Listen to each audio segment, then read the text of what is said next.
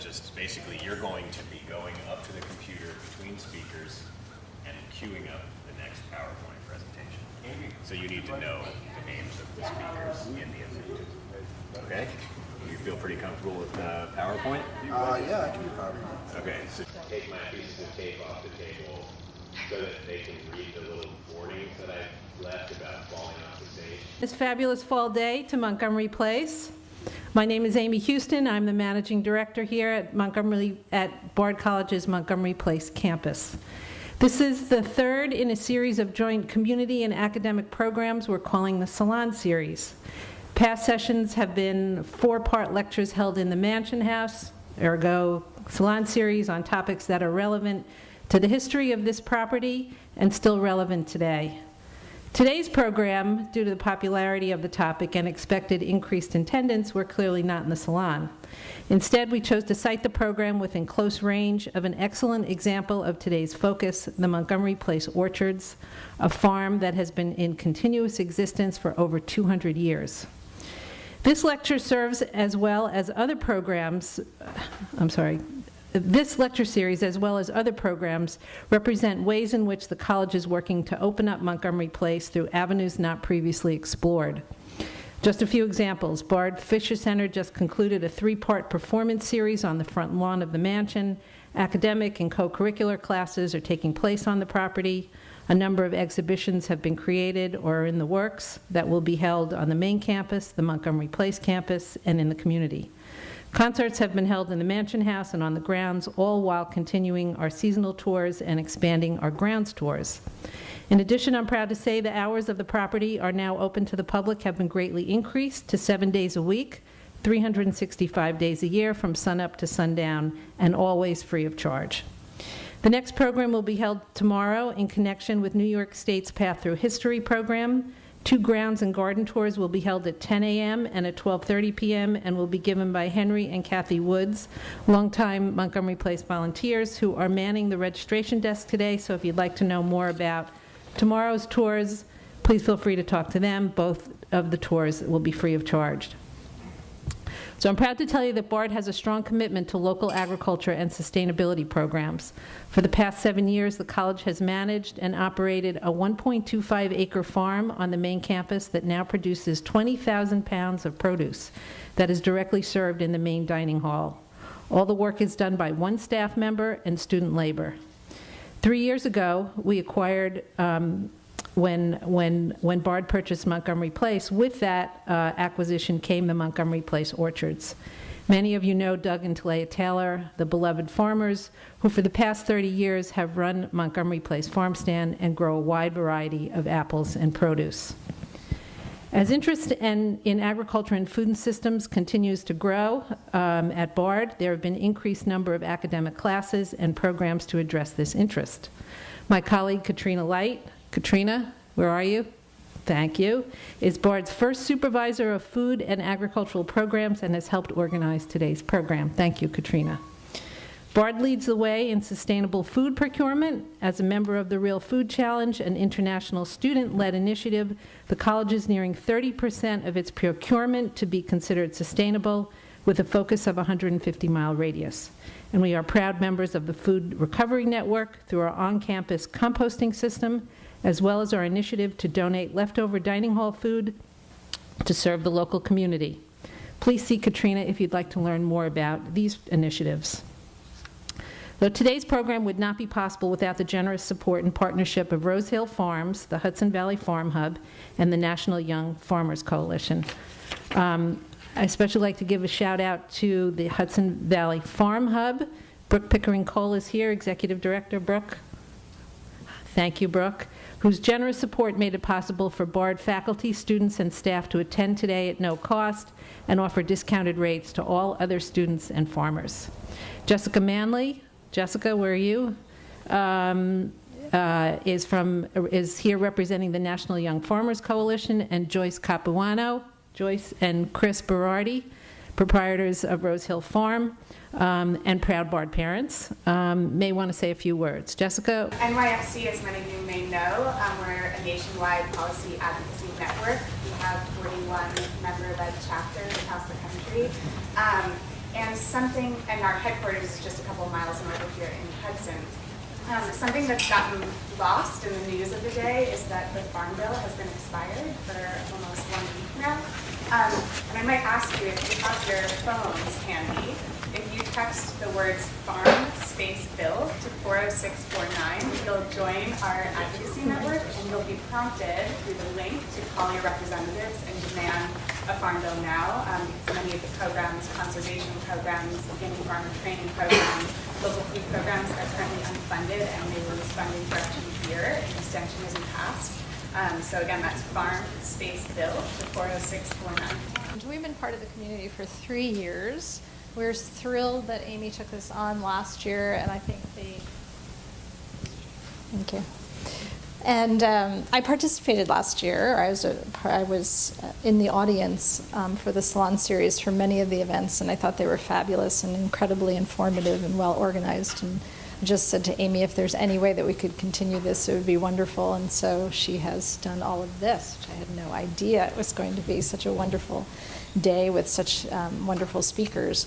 And I hope everyone feels that way today when they come to the farm, because it will be our last weekend open. We had a fabulous season for all of the fruit that I mentioned.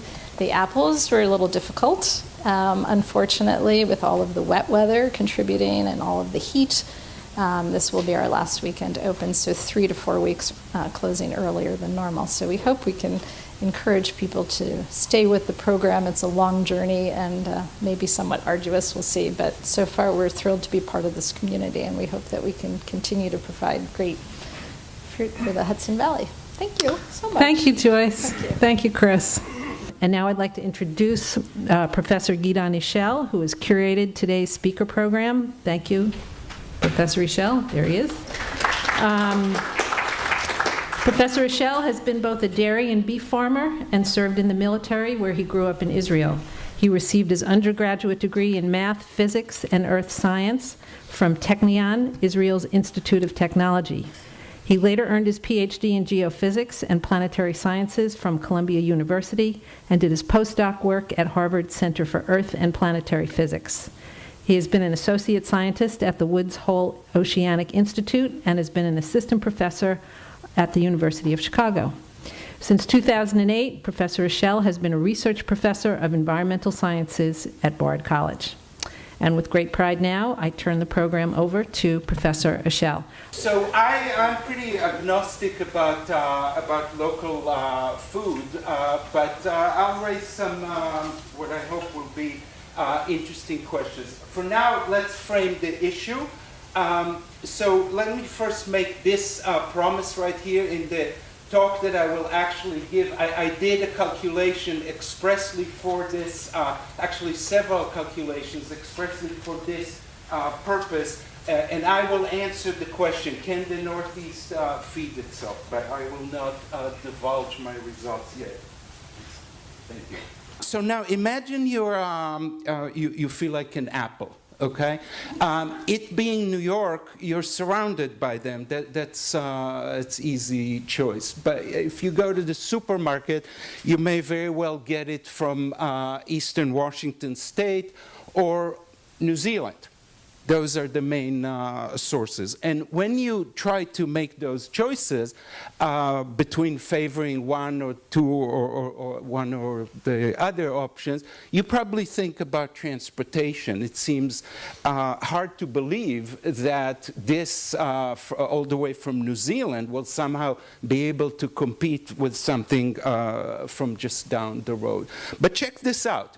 This is a recent, fairly recent paper asking if I have an apple orchard somewhere in Nova Scotia, okay, how many kilograms of CO2 does it take to transport them to two destinations? Over here, Halifax, Nova Scotia, 103 kilometers away. Over here, London, UK, that many kilometers away, okay? That's the answer. 47 times the distance, 16% higher emissions to get them to London, okay? So clearly transportation emissions are neither intuitive nor proportional to distance, okay? Meanwhile, this is the county by county apple yield throughout the U.S. Okay, and Tennessee is the absolute worst at 600. Okay, Washington State is the best right here at about 55 tons per acre, short tons, I'm sorry. Pounds, excuse me. And New York is right here. The important thing is, even if you take the average of all states, you see a factor of 300% difference. So over here, we saw piddly little 16% difference in transportation costs. Over here, we see a factor of 3 difference in production costs. So production varies extremely widely. Some farms, in other words, can produce a whole lot more with significantly less, because in fact, Eastern Washington State uses only a small fraction of the agrochemicals that are used in New York. And agrochemicals are simply another name for fossil fuel. And it is very important because as apple yields increase, the emissions per unit product decline steadily. This is from this fairly recent paper. So you want to try to be somewhere on the eastern edge of this graph, because then you produce apples that have lower footprint. Okay. So we want to maximize yield, but how do we get them? So here's an interesting example: 5-season yields in metric ton of apple per hectare, and there are 3. So these are just years over here. There are 3 treatments: no fertilizer in green, synthetic fertilizer in blue. And this is essentially some composted manure with farmyard scraps. Okay. Now you see, with no fertilizer, of course, you take out nitrogen, you put none in except whatever is deposited from the atmosphere, so you get steadily declining yield. No surprise there. Now you go to the blue, which is chemical fertilizer, and you see it goes up and down with no clear signal. Now you go to the bioorganic fertilizer, and it just goes steadily up, and then it plateaus at about twice as much as is offered by the chemical fertilizer. Now, this paper was interested in soil microbiology, and in particular, the vigor of the fungi that do a lot of the decomposition, and they were vastly, vastly happier under this regime than under this. So clearly, there is more to simply greenhouse gas emissions, because if you do favor this approach, the blue, what you end up doing is a lot of that nitrogen washes into waterways and produces harmful algal blooms that degrade water quality. So the thing about trying to decide about local agriculture, there are a million different dimensions to the problem, all of which have to be cogently balanced. Now, sometimes we tend to pit this discussion as Northeastern egghead academics versus Midwestern farmers. Not really. What we're doing here is if we're pitting anybody against anybody else, we're pitting farmers, wherever they may be, against other people who earn an honest living. In this case, people who strive to catch brown shrimp in the northern Gulf of Mexico. And you see that because of this, as a direct consequence of this, we have a steadily declining catches. This is catch per unit effort. Unit effort is basically how much ocean real estate you need to cover with your boat in order to get a kilogram of catch. So this is the kind of guiding principles for the day. Transportation costs do not support or not support local food, they're simply irrelevant. Farm efficiency is the way to look at the problem. However, does it mean that local is dead? No, not at all, because farm efficiency is far too important to be left in the unable hands of the macroeconomists. So to that end, we really need to bring to the table all of the people who have something pertinent to say, and in particular, I think, optimal allocation of resources is an earth science problem, and it needs to be, therefore, in the hands of people who understand how the earth works. So we have choices in our agricultural policies. These are the choices that we have been making.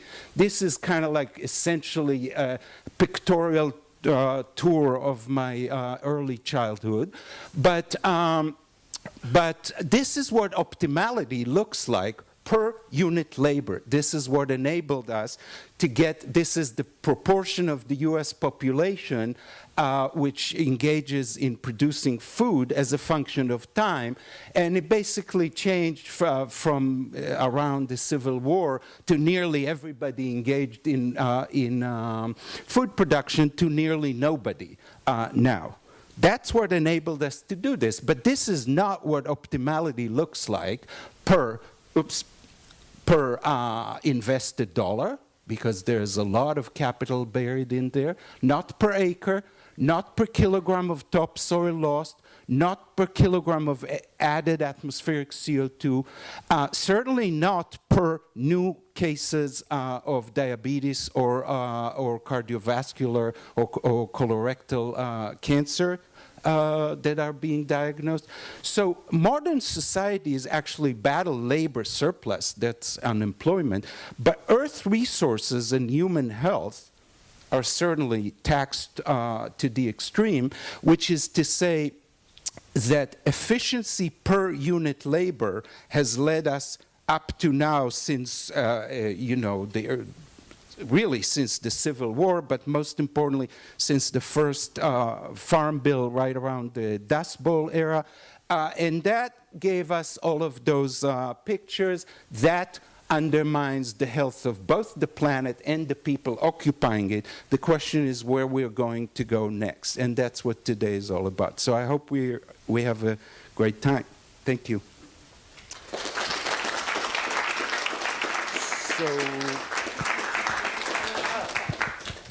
Okay, so now we're on to the first real set of talks, and Tamar Haspel and Ruth DeFries. Tamar is a Washington Post columnist, but more importantly, she raises oysters on Cape Cod, and I hope we learn a lot about it.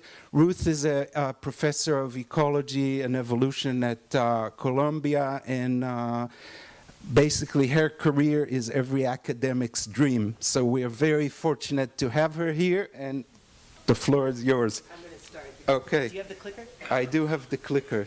It's great to have you. I'm here in both my capacity as a journalist and my capacity as a farmer. And Ruth and I are going to tag team a little bit. We're going to talk about local agriculture sort of in context. And Guido set the stage for it, I think, although when he says there are a million different considerations and we have to balance them all and we have the rest of the day, it's going to be a little hard to cover everything. But what I want to do is to cover at least a few of them.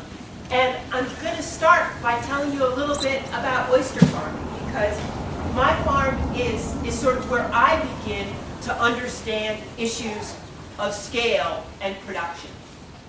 These are oysters that are, they're very young.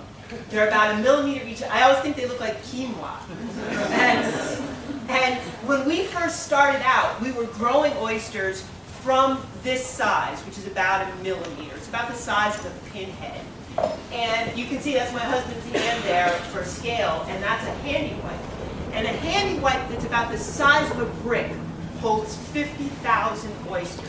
So we would get a FedEx with 2 little bricks, and then we'd have to divide them into the bags that they go into, and it was like that scene with Woody Allen in Cocaine, where we're carefully dividing it up and don't ever slip or sneeze or anything like that. And as we grew, one of the things we learned was that it makes no sense for us to start with oysters this size because we can't grow them very well because we don't have the appropriate equipment.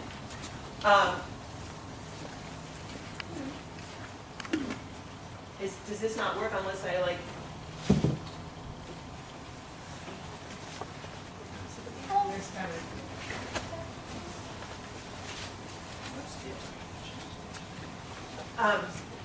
Oh, we have to do it manually. So, what makes much more sense for us is to buy the oysters when they're about 10 millimeters. And that's a fish tote, and that tote, when it's full, will hold about 100,000 oysters, so 2 of the bricks.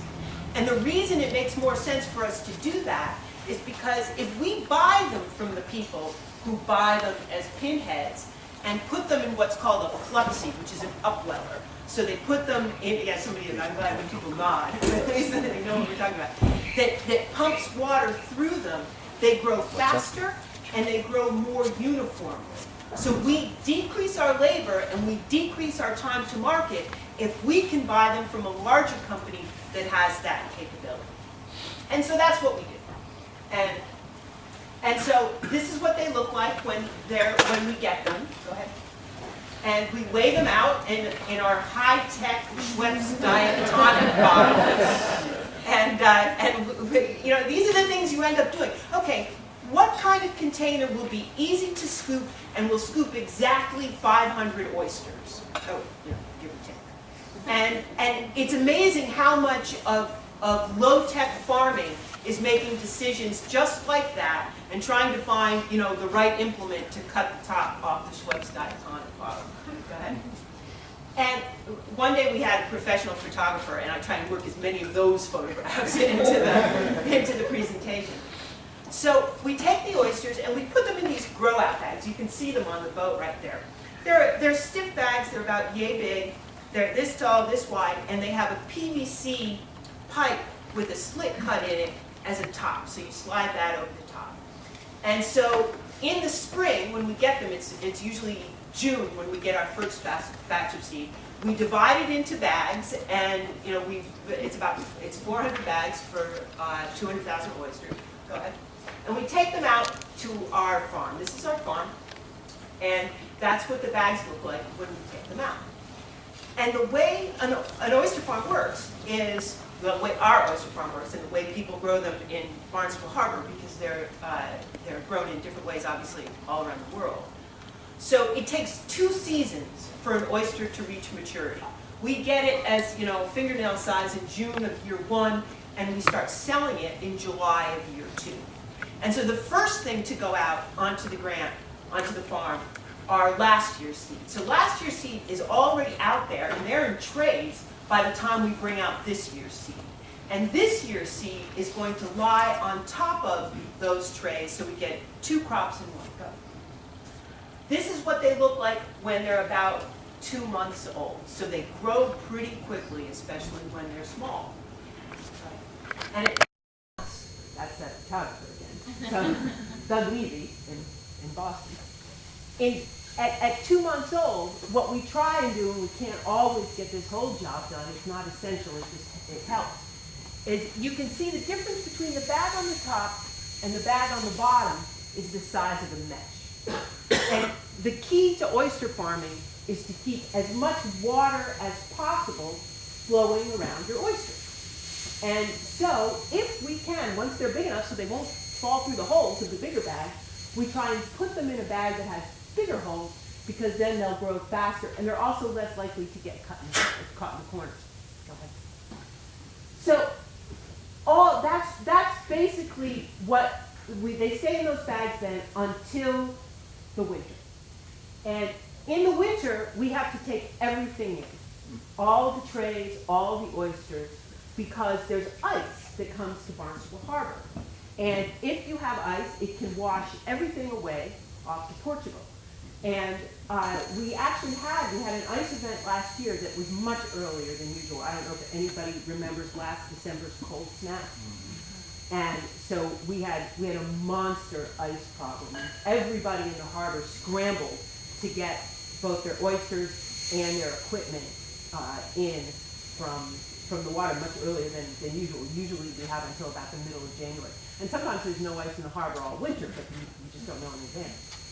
And so when we bring the oysters in, we put them in onion bags, and we put them in a boat. Oh, I think this is our work. So this is what everything looks like when they're out there. And this is what the farm looks like when we put them into onion bags. That's my husband. And you see the little floats in the bag?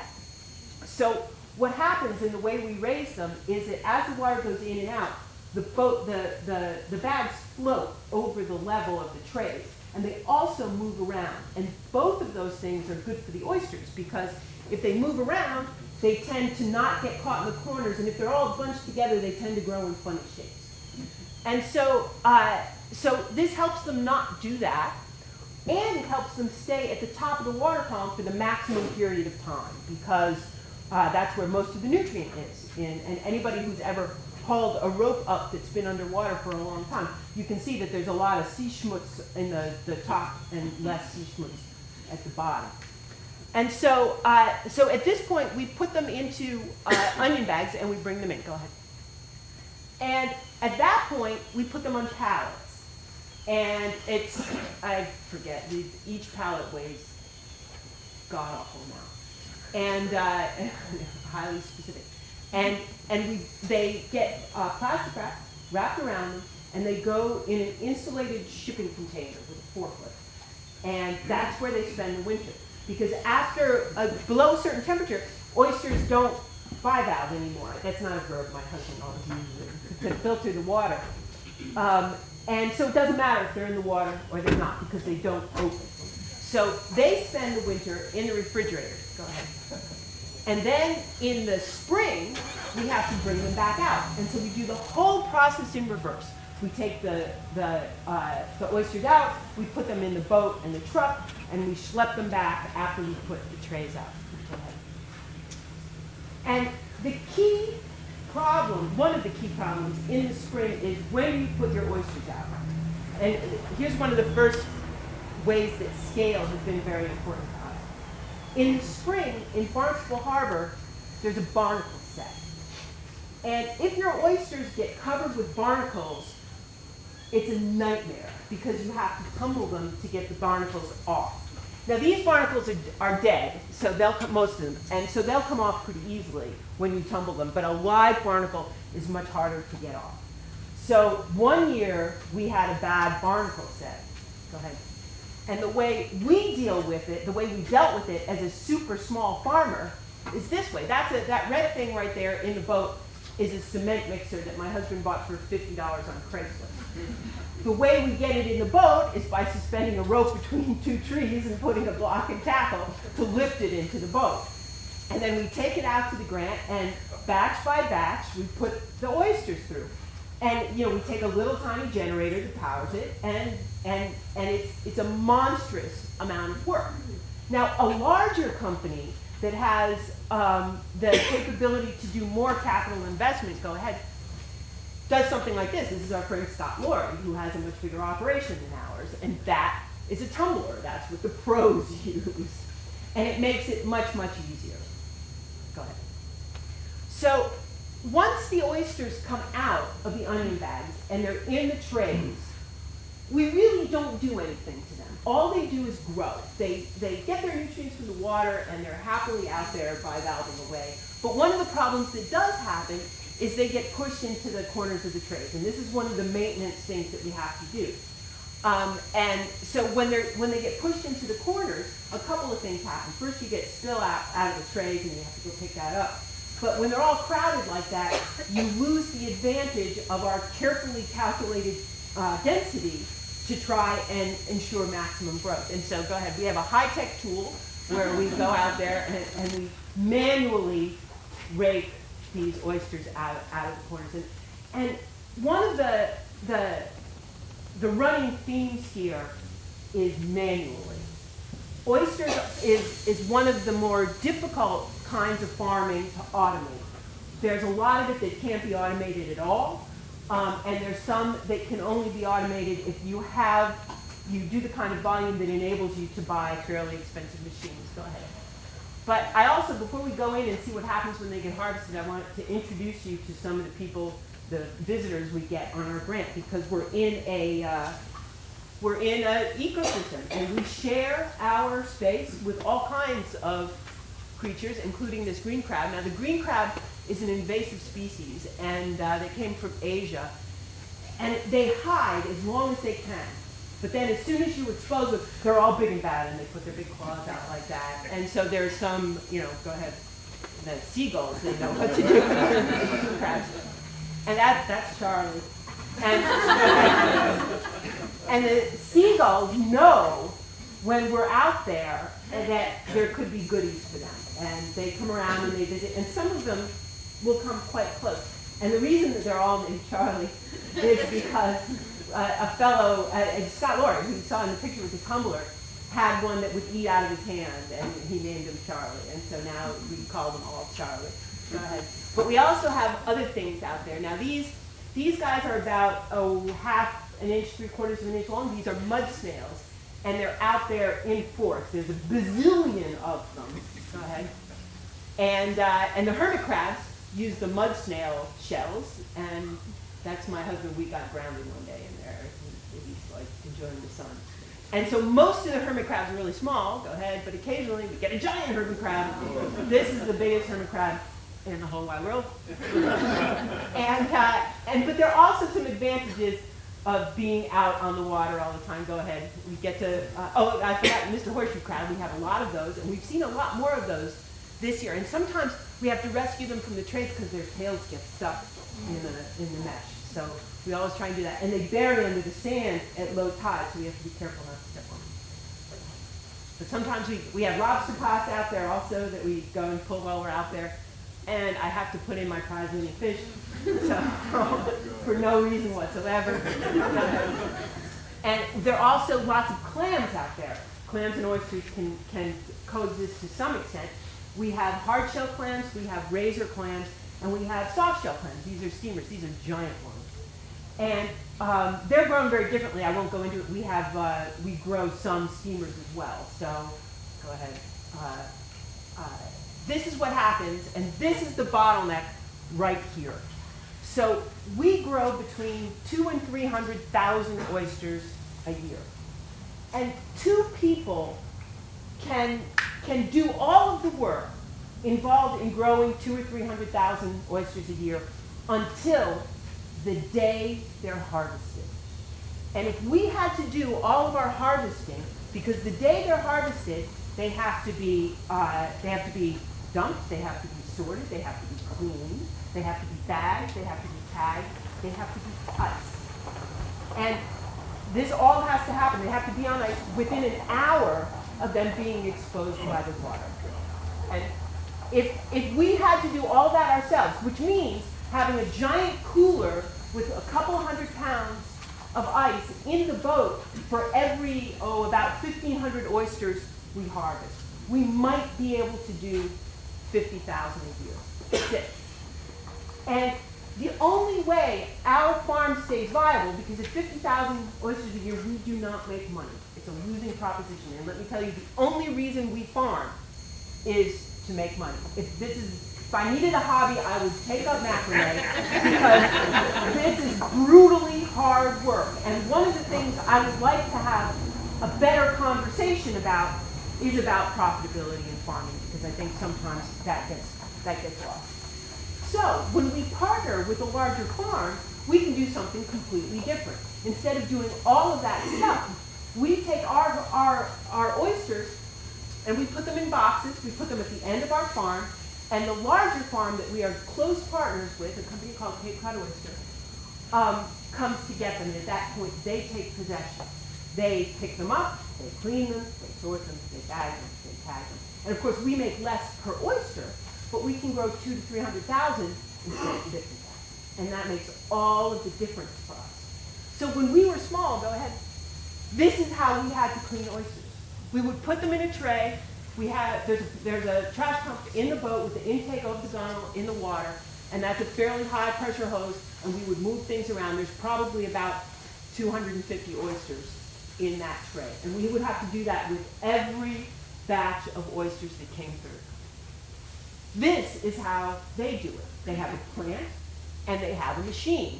And so the oysters go in on one side, go ahead, and then they come out the other side. And Cape Cod Oyster employs a lot of Brazilian immigrants who are incredibly hardworking. That's Gerald and that's Lindemar. And they do the sorting.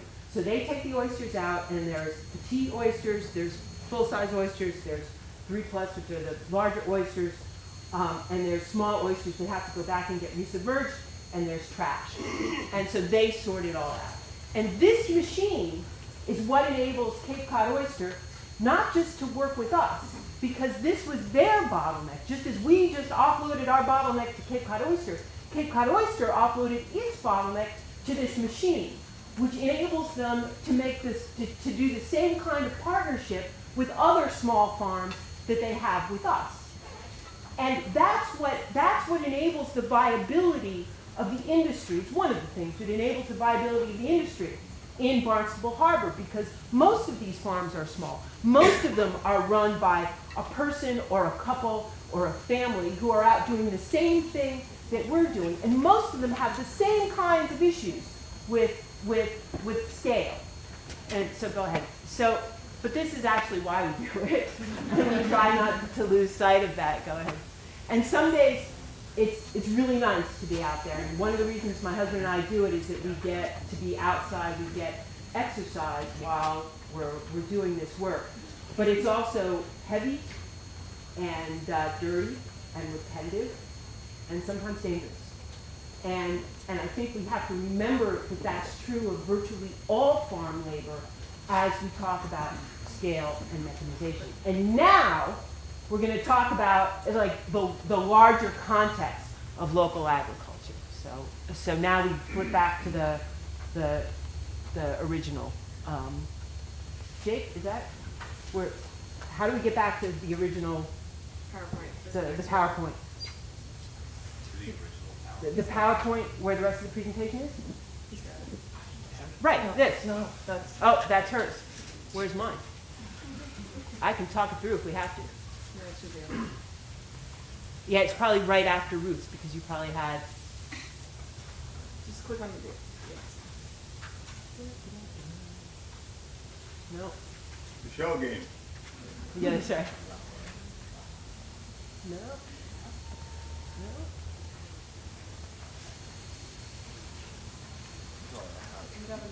There's another PowerPoint. It was on the folder. All right, I'll start talking. If you guys, the main slide just says local agriculture pros, cons, and context. There's no pictures. It's just basically it's just text. Look at number 3. No. It's probably I want to say it's like this one right here. See that one right there? Anyway, we can do it without it, I think. So, of all of the things that have captured people's imagination about agriculture, I think local is one of the most compelling. And I write for a general interest audience, and I see this interest. And I think among people who care about food, the idea that small, local, diverse, mostly fruit and vegetable farms are the backbone of a sustainable, responsible agriculture has gotten a lot of traction. And there's a lot of truth to that. And if we think, although I would take issue with a couple of things Guidon said, I think in the main, there's a lot to be said for that. He showed pictures of cattle and pigs and grains and talked about some of what we're losing when we turn our agriculture into that. And I guess I would argue that those things are very different. I would talk about grains differently. But one of the questions is, how much appetite do people have for local agriculture? And there's it's hard to get data on it because the main data we have comes from the USDA agricultural census. And we have the 2007 data point, we have the 2012 data point, we do not have the 2017 data point. And so what we saw though was that it has increased up until about 2007, and then farmers market produce sales flatlined from 2007 to 2012. You're up. Oh, great. Now, does this work for that? Yes. Okay. So thank you. So farmers market sales have sort of flatlined since then. And just to get an idea of what this market looks like, and again, the definition varies in different places. So this is a very, very rough estimate. We're looking at $8.7 billion, which is what percent of 1.6 trillion? Can you do that for me real quick? It's teeny. That's exactly right. It's teeny. We're looking at low single-digit percentages. But this is local. It's more than just the percentage, but it is the interface between consumers and agriculture. So it feels like it takes on this significance. And I think it's important to look at what's happening countrywide, because in some places, local agriculture is actually trending down. In other places, it's trending up. It's not universal. And again, this is just data from USDA and from other places that we don't really know what people's appetite for local agriculture is. And agriculture is a demand-driven industry for the most part. And if there isn't demand for it, we have to take that into consideration as we talk about it. So if we ask the question, can the Northeast feed itself? You have to ask the question, will people from the Northeast buy it? So, because farmers can only produce what people will buy. Are you equating direct? You referenced direct to consumers. Yeah. You're limiting it all to No, direct to consumer. because there are other, as you point, that's a good point. There are other chains, there are other ways that local agriculture reaches people through restaurants, So through you're food including hubs, that through- in these yeah, in the products. 8.7 billion. Yeah, that includes intermediated sales. And yeah, so farmers markets, intermediated, and I believe restaurants are about a third of that. So yeah, it's only a third. So I think that what's good about local agriculture is often pretty easy to see. And my favorite is community. And Ruth and I just went to the farmers market down the street. Maybe early. I'm sure everyone knows.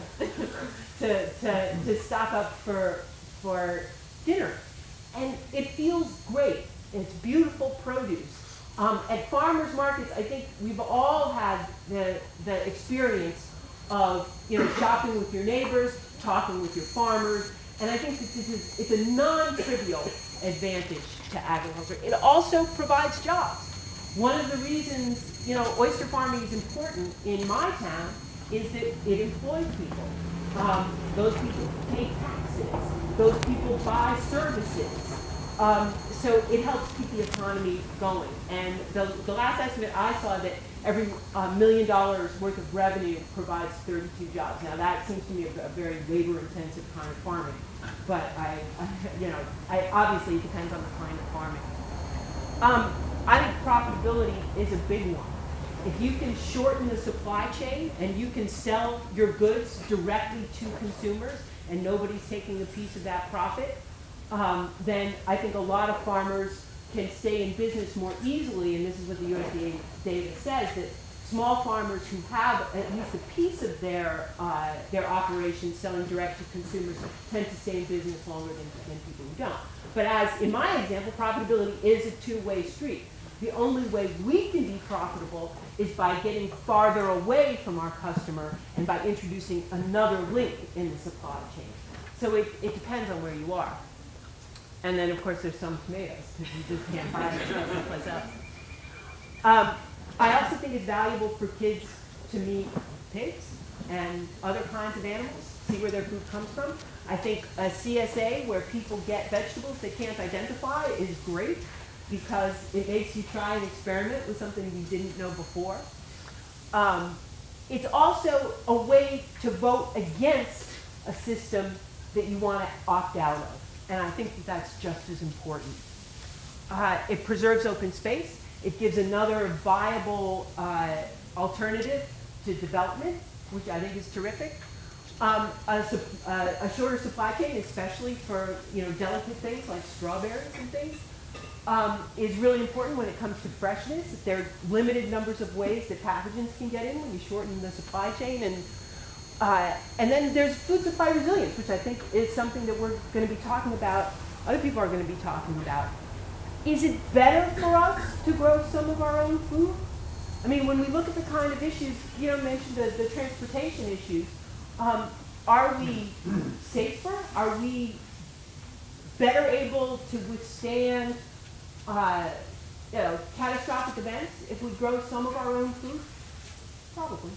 And then there's those summer tomatoes, which I think are the big draw. But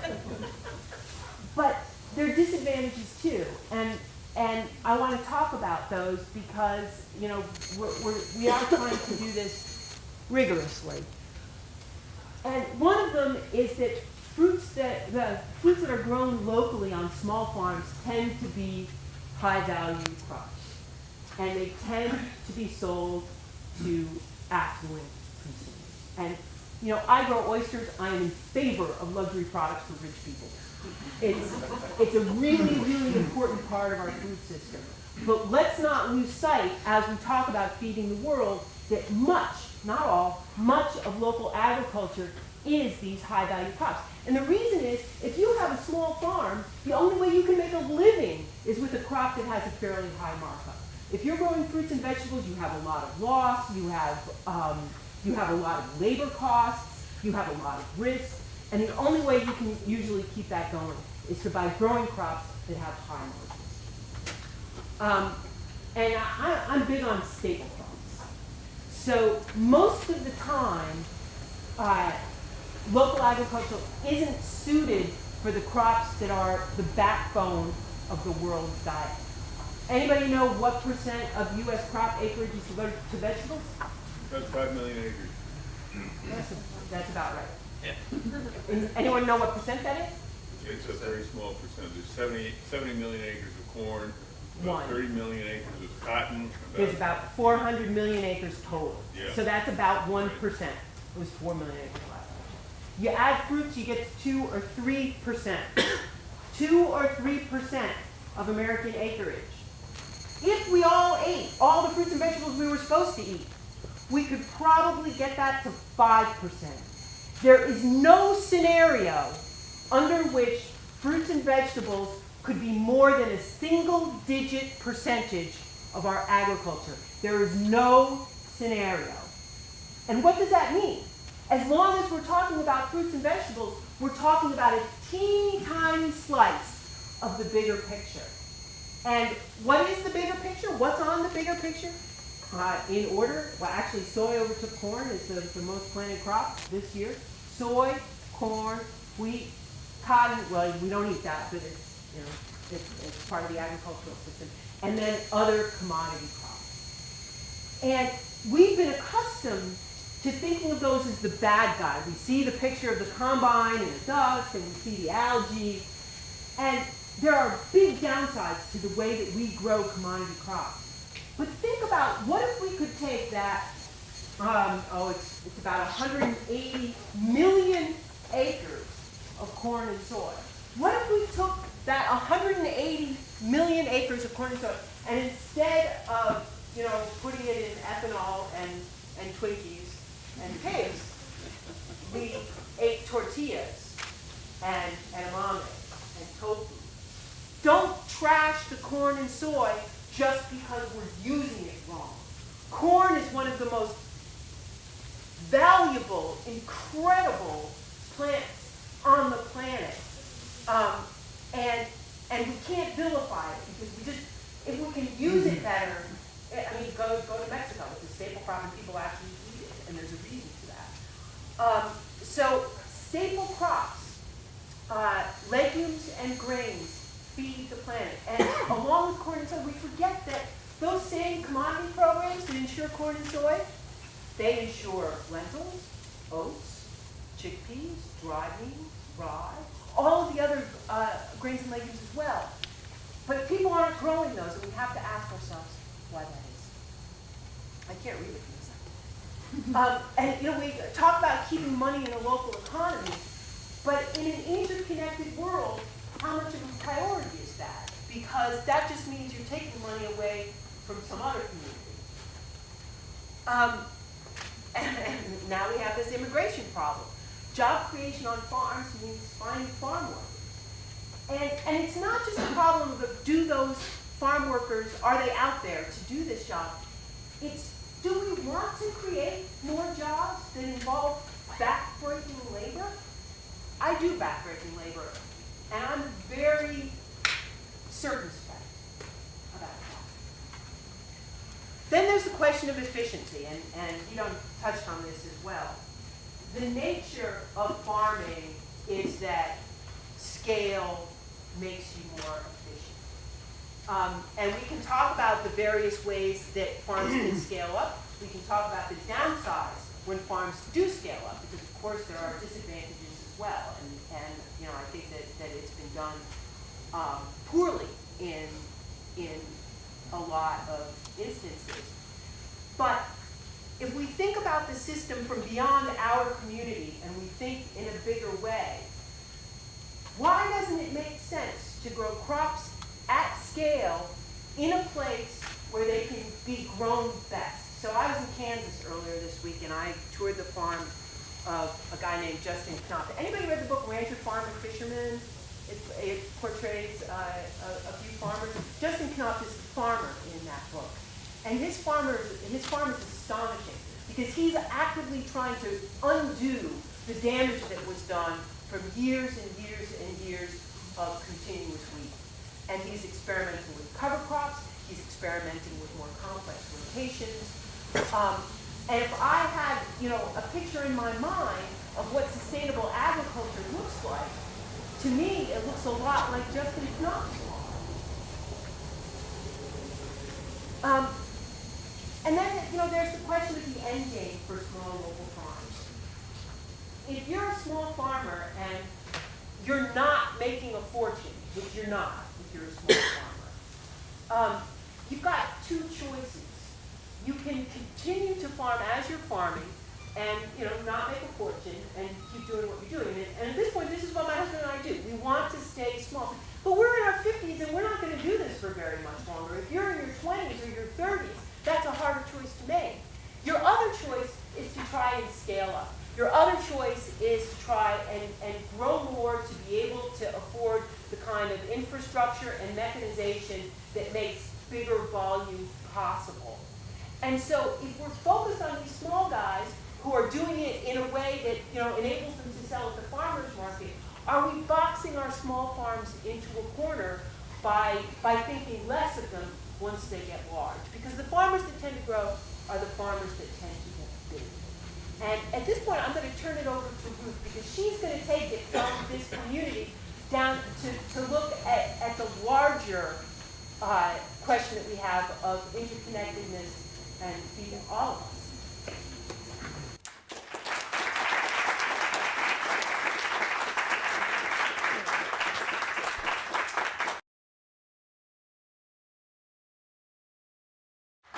Thank you. Can you hear okay? Okay, if you can't, just wave your arms and shout or something. Okay, thank you. Well, I can say those oysters are delicious. Tamar brought them in her cooler all the way from Cape Cod, and we had them last night, and they're wonderful.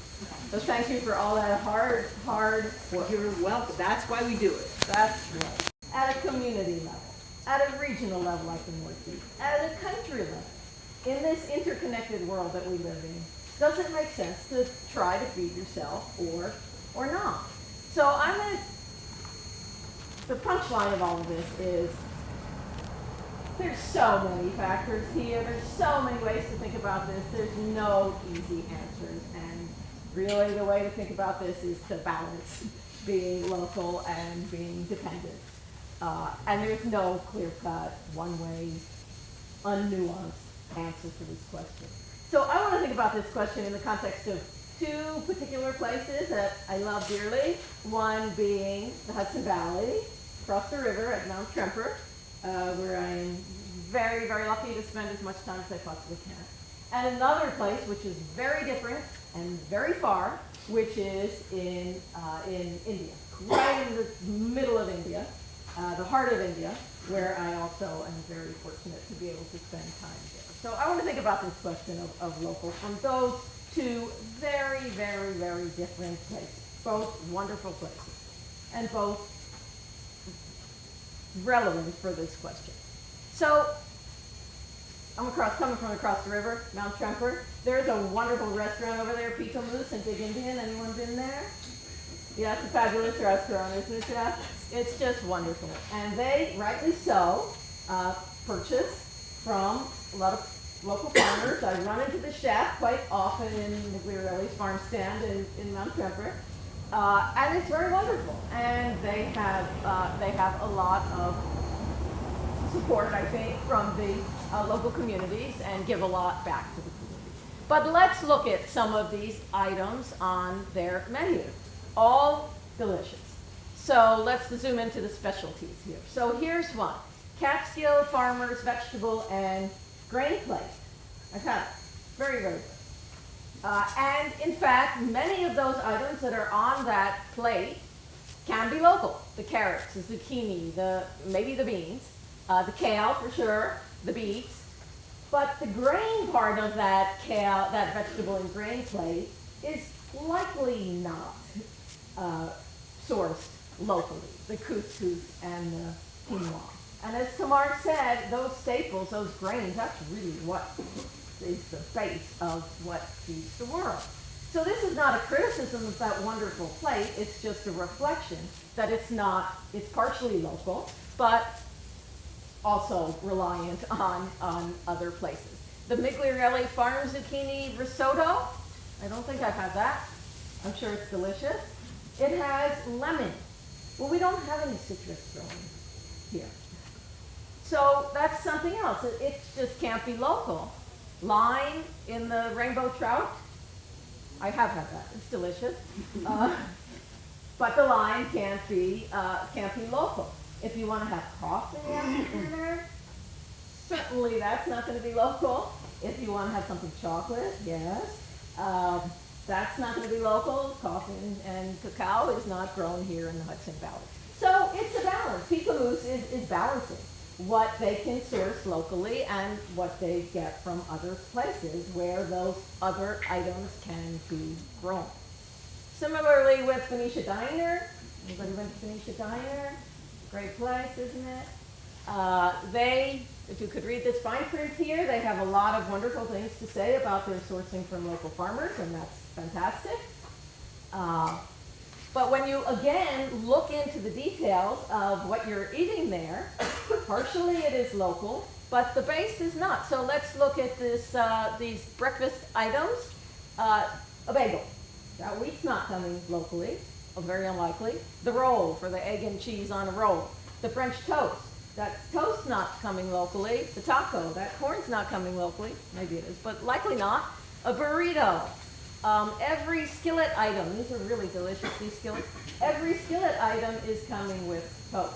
So again, the Pika Moose and Phoenicia Diner are balancing, and that's what we have to do in this world. We have to balance what we can get locally and have all of the wonderful benefits that Tamar talked about, the community and certainly the summer tomatoes, but also not be slavish to the idea of local. Otherwise, we'd have very, very different menus and very, very different diets. So people used to be local, almost exclusively local in the Hudson Valley, and this is what our landscapes look like. So this is the one that says now. That's out my window in Mount Tremper. And it's beautiful, it's forested, it's lots of trees, we have bears, we have wildlife, we have birds, it's beautiful, wonderful landscape. If we went back, say, 100 years ago, this landscape looked very, very different because people were extremely local. It was much more cleared out, much more land and agriculture, much less forest. The forest has come back with a lot of benefits for wildlife, for watershed, etc. And when people were local, truly local, we had a very, very different landscape, and probably one that we would like less than the one we have now, because so much of the land was cleared for low-yielding agriculture. Now, this was abandoned because it was so low yield. And the diets were very, very different too, relying on local all winter long. A lot of potatoes probably all winter, maybe some pigs, but certainly not the diversity that we enjoy in all our seasons. So very, very different when you think about local as much as possible to have nice dishes, but not solely local. It's a very, very different question. So here's, now I'm going to the other landscape that I love dearly. Think of yourself in the heart of India. This is where Rudyard Kipling wrote about, so think about Mowgli and Baloo and Shere Khan running around this landscape. This is where, right in the middle of the country. People are local because they don't have another choice. They're poor.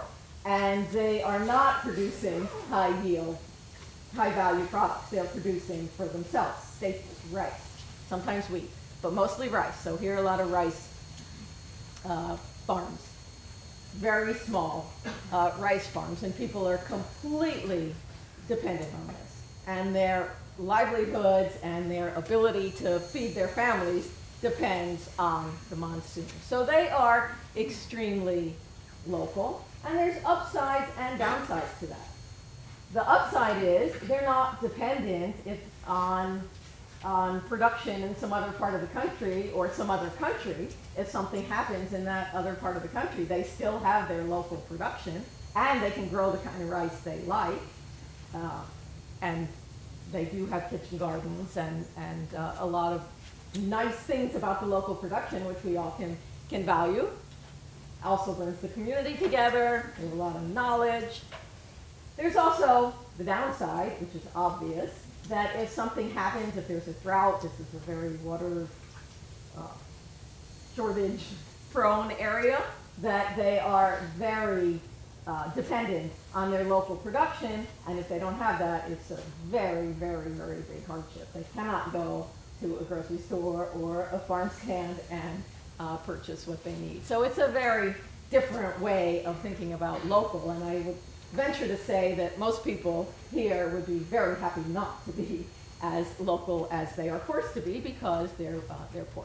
But they do have wonderful, now this is where your head, good, bad, pro, con, it's just yes, no, mind, head. It's just, you go everywhere in thinking about this question, because when I go to the village market, the weekly village market in this area, in this village, it's fabulous. You just blows your mind. Your heart just sings with the wonderful diversity of vegetables and vegetables you wouldn't see and the variety of eggplants. It's just fantastic.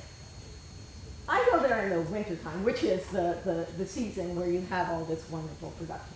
I have been here in the summertime. This is opposite than we think about where we get our production and fruits and vegetables.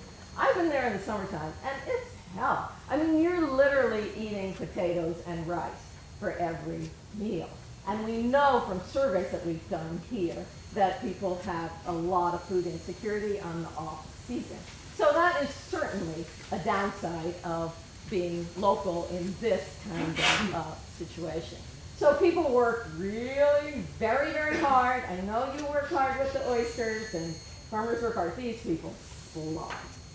Without a lot of mechanization, with plows, it's a lot of work for a little gain to hopefully be able to feed your family, maybe sell a little bit more. And the other side of this that we often don't bring into the conversation about local is the energy. So here, people are dependent on local sources for energy, like when people were more local in the Hudson Valley 100 or so years ago. They're reliant on fuel wood, mostly fuel wood, also cow dung, local sources for energy. And this is the result of what the forests look like when there's lots of people who are going out every day to collect enough wood to cook for themselves. And the result is very degraded forests that don't support the wildlife and the watershed protection that it could if there was less pressure on those forests. So the energy piece is also something else in this discussion of local. Now let's think about this, let's scale up and think about at a international level. So we live in this extremely interconnected world, and again, it's pros, cons. Trade has helped alleviate poverty enormously. Trade brings efficiencies because one country buys from a place where it's efficient to produce. But it also brings dependency. So this question of should anyone, a household up the country, feed itself is so nuanced and complex, and we often lose that nuance when we let our hearts take over and think about just the upsides of local, or conversely, just the downsides, which the macroeconomists would tend to do. So there's lots of movement of all kinds of, mostly staples, but all kinds of things that people are eating around the world. And how do we think about this? Good or bad? Well, it's kind of both. This is the only data I'll show you, I promise. And this is from a study that we did where I went into this thinking that certainly it must be the case that countries that are producing, say, avocados or lemons or these nutritious products are exporting them away to us affluent countries that use them, and they must be sort of trading away their nutrients. We did this analysis, so they would be the losers. They're importing the less nutrient-rich staples and exporting the high-nutrient items. So we did this analysis, and I certainly won't bore you with the details. And the upshot of it is, I was so wrong, so wrong. It's the other way around. If we think about global trade in the context of how nutrients are moving around the world and the equity of the distribution of the nutrients, what we're measuring here is how equal that distribution is or how inequitable that distribution is. And a world with trade, the world we have today with trade, is far more equitable across all these different nutrients, calcium, energy, folate, iron, etc., than a world without trade.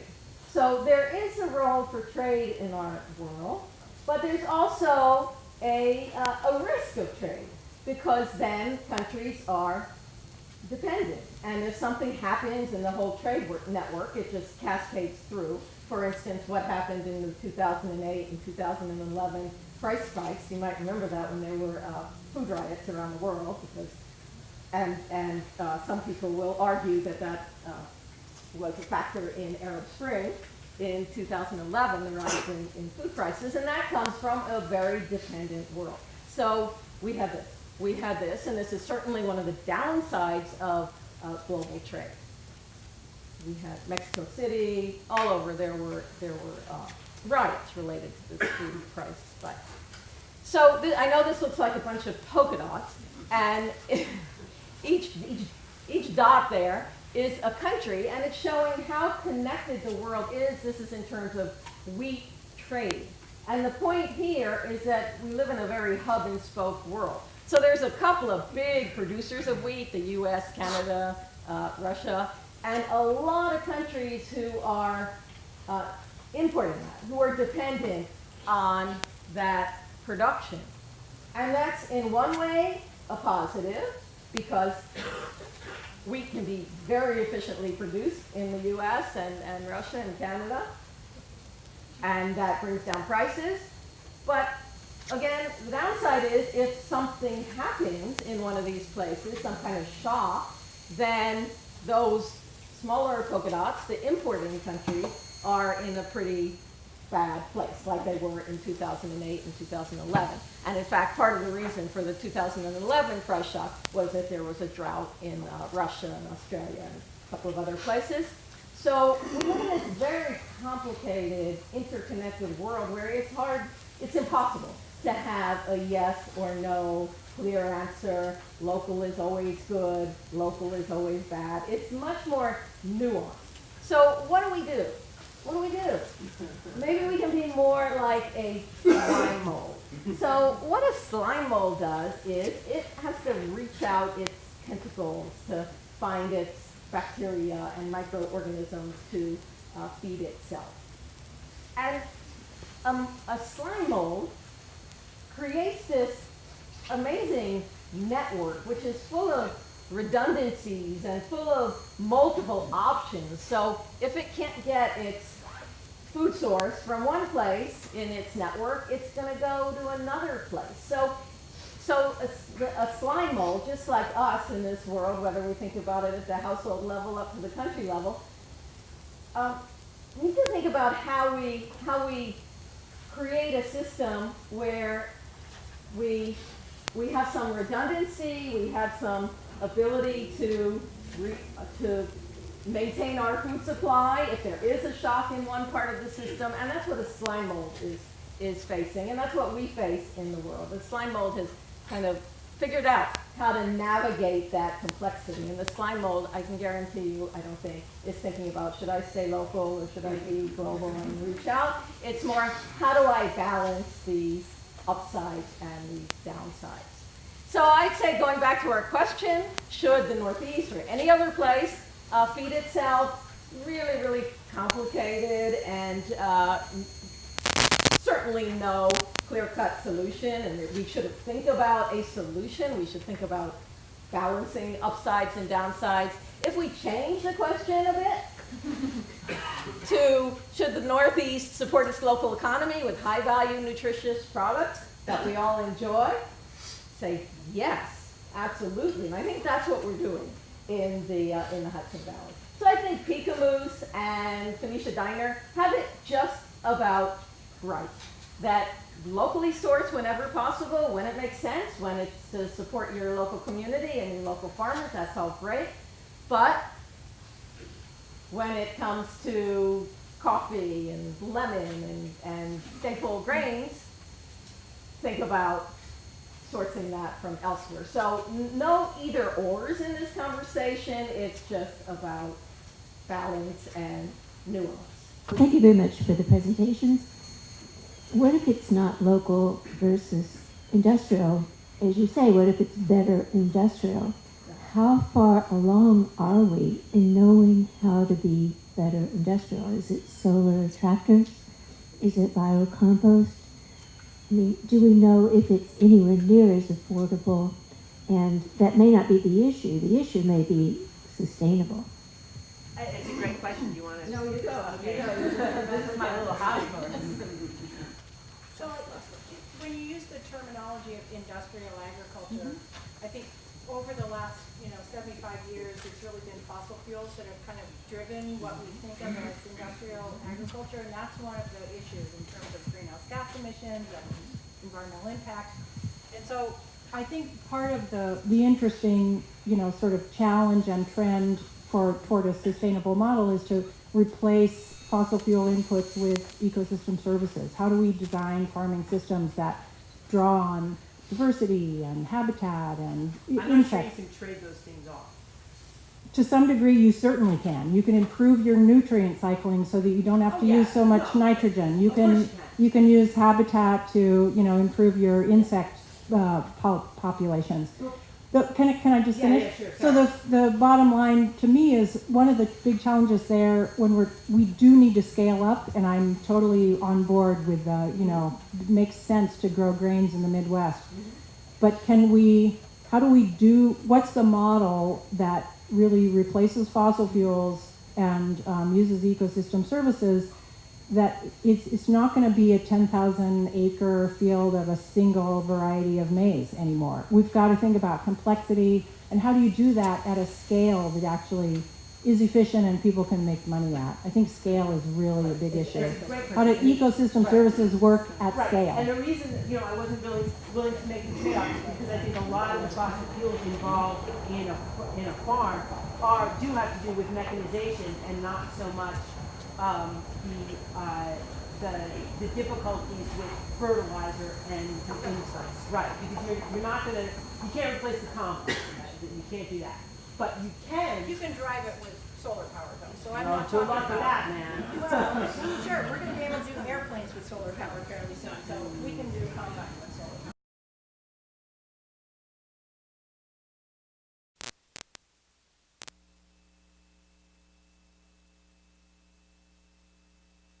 I am the executive director of the Scenic Hudson Land Trust and senior vice president at Scenic Hudson. I am not an academic, and I'm not a farmer. I'm a recovering lawyer, and in that capacity, I will say, have tried to blend a combination of important data and concrete information with maybe a little bit of a dose of advocacy along the way.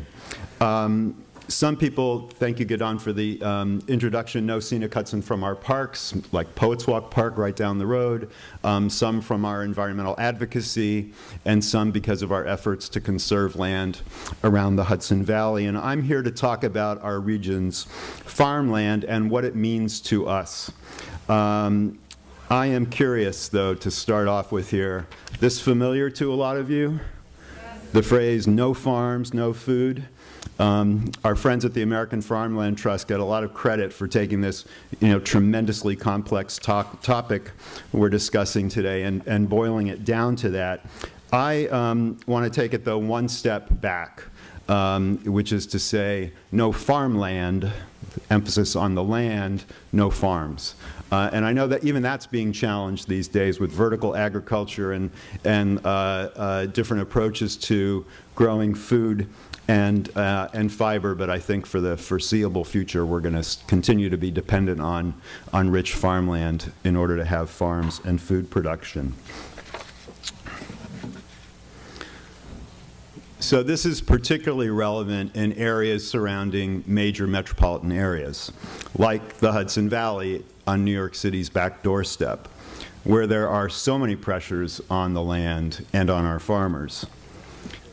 Which brings me to another word, food shed. I want to know how many people here use the word food shed or hear it regularly. Oh, fair number of people, okay. It was first coined back in the 1920s by an economist who worked for the Port Authority of New York, and he wrote a book called How Great Cities Are Fed, and it was about the flow of food across an economic topography and then the relationship of that food between producer and consumer. And for many years after the 20s, I would suggest until recently with the local food movement, the phrase or the word food shed really went out of use. But now with our increasing interest in society around local food systems, it seems to have come back into regular use and in a very similar way. So in this context, the Hudson Valley is very uniquely situated relative to, of course, New York City. And in many ways is the conduit between New York City for just about everything and the rest of upstate New York.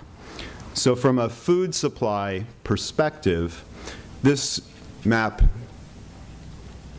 here shows one illustration of that relationship. Now the green dots are farms in the Hudson Valley and elsewhere that directly serve New York City green markets. So green markets are the farmers markets in the city that are run by Grow NYC. Now that's just one dimension of how food from the Hudson Valley makes its way into New York City. But the point is that there are more farms in the Hudson Valley serving New York City green markets than from any other area in the region.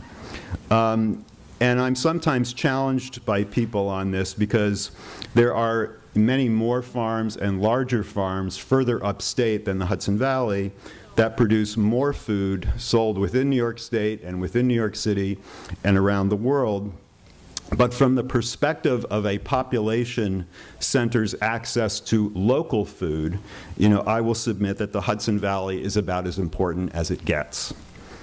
And believe it or not, farmland still makes up almost 20% of the land base in the Hudson Valley. We're often reminded of the relationship between New York City and the Hudson Valley because of the city's water reservoir system.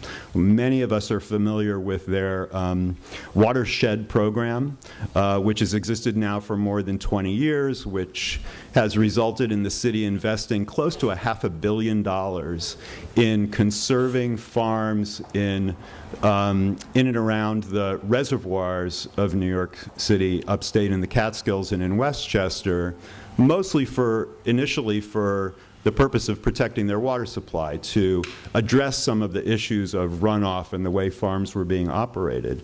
But increasingly over time, through a nonprofit called the Watershed Agricultural Council, the city has been investing in local agricultural economies and in the success, the economic success of those farms. This could be a precedent for how New York City thinks about the Hudson Valley in terms of its food supply. So if the city has been investing for 20 years in making sure that it has a secure supply of clean drinking water, perhaps the city could also think about the Hudson Valley and securing its long-term supply of fresh local food. Local food skeptics, and there are many, and I really appreciated the earlier talk about the pros and cons and the multiple times to which macroeconomists have been called to task today, but often ask me, in the context of this question, how much of the New York City's food could the Hudson Valley supply? And just similar to the statistics on what percentage of global food production is local, it's very tiny. There was a study done by the University of California professor a couple of years ago that suggested that up to 30% of New York City's food supply could be provided by farmland within 100 miles of New York City. Now, I don't know if that's true or not. It makes me think that the sort of political and conflicts and the economic cost of making that happen would be immense. You spoke, Ruth, about how we'd have to get rid of a lot of forest land to make that possible. And I would ask the question, should that be our goal, getting to 30% from farmland within 100 miles of New York City? I don't know. I'm not here to argue that. But I think the question is that what we need? Do we have to have 30% of the food that New York City consumes be grown locally in order for local food to be important to us as a society? I'm just checking on my camera. So as the local food movement has crept deeper into our culture, and I also really appreciate the menus, aside from making me hungry, they point out something that's really important, and that is, I think the more we see menus from good restaurants giving the provenance of everything on the menu, and the more people think of farm-to-table restaurants as just another food choice. What should we go out for tonight? Let's go Japanese, Thai, farm-to-table, that we begin to take it for granted. We begin to think that that problem has been solved. And we're also hearing increasingly that Local farmers markets. You've seen probably lots of graphs that show the increase in the number of local farmers markets over the past 10 to 15 years. It's meteoric. Now we're hearing, well, we have a glut of local farmers markets. And I think that all, again, leads us to this conclusion that, this problem of local food, we've got that fixed. We have local food, we've got plenty of access to it. Go to any restaurant and you can get it. But I don't think that's correct. And we cannot assume that the problems that local food can help us as a society to solve have been resolved because we have better access to local food, especially those who can generally afford it, than we used to. The problems of food security and childhood obesity and food access during emergencies. People talked after Hurricane Sandy about the amount of food that New York City had within its boundaries. And in some neighborhoods of New York City, the only food you could buy was not at a grocery store, but it was at a farm stand that a Hudson Valley farmer had driven into the city to supply. That doesn't mean all of New York City is going to be fed by those, but much better to have those than not. So I would say that neither our supply of local food nor the farmland that we need to make that available is at all secure. And let's consider the phrase sustainable regional food system. We've heard a lot of talk about this concept already this morning. And there are, I would propose, a number of key elements that make up what a sustainable regional food system is about. And I think it's mostly used as a phrase in an aspirational way. If you ask someone to point you to a truly sustainable regional food system, I'm not sure I've ever sort of had someone say, here's the perfect example. At the same time, it seems like a very reasonable objective to have. I mean, why wouldn't we want to have a sustainable regional food system?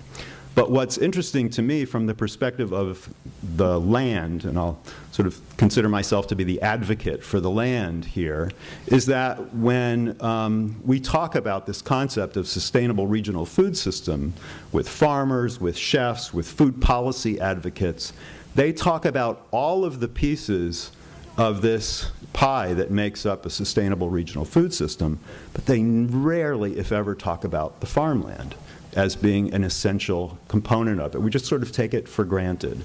And it's not that the other elements aren't important, they're tremendously important. But I see the fact that the land is often forgotten as a problem. And I'm not sure exactly why it's the case. I think it may have to do with Americans' relationship with land in general and our long history of thinking that we have an overabundance, or certainly as much land as we could possibly need as a country, and there's always more out there. So what are we protecting farmland from? And did I go on? Yeah. What are we protecting farmland from, and for whom are we protecting it, and how exactly do we go about protecting it? As it was alluded to before, we usually protect farmland from development, something that's going to displace farming, and which, that's something most people understand. We would rather have a farm here than we would a strip shopping center. And again, it doesn't really mean also that it's only giant residential subdivisions that we're concerned about. In communities like Red Hook and other rural communities, this sort of death by 1,000 cuts, the little small subdivision by small subdivision that begin to intrude on farms and the economic viability of a local agricultural economy, can have the same devastating effect over time. What's slightly more controversial, though, than development as the threat to protect against is the question of for whom we're protecting the farmland. And, Increasingly, I think, with the growth of the local food movement, people understand that we protect the farmland for the purpose of making sure that we can grow food. But that wasn't always the case. A lot of early farmland protection efforts were as much about protecting the pretty view as they were about protecting the ability for the soil to be available so that it could grow food. And to the extent that people continue to think of protected land, farmland in particular, as just something pretty to look at, even if it's no longer in production, of course, that's not going to supply us with food. So we have to think about, when we're protecting farmland, are we taking the necessary steps and the actions to make sure that over the long term that land is actually going to be in production? Oh, I got out of step here. So when we protect a farm, I know some of you are familiar with this term because there are at least 3 farms represented here that have conservation easements on them. But who's familiar with the phrase conservation easement? Wow, a lot of people. That's great. I'll do the sort of thumbnail sketch explanation then, which is, first of all, a conservation easement is a voluntary agreement between a property owner, typically a farmer, when we're protecting farmland, and a conservation organization or a unit of government. It could be a town, it could be a county, and it's usually permanent. There are cases where they're not forever, but usually they're permanent, especially if they're being paid for. And on farms, they typically are paid for. And the reason is your average farmer, especially in a place like the Hudson Valley, their whole life is tied up in their farm as a financial asset, typically. And the last thing they can afford to do is to donate to a conservation organization or give away the development rights on their farm. And that's what a conservation easement does. It sort of strips the right to subdivide and develop the property from the farm, but the farmer continues to own the property, and they can mortgage it and lease it and sell it and certainly farm it, but they can't develop it. They get paid an amount that's typically the difference between, if they just put a for sale sign out front, say their farm's worth $500,000, and then they put these restrictions on it which say forever it can't be subdivided and developed. So now instead of it being worth $500,000, it's only worth $250,000. They would get paid the difference. And then again, you know, they continue to own it. So where does the money come from? We'll talk about that in a minute. It's usually a combination of public programs and private capital. And typically the conservation easement will divide the farm into 3 areas.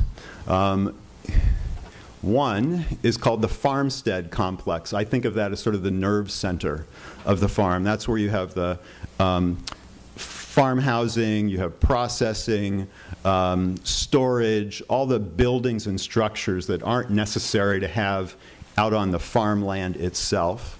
Secondly, you have the farm area, and that is the soils, the place where you do have agricultural production happening, and where you don't generally want to have buildings constructed unless they're required for the production. And thirdly, resource protection areas. So if you have wetlands or streams or steep slopes and areas that you want to make sure are protected from farm activities that would otherwise damage those natural resources. And what does the land trust get out of this? So you have this agreement, and usually, you know, something like this happens, and you'll read a story in the local paper. Scenic Hudson works with the Jones family to protect their farm. Isn't that great? What does Scenic Hudson get? We get the perpetual obligation to monitor and enforce that conservation easement. So it's very exciting. It is a great thing, but I think people don't realize that it's not like we walked away with some marketable prize that we can do something with. So that's how we protect an individual farm, but how do we protect a whole food shed? And so to get at this, we created something which is the first of its kind strategic conservation plan to protect a food shed of a major metropolitan area. And it's paid for by the Doris Duke Charitable Foundation. And if you would like to have a copy of this, there are some postcards on the table here which have the website link so that you can go and get a copy and look at it in greater detail. But basically, we used geographic information system analysis, and we looked at the 11 counties of the Hudson Valley and exactly where the boundaries of the Hudson Valley exist is very debatable, as we know. But we looked at soil quality, we looked at farm size, and we looked at the proximity of the farms that rated the highest to one another, because we know that local and regional agricultural sort of ecosystems, if you will, exist often in proximity to one another. Since the plan was adopted or created by Scenic Hudson, it has been adopted by New York State in its New York State Open Space Plan. A number of county farmland protection plans have formally adopted it. Land trusts have adopted it. And in 2016, probably the most significant single thing is that Governor Cuomo put $20 million in the state budget specifically to begin to execute the plan, sort of as a down payment. But $20 million in the context of conserving hundreds of thousands of acres of farmland in the Hudson Valley, let alone the competing pressure to conserve farmland in other parts of New York State, is not going to get the job done. So getting private philanthropic dollars to protect farmland is particularly challenging in New York State. For some reason, in places like Vermont, it's been a lot easier. But in New York, and maybe it's that Empire State mentality, the idea of paying a private commercial party money to keep doing what they're already doing isn't something that traditional philanthropic sources have seen as appropriate. But the public programs have been primarily where we have been able to generate support. And in addition to the $20 million that Governor Cuomo put in the budget a couple of years ago, the state funding for farmland protection has increased over the past couple of years. There is funding in the Farm Bill, and that was mentioned earlier by a friend from the Young Farmers Coalition. New York State, a few years ago, received more than it ever had. That's all completely at risk right now. And as part of the conservation title, there is funding for protection of farmland. And then I asked the question about New York City. Should New York City, which is perhaps the largest single stakeholder in the continued existence of Hudson Valley farms to provide it with fresh local food, sort of step up to the plate and be investing along with New York State, local governments, and private philanthropy to make sure that that supply of fresh local food is still in place. So we began at Scenic Hudson almost 20 years ago in this drive to protect farms. And at the time, the Hudson Valley was very different when it came to local farming. When we talked with farmers 20 years ago in the Hudson Valley, their decision was, do we sell it to a developer so that we can retire and move to North Carolina and shut the farm down? Or do we sell you an easement with no particular sense of what the future is going to hold, and maybe we continue to keep going at this? And only, I would say, the most committed farm families were interested in doing this. But we actually got our start in Red Hook right here. And we did something called the critical mass approach to farmland protection, and so which I'll describe a little bit more in a minute. With the food shed plan, we took this individual town approach to scale across the entire region. And since we began in Red Hook, our projects alone have put more than $64 million into the hands of local farmers, and they use that money not to retire to North Carolina, but typically to reinvest in their farms, in agricultural infrastructure, in making their farms more efficient, and in helping their families to transition or to transition their farm to a new a new farmer or to a younger farmer. No other program, I would submit, has given farmers basically as much capital without direct strings on it for them to be able to use to invest in their farms in the way that they best know how to do that. Many, many of our projects have been done through partnerships with other local land trusts. There are about a dozen other land trusts in the Hudson Valley we work with on a regular basis. So again, back to Red Hook, which is really the best example of this that I can draw from on this critical mass approach. When we started in our first project, we conserved all at once 7 farms that conserved 12% of the active farmland in Red Hook. And this was intended to send a signal to local officials, to other people who lived in the community, to other farmers in the community, that farmers were here to stay. Red Hook made a statement through its own planning documents that they wanted to continue to be an agricultural community. It sent a signal to people who lend money to farmers that the farmers were here to stay, to people who sold supplies and equipment and seed to farmers that farmers were here to stay. And what we've seen is that it created a sort of a momentum. Shortly after that was completed, in Red Hook, farmers from the town of Stuyvesant in Columbia County came knocking on our door, and we replicated the same idea. We've now, since then, we did that in 5 different communities in the Hudson Valley, and that is what ultimately led to the Food Shed Plan, looking at the Hudson Valley as a whole.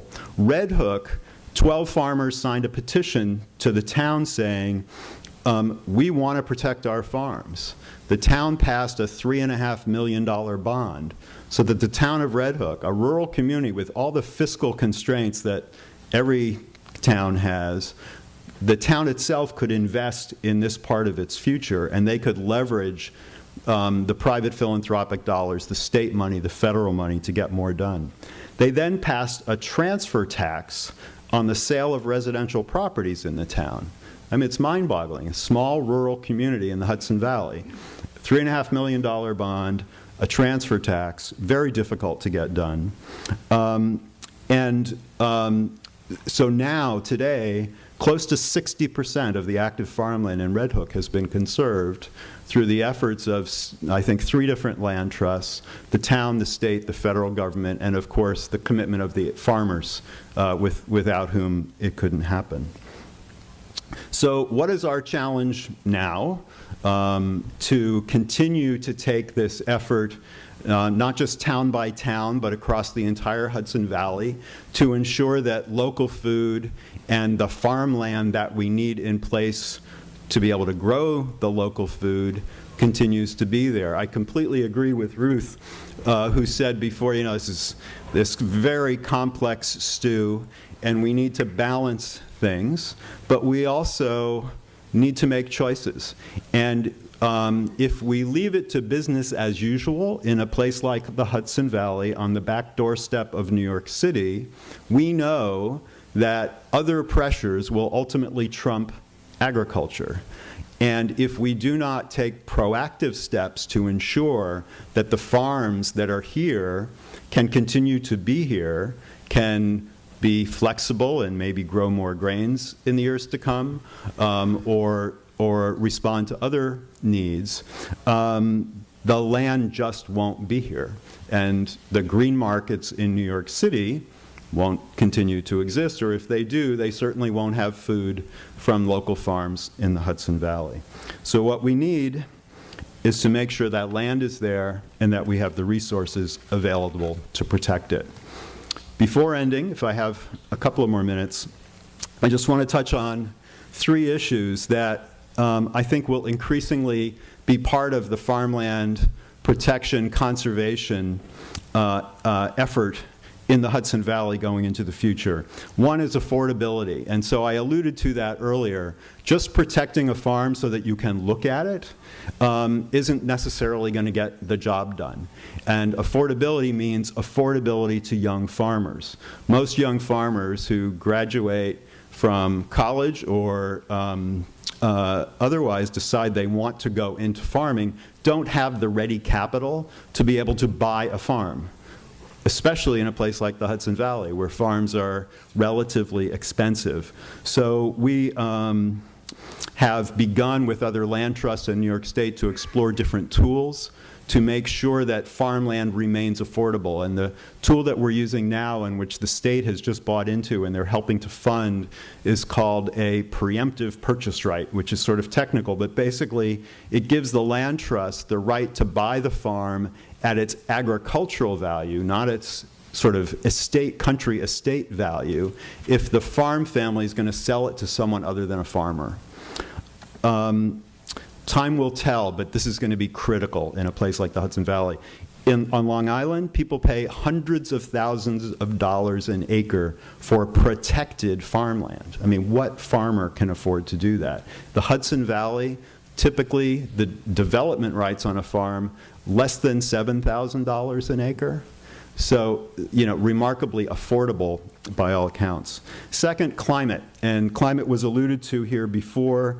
Personally, I think this will have perhaps the most significant impact on Hudson Valley farming and the regional food shed in the years to come. I think one of the battles you're going to be seeing playing out in the immediate term is the impact of renewables and solar development on farmland.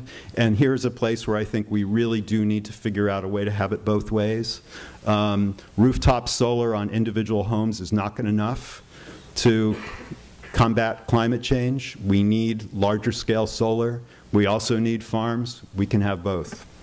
And finally, food sovereignty.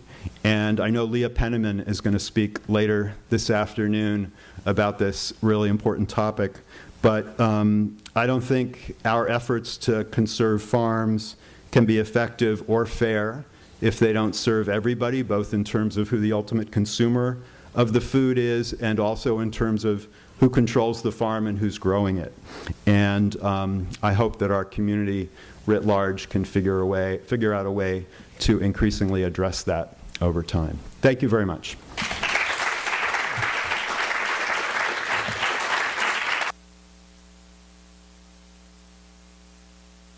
Recently is that one of the opponents was the Freedom Caucus. These are the sort of hard-right Republicans who are very much concerned about immigration.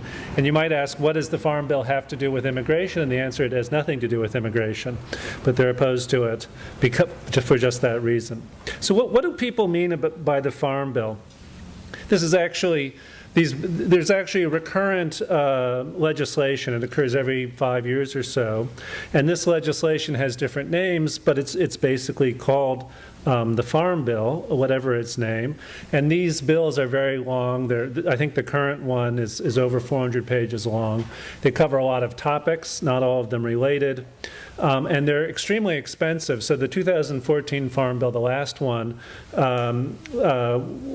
in programs that that cost $400 billion, more than $400 billion a year. And even when we talk about the Farm Bill, it covers some non-farm stuff, and then a lot of farm stuff is also enacted in other legislation. So if you're interested in agricultural policy, you usually want to look broader than the Farm Bill. But my focus here will be on the Farm Bill. Now, as I said, it's a very complicated piece of legislation, but you can break it down fairly easily into a few discrete topics. And the one that gets a lot of attention are the commodity programs. And these are basically, what they boil down to are subsidies for certain types of crops. Cotton, rice, dairy, wheat, corn, and then there are a bunch of other ones as well. But not, fruits and vegetables and things like that. And these subsidies increase the supply of these crops, and interestingly, the price as well. Normally, if supply goes up, price should go down. But as I'll talk about, that's not what's supposed to happen here.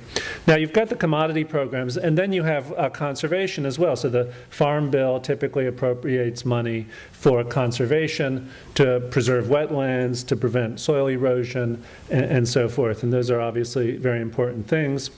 And when we talk about conflicts over the Farm Bill, often conflicts are about that as well. A lot of people want the government to spend more money on these important activities. Other people don't. The Farm Bill also has some implications for international trade, which I'll talk about in a moment. And then somewhat oddly, for somebody who might come to this for the first time, it's also focused on basically what's called Supplemental Nutrition Assistance Program, the Supplemental Nutrition Assistance Program, or SNAP, which is colloquially the sort of food stamp program that the U.S. government runs. And then there's also money and other programs for research and assistance in rural development. So the first thing people think about when they talk about the Farm Bill is the huge price tag. But one thing that's worth understanding is most of that money does go to food stamps. So most of that money is for low-income people who need assistance in buying food. The much more controversial part of the Farm Bill, the commodity support, that's 5, 10, 15% of the Farm Bill, which is still a lot of money. We're still talking $40 billion a year, $50 billion a year. And then conservation is a portion of it as well, obviously. Now, this graph will give you just a little bit of the history, and it's worth just, I guess I can't use the pointer because it's upside down for me, but the lines in the bottom show money for conservation and crop insurance and so forth. And as you can see, it's kind of flat, rising a little bit. The line at the top, that's food stamps, okay? And so you can see it goes up a lot. Why did it go up a lot? The Great Recession, okay? So a lot of people lost jobs, they lost income, they went onto this food stamp program. And that's why, that's part of the reason why the Farm Bill costs so much, because so much money is going to low-income people. And as you can see, the projections show that amount of money is going to go down a bit. The economy is recovered, but we have a serious problem of inequality in this country now, so we're going to have low-income people continuing to benefit from this program, at least if it's maintained in its current form, and there is some question whether that is what's going to happen. So let me give you a little bit of history. I think a historical perspective goes a long way in explaining why we have this Farm Bill in the way we do. So the first Farm Bill, historians who talk about Farm Bills typically say the first Farm Bill was enacted in 1933, so during the Great Depression. And the main thing that happened during the Great Depression, at a time when a huge portion of the population still consisted of farmers, was that the cost of crops, the price for crops, plummeted during the Depression. And so all these farmers could not make enough money to pay their mortgages, to pay for seed and fertilizer to support themselves. And so rural poverty skyrocketed. Of course, the Great Depression struck the entire country, so urban poverty became a big problem as well. And what Roosevelt and the New Deal, were thinking was, well, we can address both of these problems simultaneously. If we can help the farmers produce more crops, then there'll be more food for people to eat. All the poor people, both rural and urban, will have more food to eat. But there was an immediate tension here, which was the way to help the farmers was to prop up prices, right? They wanted to get the prices of crops higher so that the farmers would earn enough money to support themselves and pay their debts. But of course, if you make the price of food higher, then it's going to be harder for people to afford it. Okay, and so we get this kind of dynamic going, which will continue to the present day, as I'll talk about. So that's sort of like the standard history, but there's actually an important prehistory. The pictures of William Jennings Bryan, who was this famous populist orator, the history of rural misery in this country actually goes back long before the Great Depression. It really sort of begins after the Civil War. And the Civil War itself, of course, causes enormous disruption in the South, whose economy was predominantly agrarian. But elsewhere in the country, other disruptions arose. So with the construction of the railroads, the markets changed. Mechanization meant that you needed fewer people to farm. And there was always this persistent problem of deflation, which is what Williams Jennings Bryan was railing about. Deflation means that the price of food is going down, but that also means that the farmers can't collect enough money to pay their debts. And so this would then lead to poverty, foreclosures, and farmers were in really bad shape in various parts of the country in the 1870s, 1880s. And they organized into what became known as the populist movement. And we hear about populism today, and this is where the word comes from the populism of the farmers. And they actually created a third party called the People's Party because the Republican Party and the Democratic Party were ignoring them. You might be interested to know that the first Farmers Alliance, which is the organization, the type of organization that was at the foundation of the People's Party, was organized quite close to here. Now, Google Maps doesn't have a function for horses, so I don't know how long it would take in those days to get from here to Rochester, New York. But if you walk, it would take 83 hours. And Rochester, New York was where the first Farmers Alliance was organized by a man named F.P. Root. Now, these Root and the other guys who formed the Farmers Alliance were not starving farmers. They were not farmers who had lost their farms to foreclosures. They were prosperous farmers, and what they were unhappy about was that the railroads at the time were offering better rates to people farther west than to them. And so this was basically a lobby that they put together. They wanted to lobby the government in Albany for laws that would help them compete with the farmers farther to the west. So the populists saw debt relief, they saw an inflationary monetary policy to help them with their debt, and they wanted to keep out foreign competition as well, so they were in favor of tariffs. Now ultimately, their party, the People's Party, was defeated in the 1890s, but the farmers had organized enough that they became a powerful political force. And then you get, in the beginning of the 20th century, more legislation that helps farming, culminating in the New Deal legislation, which created the pattern that we have today. Okay, so that's a little bit of the background. Now, I want to shift gears a little bit and talk a little bit about how what I call policy analysts, that's a kind of a euphemism for an economist, how they think about farm policy. Okay, and I'm not really advocating this. I just want to give you a sense of how people in universities and think tanks and government often think about farm policy, and this will be a helpful baseline because then we can look at the Farm Bill and see how it deviates. So the standard is kind of centrist view in the U.S. is something like, you let the markets work, generally speaking. So if people want oysters, if people want to buy oysters, and if you think that you could do a good job in farming oysters, that's fine. You go into that and you sell your oysters to the market and then the price will just adjust. The more people want them, the higher the price. That'll draw in people to do oyster farming. That's how the market works. And the basic idea is you let farmers plant what they want, you let consumers buy what they want, you get a price, and that should be efficient in some sense. But there are two basic problems that the market creates or doesn't address. One is this problem of what economists call externalities, but you can just think of as pollution in general. So agriculture causes an enormous amount of environmental damage or pollution, soil erosion, runoff, as Giddy was telling us about earlier.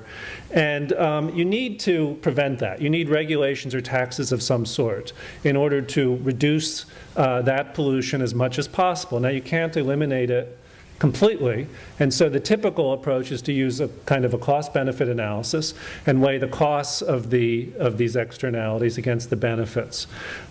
Economists tend to think that the best way to address these problems is just with a tax. So if you cause a certain amount of pollution that costs, let's say, $100 to people living nearby, you get taxed $100. That goes into general revenues, and you should be deterred, at least at the margin, from producing excessive pollution. And this idea can be extended extended to more complicated forms of pollution, including soil erosion, or for that matter, climate change caused by greenhouse gas emissions. Okay, so you have to address externalities. One of the questioners earlier today talked about how he lives near this farm, and the farm generates waste that causes harm to him. Right, that's an externality. And then the other problem is the problem of poverty. So the market doesn't really do anything for poor people, and the government has to intervene and redistribute wealth. And the typical way of doing that is by taxing wealthier people and providing various kinds of transfers to poor people. And it's interesting then that we see that in the Farm Bill along with the farm policy. But what does the actual Farm Bill policy look like? And it looks pretty different from what this kind of generic policy analyst would recommend. First of all, the market is not allowed to work. Or to be a little bit more precise, the market is allowed to work, but the government puts various constraints on it, which are troublesome. So the basic point about the crop support programs is that certain crops, certain farm products are subsidized, and that leads to surpluses and waste. So if you give farmers a subsidy to produce corn, you're going to have a lot of extra corn. That's more than people really want, and you've got to do something with it. You could throw it out. I'm sure you know about price support programs that pay farmers not to grow crops at all, and then the land, depending on what the land is used for, but in some sense will be wasted relative to its best market use. And then if the prices are influenced by these crop supports, then by these crop support programs, then it's going to affect how people choose what to buy. So if corn is artificially cheap, then consumers will buy more of it relative to something else. And as I'll talk about a little bit more, this can produce inequality. So if it turns out, for example, that price supports can be exploited by large agribusinesses better than by ordinary farmers, you're going to get more of a division of wealth. And then, of course, these supports have to come from somewhere. So if money's being sent to agriculture by the government, it's coming from taxes paid by ordinary people. Okay, and then with respect to pollution, I think this is well understood that the kind of pollution that agriculture produces is not well regulated, is not well deterred. Runoff is a big problem, for example, and the problem seems to be, at least in part, one of failure to enforce existing environmental laws. But again, I was struck by that question earlier on, because the speaker said there are various laws around here, I guess state laws, that protect farms from what would normally be, I guess, a tort suit, a nuisance suit against them for causing pollution that harms neighbors. And to the extent that you've got laws that do that protect farmers, that will result in a higher level of pollution or environmental damage. There are also a kind of a history of the government providing farmers with subsidies and programs that can sometimes produce wasteful farming techniques. And then finally, with respect to SNAP, so I have to switch gears and talk about this welfare program for a moment. There's a critique of it from kind of both sides simultaneously. So the way it works is that poor people are given food stamps. They're given the right to buy food, basically. And some people say, well, why are you giving them the right to buy food? Why not just give them money? And then they can use the money in whatever way they think is best. So if some family, for example, doesn't really need that much food, but they do need books for the kids, then they should be able to get money. They should be able to use public support to buy books for the kids. And then from the other direction, there are people saying that if you're going to give nutrition support to poor people, you should only allow them to buy nutritious foods, vegetables and fruit. And there's this kind of image in popular culture that instead people are using nutrition support to buy ice cream. Okay. So what went wrong? Why do we have this kind of controversial set of policies that are a jumble and don't make a whole lot of sense? And so what I want to suggest is that the problem is that there are these basic trade-offs that people are trying to make. I don't think there are any real bad guys here. There may be some, but there are these tensions that are just inherent in politics and in the democratic system that we have. These different policies have different goals that are in tension with each other. So one tension is this sort of fundamental conflict between supporting farmers and nutrition assistance. Now, it doesn't seem like it should be a conflict, and I'm sure back in the 1930s people were thinking, no, these go together, right? You give you give money to poor people to buy food, and that'll help the farmers. But the thing is it's not necessarily the case that the best way to help farmers is to give money to poor people to buy food. So if you want to subsidize farmers, right, the New Deal people thought the best way to subsidize them was actually to pay them, for example, not to grow, which would cause prices to rise. Now, maybe that was or maybe that wasn't the best way to subsidize them, but that's not going to help poor people. Or again, if you want to, if the most kind of economically efficient way of helping farmers, but giving them incentives to grow more and so that they can make more money, might be to generally subsidize food, not particular kinds of food. Food insecurity remains a big problem in this country. It used to be called hunger, but apparently they now say food insecurity. So there's a lot of food insecurity in this country. Very low food security means, I guess, a lot of hunger. They're technical definitions, but they mean things like a family may not have enough food for a particular period of time to get basic nutrition.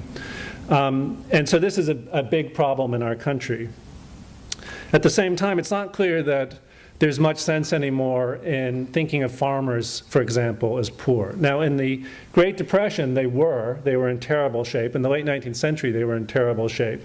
But what this graph shows is basically the ratio of income for the farm population to everybody.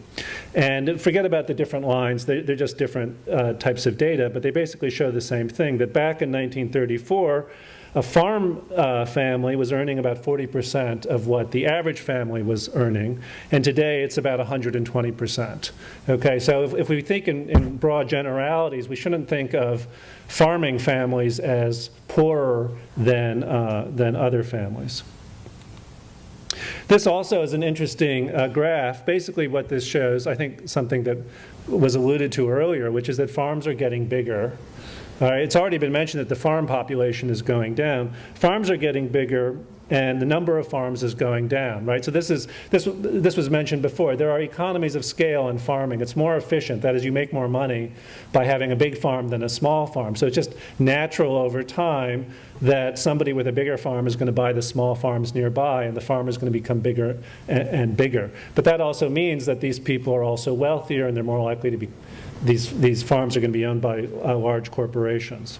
So this image of the family farm that's in the mind, I think, of policymakers and the general public, it's just not as accurate an image of how agriculture occurs in this country today as it was in the past. Now this is related to another tension in the Farm Bill, which I call the wealth equality tension. So as I mentioned before, if you're going back to the 19th century, and there was this great graph, I think Giddy had put it up, of the farm population going from 70% of the country before the Civil War, and it's 1 or 2% now, right? That happened because of mechanization and globalization. Okay, mechanization because you can produce the same amount of crops now with fewer people than in the past. Globalization because in other countries it can be cheaper and more efficient to grow crops that used to be grown here. And that's naturally going to cause an enormous dislocation and a lot of hardship for farmers, for the farming population. And there are sensible ways of trying to address that with retraining and relocation subsidized by the government. But what the government did instead was it sent subsidies to the farmers, right? And this was because the farmers had, after the populist movement, organized, and that's what they demanded. They wanted subsidies. And the practical implication of subsidies, though, is that you tend to help the wealthiest farmers, and that's what this graph shows. So if basically these are different deciles reflecting crop production.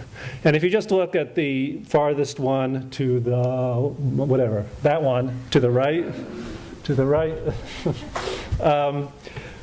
the biggest farms, the biggest people, the farms that produce the most, what is this? Is it corn? whatever type of crop this is, they get the most subsidies. And there's a kind of a logic to this because the subsidy is per unit of crop. So if you're a big producer, you're going to get bigger subsidies. Okay, and the small producers on the other side, they don't get any subsidies, or very few subsidies. So I don't think anybody was really thinking about this, or maybe they were when they created these subsidy programs, but the effect is to subsidize very wealthy corporations and farmers, not your average farmer. Okay, another tension is between farm support and the environment. Okay, so this is a very basic tension. So the typical way that a policy analyst would think of the problem of pollution is that you want to tax it, you want to control it. So if you have a farm that's polluting a lot, what you should do is you should punish the farm for polluting. You make them pay more money the more they pollute, and that'll give the farmer, the owner, an incentive to try to pick the type of crops or the type of farming techniques that will produce the least damage to the environment, right? The least amount of soil erosion, the least amount of runoff, the least production of greenhouse gases, and so forth. But at the same time, the whole point of the Farm Bill is to promote farming, right? Is to subsidize it. So you're actually, you don't want more agriculture, everything else equal. You don't want more production if you're worried about environmental harm. Now, what the Farm Bill has done in practice is it has subsidized better farming techniques, right, and given farmers help in dealing with soil erosion and paid farmers to preserve wetlands. And of course, that's good compared to doing nothing at all. But it also means that farmers are going to continue producing a lot more than we might want them to. And then a few words about the regionalism issue. Okay, so the Farm Bill doesn't really have anything explicitly about local farming or regional farming, which is one of the important topics we're talking about today. But there are people who criticize it for just that reason. They say, "Where's the subsidy for the family farm? Where's the subsidy for the local farmers market?" And they're also now. And there isn't any, right? So they're arguing, they're telling Congress you should put in money for those things. Now the Farm Bill does incidentally indirectly discourage local and regional foods by subsidizing these commodities, which are inherently non-local, right, non-regional. They can be shipped far away. So if you got rid of that subsidy, that would help regional farming to some extent. Maybe you'd have more wheat being grown, for example, in the Hudson Valley, if you got rid of the subsidy for the wheat being grown in the Midwest.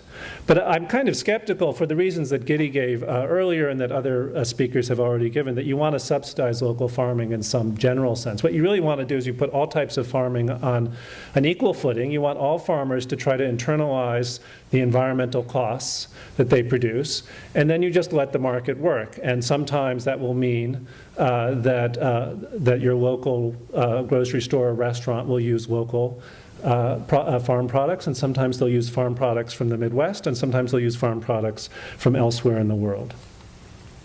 And this brings me to the international dimension.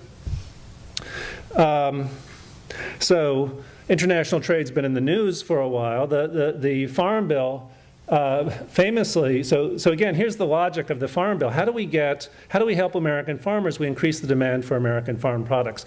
How do we do that? Well, Americans are only going to buy so much food, but there's the rest of the world, and we can try to get them to buy our food.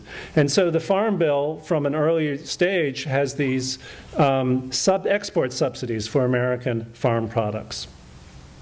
That makes American farm products somewhat cheaper, relatively speaking, than, say, farm products from India to someone living in, let's say, Europe. Now, at the same time, a related issue is, well, sometimes other countries need aid from the United States, and we like to give them aid in food. Or basically what we do is, rather than just giving them money, we give them money to buy American products. Okay, so that's another thing that comes out of American policy generally. So there are a lot of problems with this sort of approach. It violates international trade law, which reflects a kind of a basic idea that we want to continue with farm products to be produced in whatever part of the world most efficiently produces that, right? So it was, Giddy mentioned that apples are more efficiently produced in Washington State than in New York State, and it may be that apples are more efficiently produced in New Zealand than anywhere in the United States. And if that's the case, we really want apples to be produced in New Zealand. And if we have export subsidies or tariffs or other types of rules that interfere with the free flow of trade across borders, that's not going to happen. And that will have environmental costs, global environmental costs, including climate change. Also, I mean, there are a lot of poor people in the United States, but the really poor people, the poorest of the poor people, mostly live in other countries. And a lot of them are farmers, for example, in Africa and in other countries. And so if American food is subsidized, those guys are the ones who are hurt. Okay. And then a final point I'm going to make, and then I'll stop in just a minute or two. I think the thing that makes people angry a lot about the Farm Bill is that a lot of these effects, many of which are questionable, objectionable, or at least debatable, are hard to perceive because the bill itself is not terribly honest about what's going on. And so a lot of these subsidies are disguised. So one disguise, for example, is crop insurance. And so farmers will tell you we need crop insurance, and there's very good reason for them to buy crop insurance. But insurance companies are happy to sell farmers crop insurance.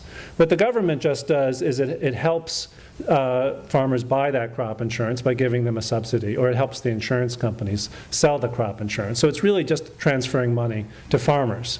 And that's the same thing with another big part of the crop support program, which is credit support.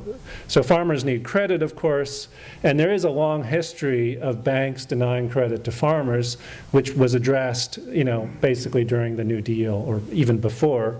But credit supports, which tend to go to big agribusinesses, is just a subsidy which distorts the market. So because of the complexity, the opacity, the vastness of the Farm Bill, doesn't seem to be a lot of public interest. In preparing for this talk, just out of curiosity, I did some searches to see just how much public discussion there was about the Farm Bill. So the Farm Bill is, the Congress has been debating it actively over the last several months, and there's very little in the press. You see stories in specialized rural newspapers, but there isn't a lot of discussion in the New York Times, in the Wall Street Journal, in other, on TV news programs, and so forth. It's all obscure. There are a lot of backroom deals going on. Now, are there any solutions to the problems created by the Farm Bill? Generally speaking, I would say not really. I mean, a lot of it is just democracy or politics, depending on how you think of it. It's different groups battling with each other for support from the government. But I do think there is some room for optimism. Now, first, there's the classic view from the right, which is just, look, let the markets work. Get rid of the subsidies. And then one of the debates, which I don't have time to go into, but I'd be happy to answer questions about, but in the Republican Party really, is whether to add work requirements for food assistance. You may support that, you might object to that, but that's, from the right, that's the main critique of the Farm Bill. From the left, there's a lot of arguments about helping small farmers, advancing localism. There are very powerful arguments about improving the Farm Bill's treatment of conservation and environmental protection, and for helping the poor. But of course, the right, doesn't agree with a lot of those proposals. But I do think there is common ground, which is this elimination of support for the big agribusinesses, which people sometimes call corporate welfare. I think there's support for that view across the ideological spectrum, and it's really just the power of a relatively small number of powerful firms that keeps that element of the Farm Bill a part of our law. So with that, thank you for your attention, and we'll move on to Giddy.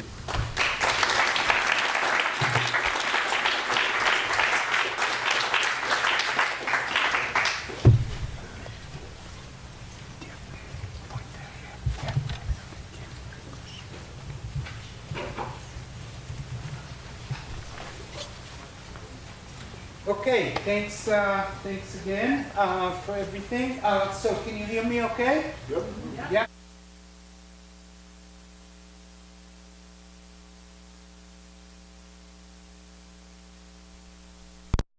actually answer rigorously the question I posed.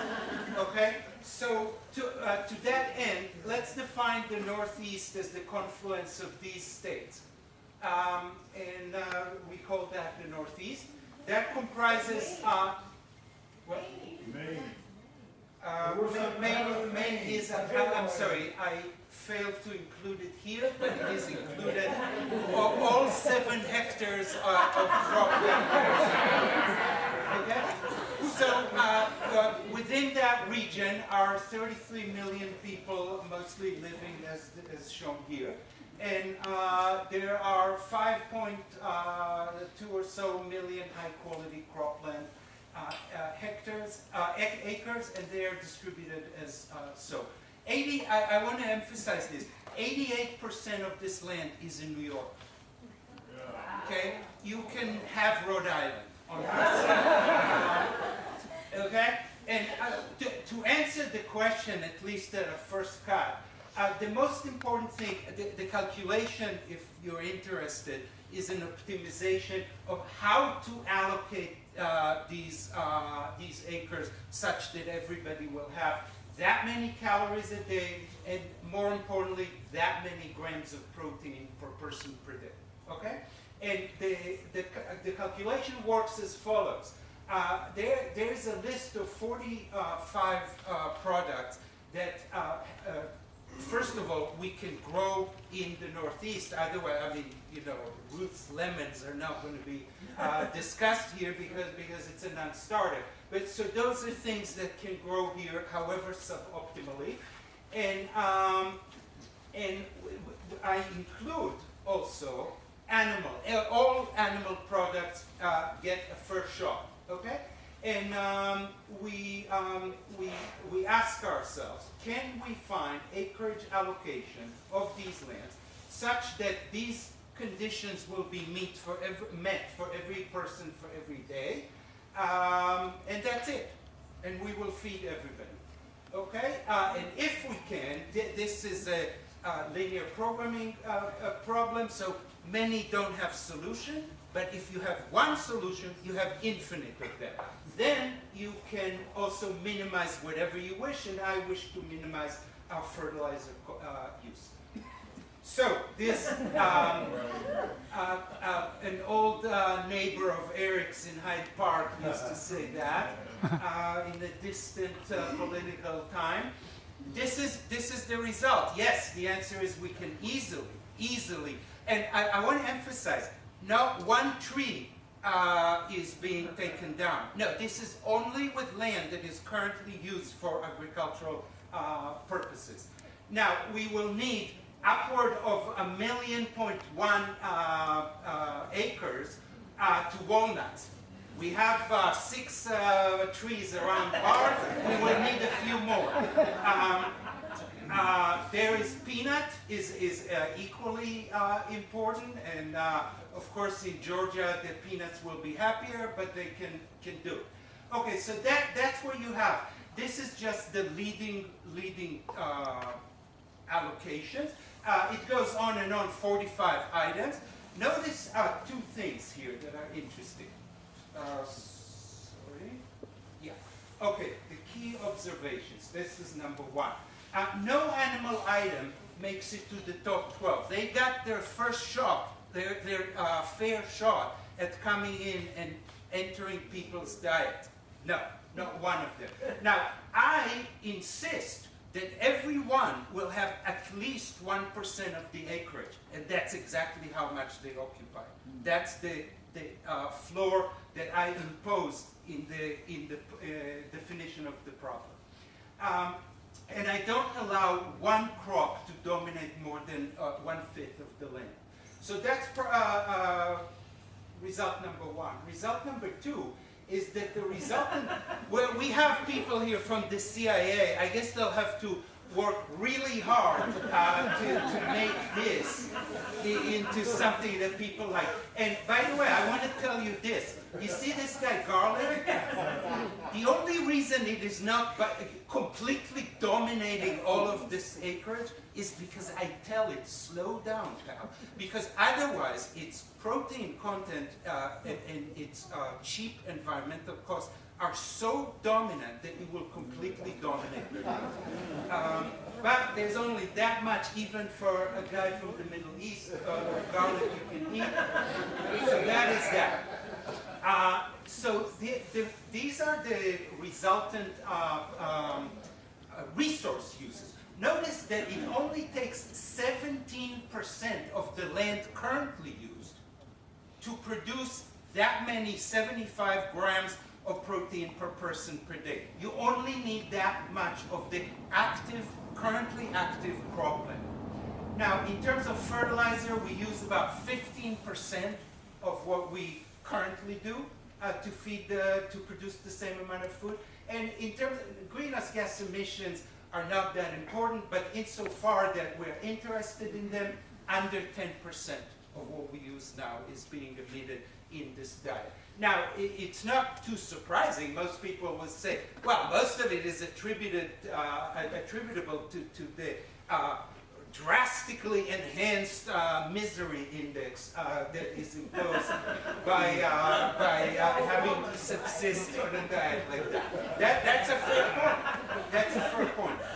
Now, there is no nutrition. In much of my work, I have tens and tens of nutritional constraints, and each one is carefully titrated so you don't have too much and you don't have too little. Here, I only address calories and protein, the most basic things that one can address. And yet, look at all, this is showing you how much a person who eats my diet is going to receive in his or her diet, and this is shown as percent of the full MAD. MAD is the mean American diet. Okay, so it's aptly abbreviated MAD. So, when I say, for example, alpha carotene, okay, that is shown to have numerous protective effects on one's health, a person on my diet gets 2.5 times as much alpha carotene. Polyunsaturated fatty acids, a very firmly established cardiovascular defense attribute, twice as much as we get today. Soluble fiber, and on and on and on. These are, except for sugar, these are on the significant addition afforded by my diet is a boon to one's nutrition. Now, sugar here is entirely meaningless because it's only naturally occurring sugar in the food. It does not include added sugar. Once you include added sugar, this becomes 0.07 of the sugar. It's utterly trivial. Now, look at the other things that are that we get less of. So first of all, lycopene, because tomatoes are not really making it big in my diet, so we get less lycopene, less beta-carotene, sodium, nobody's going to miss it. B12 is an issue, okay? And that's a known, essentially my diet is a vegan diet, and B12 deficiency goes along with that territory. So the upshot is, yes, the Northeast can easily feed itself, but going local, and that's genuinely 100%. Steve was previously talking about 30, and Ruth was talking about deforestation, etc. No, one tree paid for implementing this diet. Are the walnut trees counted as trees? They will be added, not subtracted. So that is modestly environmentally and nutritionally beneficial. Diets will have to change. That's a very subtle way of saying, you know, we're eating here and we will be eating here, and there's almost no overlap with the exception of garlic. So relatively modest benefits, and we're using this really, we're envisioning launching into motion a vast societal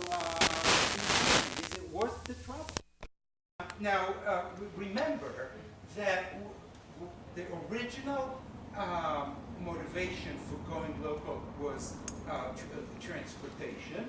And here I did a fancy rendition of the same thing I showed you earlier, transporting the Nova Scotia apples here to Halifax, 65 miles away, here to London, 2,900 miles. This is the difference in greenhouse gas emissions. So the fact is that, and one more thing that's equally important.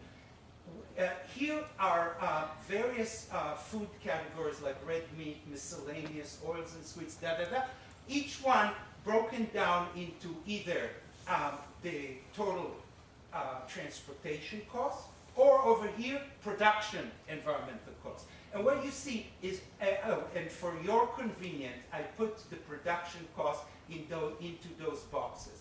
You see the point? Production is such a small portion of what we're talking about that it's, excuse me, the opposite. The transportation is such a small portion. It's really that we should focus in. And this is, when the weather is nice. So now, actually, I'm going to resist the temptation to launch into a planetary science discussion. And I am going to go, if I have time, I'll go back to this, but I want to show you the other result. That really, I mean, my wife who is here can attest to the fact that this was gotten, the last bugs out of this code were eliminated last night at 8. Okay. So I was thinking this. Once I got this result, I said, well, we're only using 17% of the land. Can we still use the remaining acreage, but for something interesting? So I envisioned taking this entire 83% of the land that is spared and covering it end to end with those circles. They kind of look like the way center pivot circles occupy the landscape, but they have nothing to do with that. There's no irrigation here, and this is order kilometer or so. It's vastly larger. And you see, I leave a lot of land for wildlife contiguity. That's very important in my book, and there's plenty of wildlife contiguity to be had. And I envision the following scenario. In the core of each one is a dairy operation, very intensive. If you care about animal welfare, come talk to the management later. This is not about animal welfare. Although I give each one of them 20 square meters, which is about 5 times what they get in a normal CAFO. Normal CAFO is 4 square meters per animal. Over here is plant food, where we basically produce broccoli or garlic or whatever. Here is the interesting part. The atmosphere is about 80% nitrogen. Most of it is totally inert and we can't use it unless it undergoes some transformation. Some of it undergoes that transformation by itself and then is deposited on the land. I want to use this as a nitrogen harvesting lens, if you will. A lens, what does a lens do? It takes a lot of light and condenses it into a small area. That is what this does, but for naturally occurring nitrogen deposition, which occurs at a rate of about 10 kilograms of nitrogen per hectare per year. I'm interested in dairy. I'm not interested in beef for 2 reasons. One is that beef is so phenomenally environmentally expensive that it is no way that this will prove beneficial. That's number one. More interestingly, I think, if you look at the guiding beacon of successful regional agriculture around here, which is Hawthorne Valley Farm, what do you see? You see some beef, yes, but the core of the operation is dairy. Why? Because dairy well, for a number of reasons, but one of them, dairy lends itself beautifully to the one thing that will enable local agriculture to compete dollar for dollar with big ag, and that is added value. If you make beef, you sell a steak. There's not much hoopla you can do with that. If you produce dairy, you can make the finest cheese that you can imagine and sell it for $30 a pound. That's a completely different, it affords a whole interactive web of local economy. What do you do with a male cat? Yeah. Oh, you fatten them, of course. So here we go. I'll show you the result. This is what the code produced last night. Okay. This is the radii of this is the vegetable part. Remember, here is a small version of what I showed you earlier. The vegetable, the dairy first inside, it occupies such a trivial portion, it's not worth talking about it. So think about it as two concentric rings, the vegetable producing one and the nitrogen harvesting lens outside, okay? These are their radii. This is the vegetable in blue and the total operation is in red. Fine. Now here is the calculation, the crux of it. You don't want all of that and then to pay a CO2 penalty. That will be absurd. So what you want to do instead is to just match the CO2 that you will currently incur in producing the synthetic fertilizer that you will need to put on those vegetables. That is what is shown here as spare. In other words, if I have an acre of vegetable production in my operation, it would have required producing synthetic fertilizer at X amount. It's 85 kilograms of nitrogen per hectare per year. And I don't need to do that because I have all this manure from those cows. That's the most important thing that they do. The milk is actually a nice extra, but the manure, that's their real contribution, okay? And so now I don't need to produce that synthetic fertilizer. That's how much is spared right here. That scales as the area of the vegetable, and that's a linear function of the number, the size of the herd, the number of cows. You can think about it as the number of cows. Here is how much it will take. I don't discriminate against small farms. I don't reward large farms. I say, forget economy of scale. These are all fairly small, so let's make them very inefficient. Everything here I expect to get only half of the yield of the nation as a whole. And in here, in that curve right here, you see how much is incurred.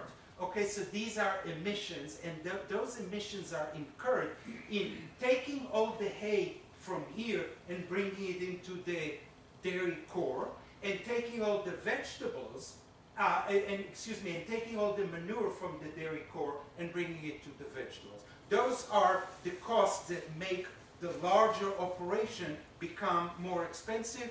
The trips of hay inward are a lot longer. The trips of manure outwardly are roughly equally longer. And that is not a linear function. That is, it goes as the square of the herd size. And there you go, where they meet, that is what our optimal size of one of those agricultural atoms.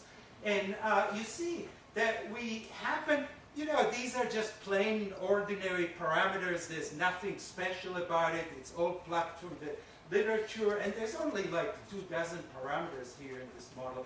And what do I get? I get something like 170 cows, perfectly fine for a family. Perfectly fine for a family. And now how much do we produce extra beyond that diet that I introduced to you earlier? Almost 2/3 of today's dairy consumption is produced just as a byproduct of the key issue, which is producing manure.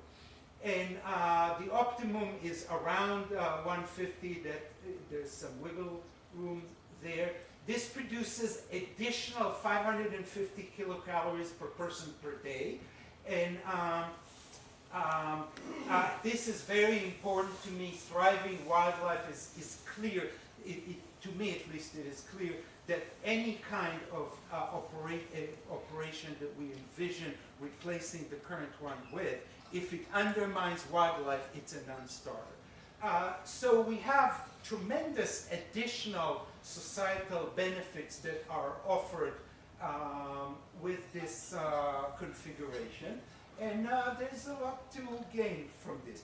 Let me stop here, go to the, let me just say the conclusions, and we will keep the planetary science lecture to another time. Okay, so the Northeast can easily feed itself, but we need to be clear and honest about what is it that we are motivated by, and therefore whether we call it a bad or a good idea.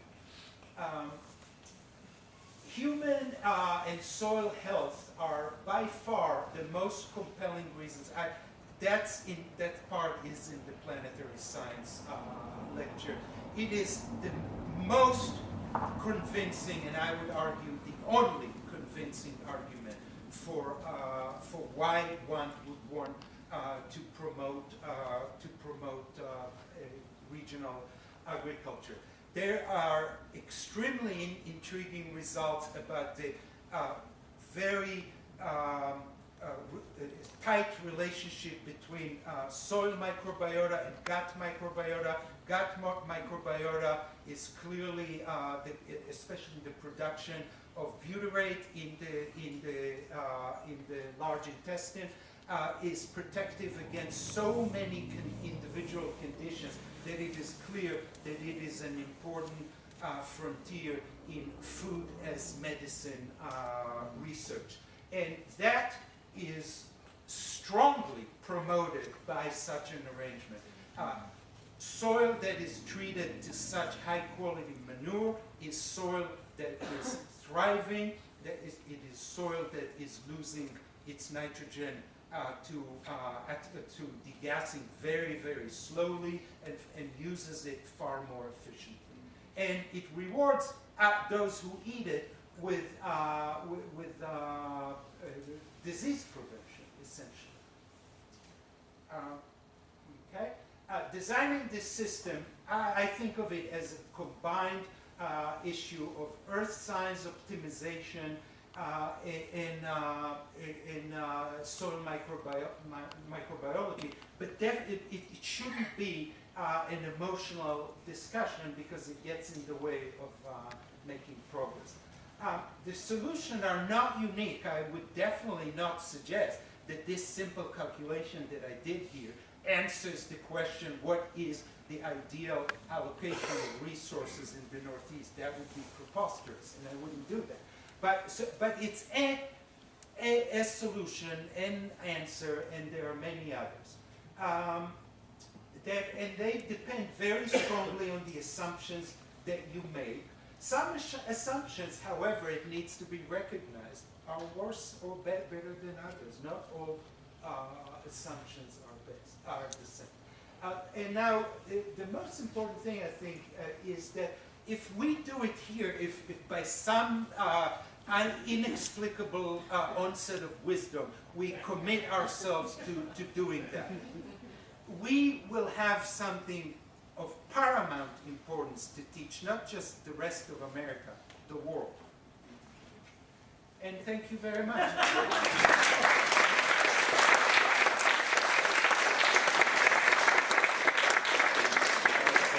Okay, so now questions for both Eric and myself. Where's it? Okay, here's it. Yes? Stephen Schaefer, I thought you talked fantastic, fascinating. I love the emphasis on manure. And you tell us two things. I think you said the manure would go out from the dairy to the vegetables, but did you mean it would go to the fodder area as well? No. Okay. That's a key assumption, not assumption, but a key design feature. A big lands collecting the naturally occurring reactive nitrogen from the atmosphere.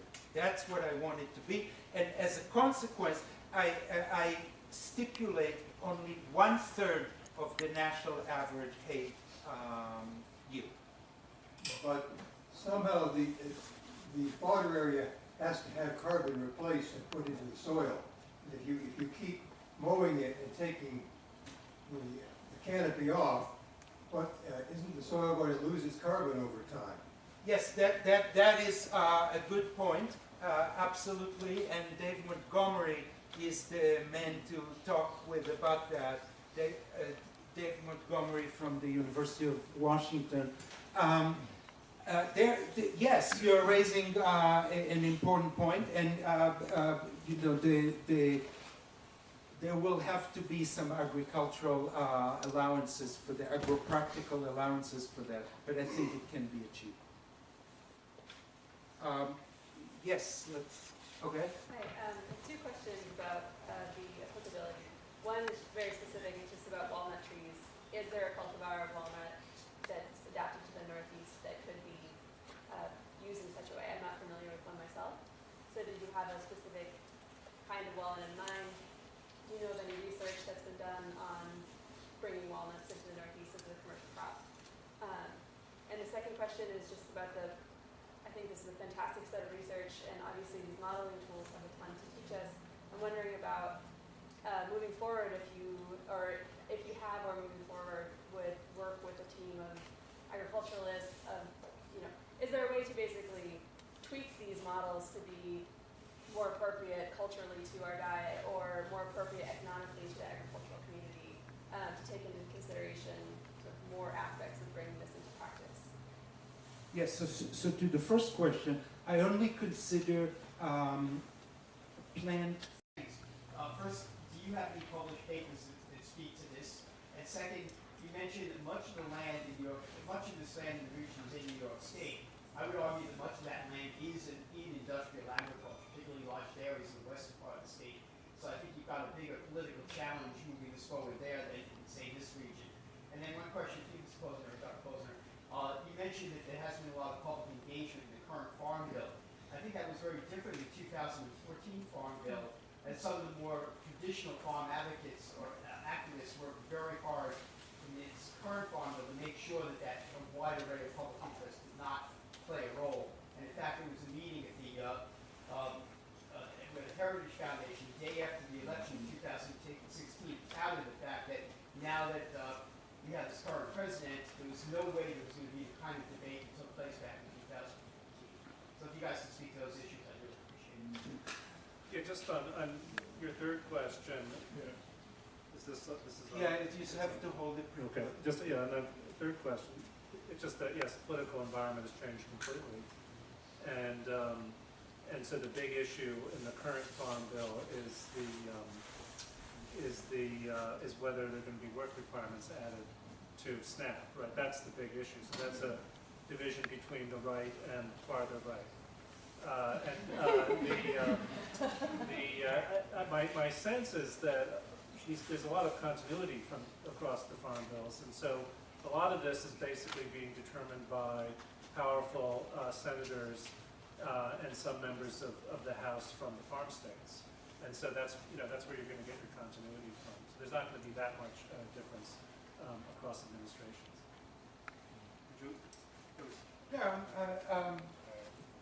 Well, we can talk about it later, but the technical aspect. Ruth. Yeah, thank you. Looking forward to those walnut recipes. What happens when there is a hurricane or drought or some kind of event that eats into your assumptions about how much is produced? Yeah. Which is why we have trade in the world.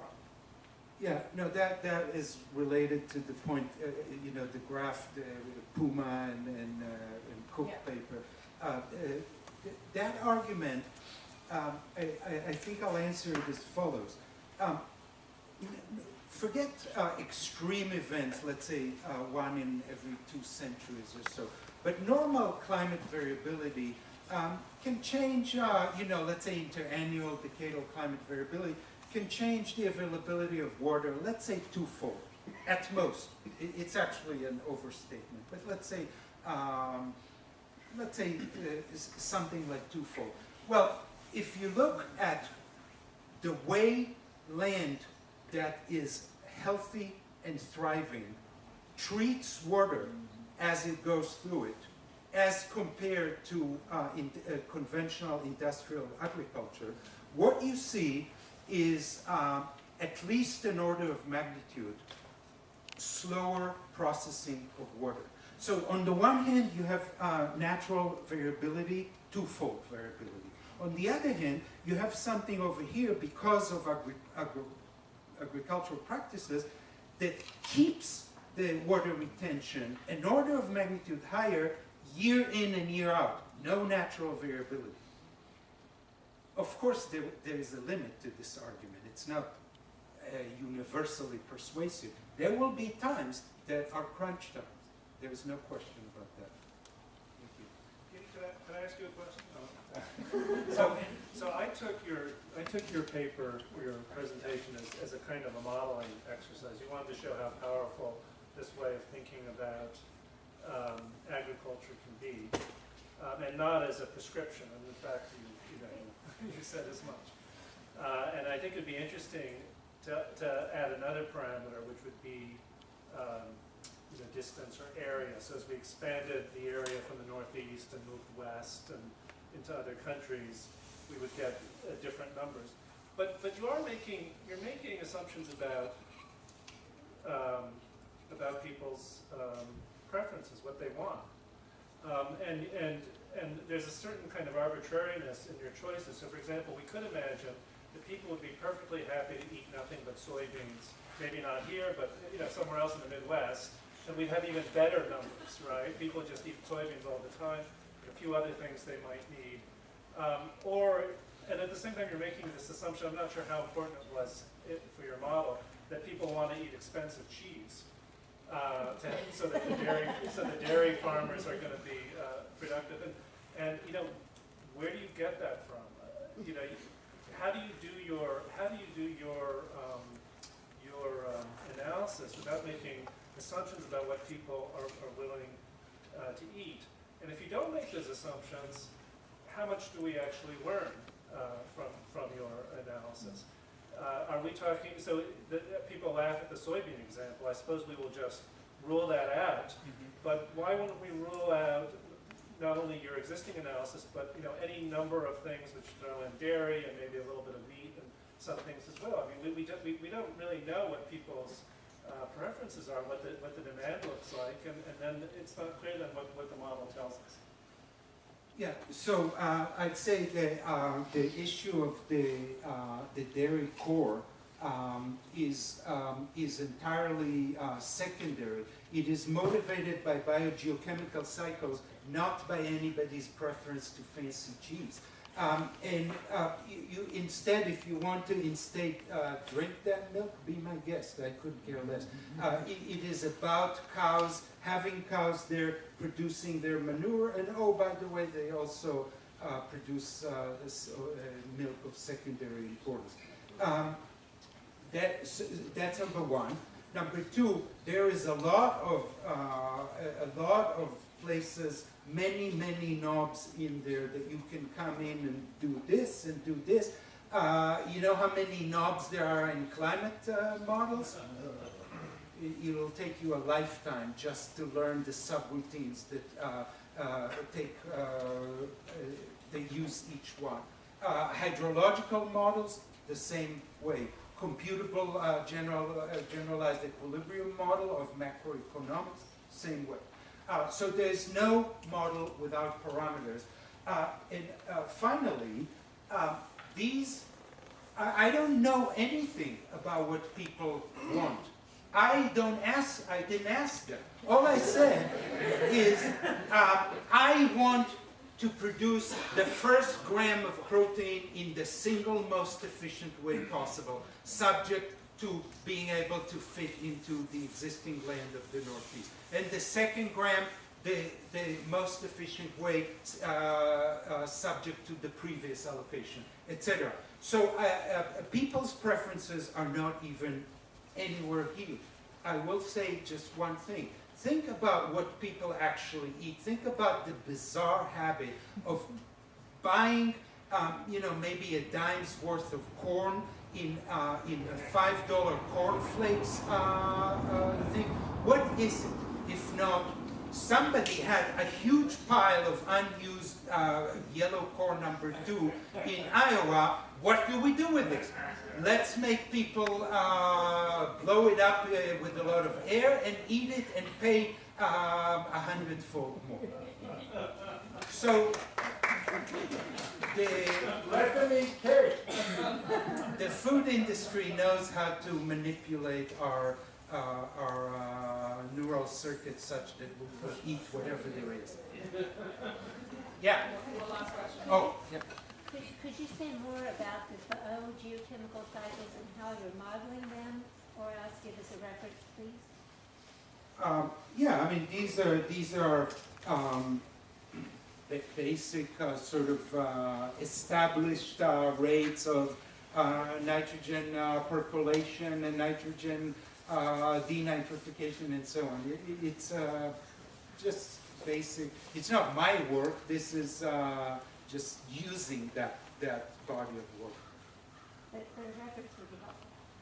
Oh, I can give you, 200. How about 200?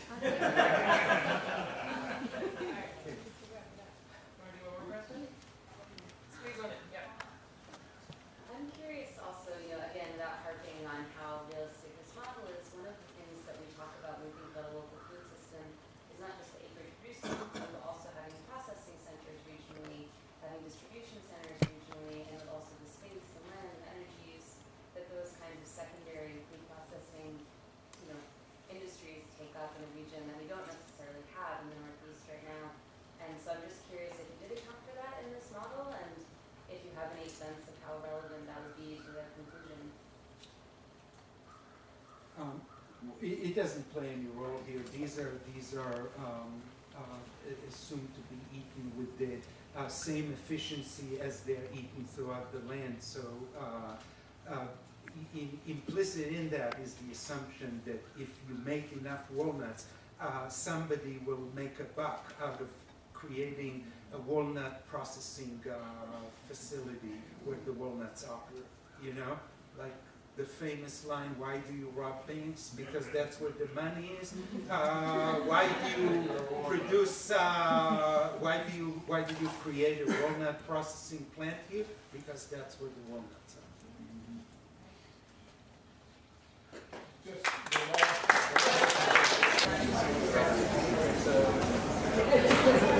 Just to, I work at I named this Ag Finance 101, Build a Great Idea and Capital will follow. And my take on this as a fellow who works at a private equity fund, how to address the question that Gidon posed earlier, which is, can the Northeast feed itself, and if so, should it? And really, I'm looking at that through the lens of someone who works in the finance world. So it's just a much more specific look than I think sort of the broader aspects that they were looking at.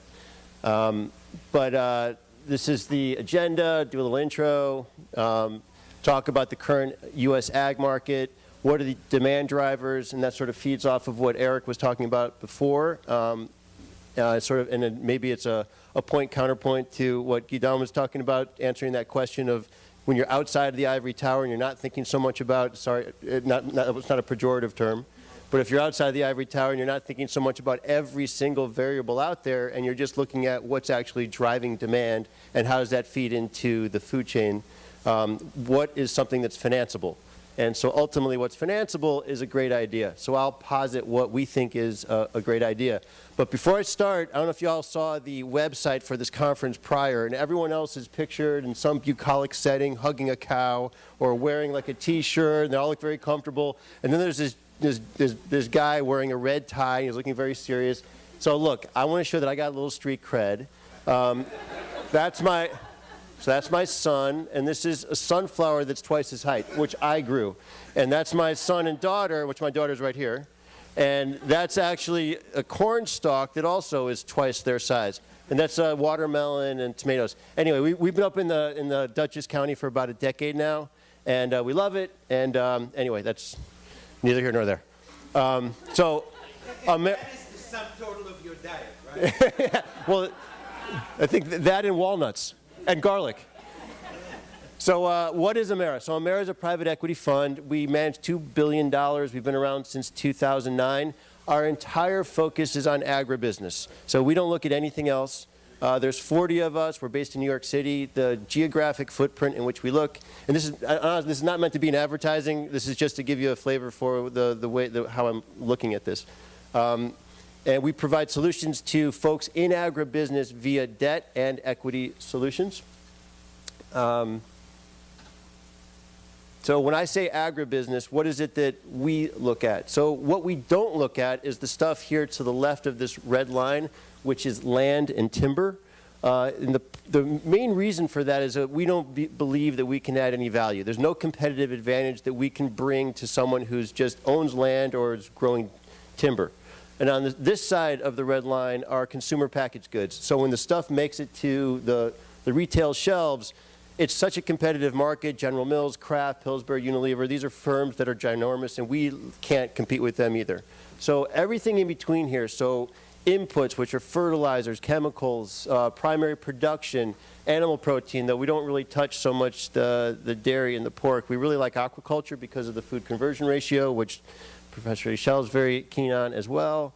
Commodity processing, trading, and logistics. So all these areas that are very difficult to address as an investor because there's really no public markets for these spaces. It's something that a private fund is something that we can address and we can give large institutions who are investors access to. And why is it an attractive area for large institutional capital? And the primary reason is the following. It's growing. It represents around 10% of global GDP. Global GDP is around $75, $80 trillion, something like that. And if you define ag, there's many different ways to define it. It represents around $8 trillion. So it's 10% of global GDP, but it only represents 1% of all private equity dollars that are deployed today.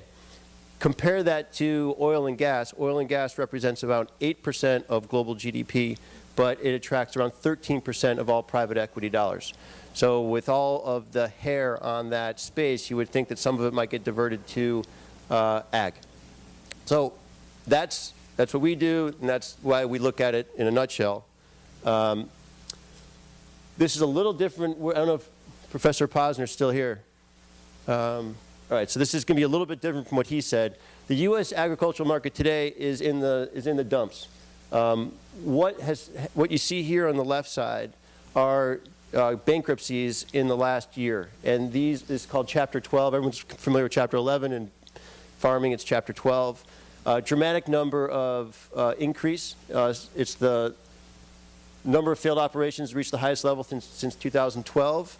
The net income, which is the yellow figure, has dropped by 50% since 2013. And his graph, I don't know if you noticed, went to 2011. So I was going to ask him about it, but he took off. I was hoping he was going to stay here. Anyway, his graph went to 2011, so that makes sense, right? Because 2011, everything's chummy. And ag prices are on the rise, everyone's feeling good, and guess what happens? People overplant. And the worst thing that happened was weather turned wonderful for farmers over the last 5 years. And when there's great weather, that means there's great production, great supply, and you don't need to be an economist to know what happens when there's great supply. Prices go down, and it's evidenced here on the left with a composite of major crops. And on the right, what you see are the three major crops that are easy to follow with the CBOT, corn, soybean, and wheat. And this is around, I think it's 2013? Yeah.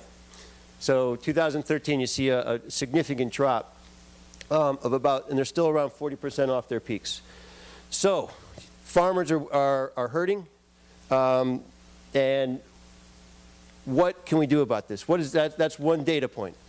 Second data point was an answer to what Dr. Posner was mentioning, that perhaps we should look at demand drivers. So Professor Eichel's analysis was agnostic to demand drivers. It was really more of a formulaic exercise. And I think what we like to look at from our perspective are, what are the demand drivers? When I think of who was driving demand 50 years ago, I think of my mom. She was going through the grocery store, she was pushing the cart, she had the list, and she was taking whatever it was and putting it in the shopping cart. Well, today it's this dude who's like some millennial, and he's unshaven, and he's, and he's studying labels. He's not looking at price. What he's looking at is he's seeing if it's non-GMO. He's seeing if it's organic. He's studying to see if where that good's coming from is traceable, if it's sustainable. It's a different equation. So this shows itself here that individual, not specifically him, but the millennials, they are the largest force in the consumer base today. And my generation, next generation, is not as strong still as the baby boomers. But what this graph we're trying to show you here, on the right, this is a number from 2014. 14 to 2015. There's an increase of 50 to 75% of those individuals who say that products that are committed to social and environmental impact mean something to their consumer purchases. That's a huge increase, right? And even the younger group, is that Generation Z? Is that Z? I think after millennials. So that's jumped from 55 to 72. So it's something that's really important to people's consumer decisions today. They will spend more on goods, on food, if it has some sustainability component too. In the fund space, we see this, and there's way too many words on this, but I'll just focus here on ESG. The funds that focus on investing in different businesses that have an ESG focus has increased from 7, what is that number of funds? This is billions. This is 7 trillion. It's $7.5 trillion to $10.4 trillion. So so it used to be, and this is from 14 to 16. So over a 2-year period, it's nearly a 50% increase in funds that are required. Part of their criteria in investing in a company is that company has to have an environmental, social, and governance policy for them to invest in it. And every one of these has that type of a layout. So it's exclusionary screening, meaning that they won't invest in something that's tobacco-oriented or guns. And all the way down to here where it has to have impact or community investing. So each one of these categories, you can see there's been an increased importance on following that demand driver, following the consumer to something that's important to them. So what's a great idea? So we now know on the one hand that the U.S. farmland is having some trouble. Consumer demand is interested in sustainability. What we see here with the 3 major crops in soybean, corn, and wheat is that there's been a significant difference in organic corn versus conventional corn, wheat, and soy. So I'm going to show you this graph in 3 different ways. So this is just the price differential between the two. This graph shows the differential. So this is actually just the 2 prices. So the top here is organic soy, and the bottom here is conventional soy. Same thing here with corn and with wheat.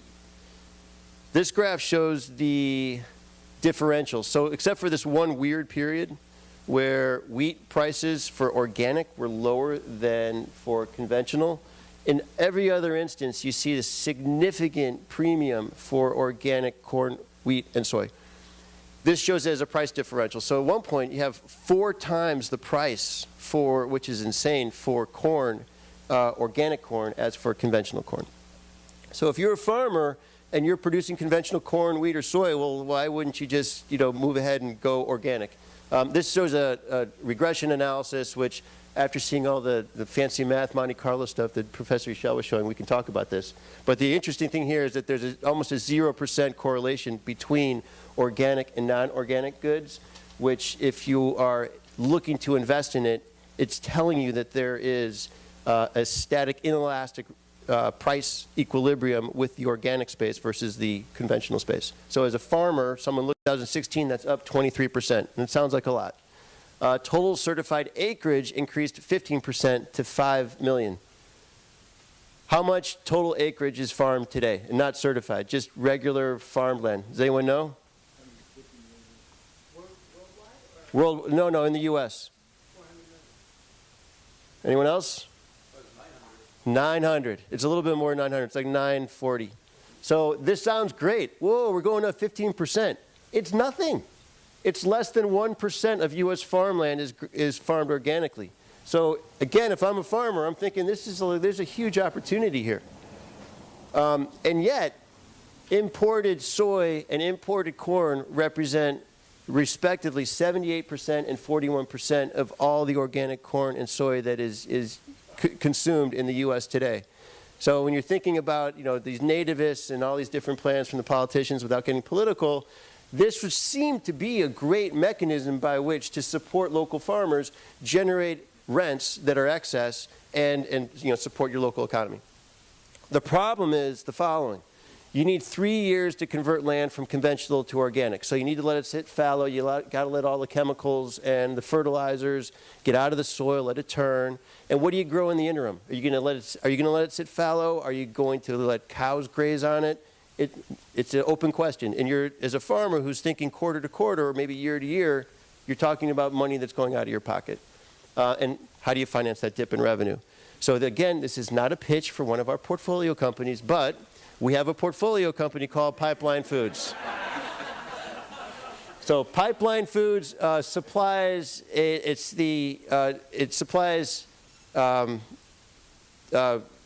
a food chain supply business from the farm gate to the back door of a food processing company. So it basically picks up organic goods at the farm gate and transports it all the way to the back door of the food chain supply company.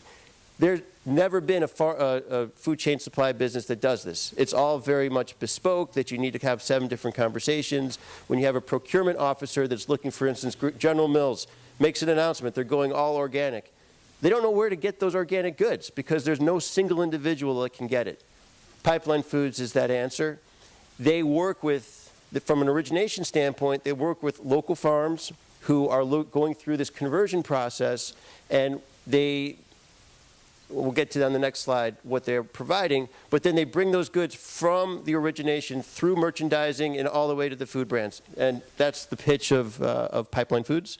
And won't go through this entire slide, but there's a couple things that, in terms of financing, they provide long-term off-take agreements. So to the farmer, if you can produce organic corn, soy, or wheat in 3 years, today we'll give you a contract for that good. It'll be in quantity, it won't be in price, but using that contract, farmers can then go to local banks and get financing.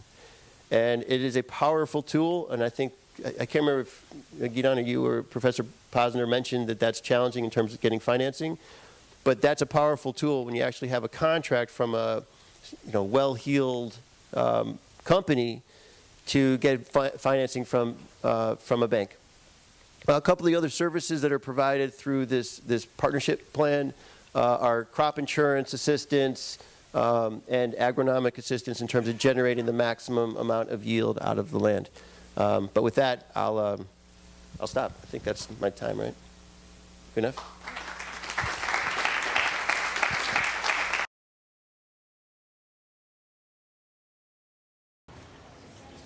Okay, so we have Stefan Schneider from, used to be the head farmer at Hawthorne Valley. If there's one place you really don't need to believe in any religious belief to believe in the existence of the Garden of Eden. Just go to Hawthorne Valley and you will see it right there. Stefan for many years used to be the chief farmer. He's from Germany. He knows how farming is done properly. Now he moved on to greener pastures, shall we say, but he is still a great farmer, and I'm looking forward to hearing what he has to say. Thank you for having me. Very happy to be here because I think this question really gets us into an area of topics that is very important to address. So I'm going to be getting into the subject from my point of view, which is been farming for many, many years and particularly passionate about dairy farming.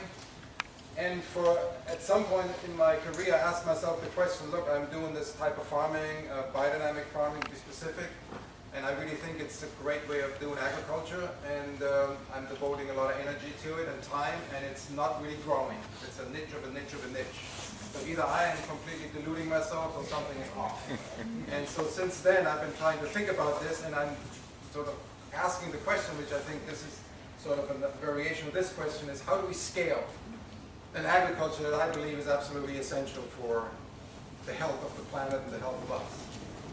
So here we have it, and I think I don't have to answer anymore because I think several speakers, particularly Gideon, have answered it pretty definitely. So I will, you will see how I get at it. And I will possibly pick up what you didn't do. I will start right here, because I think while we have to look at it regionally and globally, we've already addressed those, I actually think we have to have a bit of a cosmic aspect as well.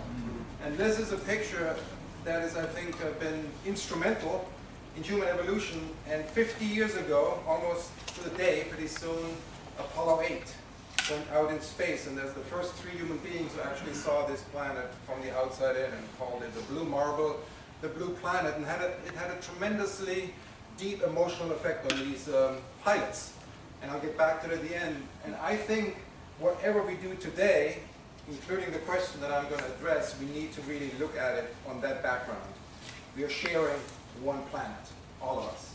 And it's a pretty fragile being. And I appreciate Kate Raworth's depiction of this, what she calls the donut economy. Because I think it kind of points to the tensions that we have to sort of maneuver ourselves within. And so she can see she has this donut, and the donut is the limits, the borders of the donut is on one end our planetary limits, what she calls the ecological ceiling. And then there is a social foundation that all of us, human beings and others, sort of need to really be on. And as you can see by all this red, there's a lot of work to be done. So you can see there's various things that have been addressed that currently are not, we are stressing our planet to the point of breaking. And we've also talked about this. Many, many, many human beings aren't really afforded the quality of life and the dignity of life that they really deserve and need. And you can see a lot of these points have a direct relationship to agriculture. So agriculture, I believe, is a tremendously important lever to address a lot of these issues. So how do we do that? I just put this up. So I don't think we can do it this way. For one, it's very difficult to understand. I won't really leave it up for long. But the one other reason I'm putting it up for is I do believe it's really important how we ask the question in order what solution we get. And so I think the question of how to feed the world is the wrong question. How to feed the world to some degree got us to this, and we know there's many areas of, and we know all the points where this is really not working. That's one reason we're sitting here today. I think, and that's why I think the topic is so important, I think if we would address it the other way around and say, well, how can we feed our neighborhoods and our regions all over the planet, we actually would feed the world. But it's a different approach, and I think it'll get us to different results. So this is it. Just look at it one more time, and then I'll let go of it. So here we have the United States, and this is sort of a land use map. I put that up there to kind of make it clear what sort of, this is kind of the area we're looking at, the Northeast, right? What's unique about the Northeast? So you can see, one, it's very forested. We already addressed that. Very important for water quality, air quality. Very forested, and some huge population centers. 22% of the population of this country live here in the Northeast, and about 6.7% of the agricultural area in the Northeast. So it's a bit of a tension right there, you can see as well. And so when I look at the question of regional food sheds, which I believe is the right way to get into the problem, I do believe they need to be looked at in the larger global picture, but also in our picture here. You can see there's some very different qualities to our landscapes across this amazing country.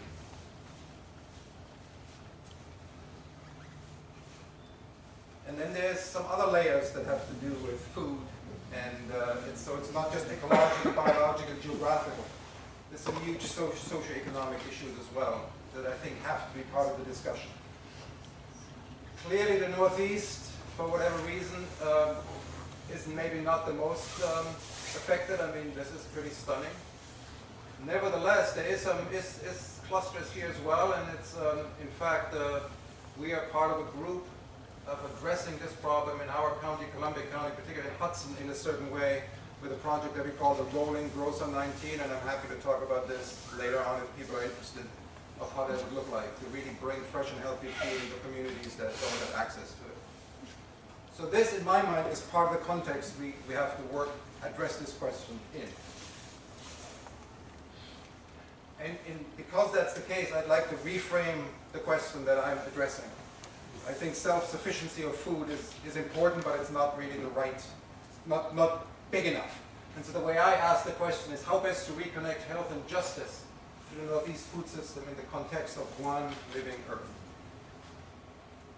And it's kind of picking up a little bit of a thread that I think Gideon already pointed out. I really think health, all the way through soil health, all the beings between soil and humans, and our whole planet needs to be really the driving motivator and force of any action we're taking.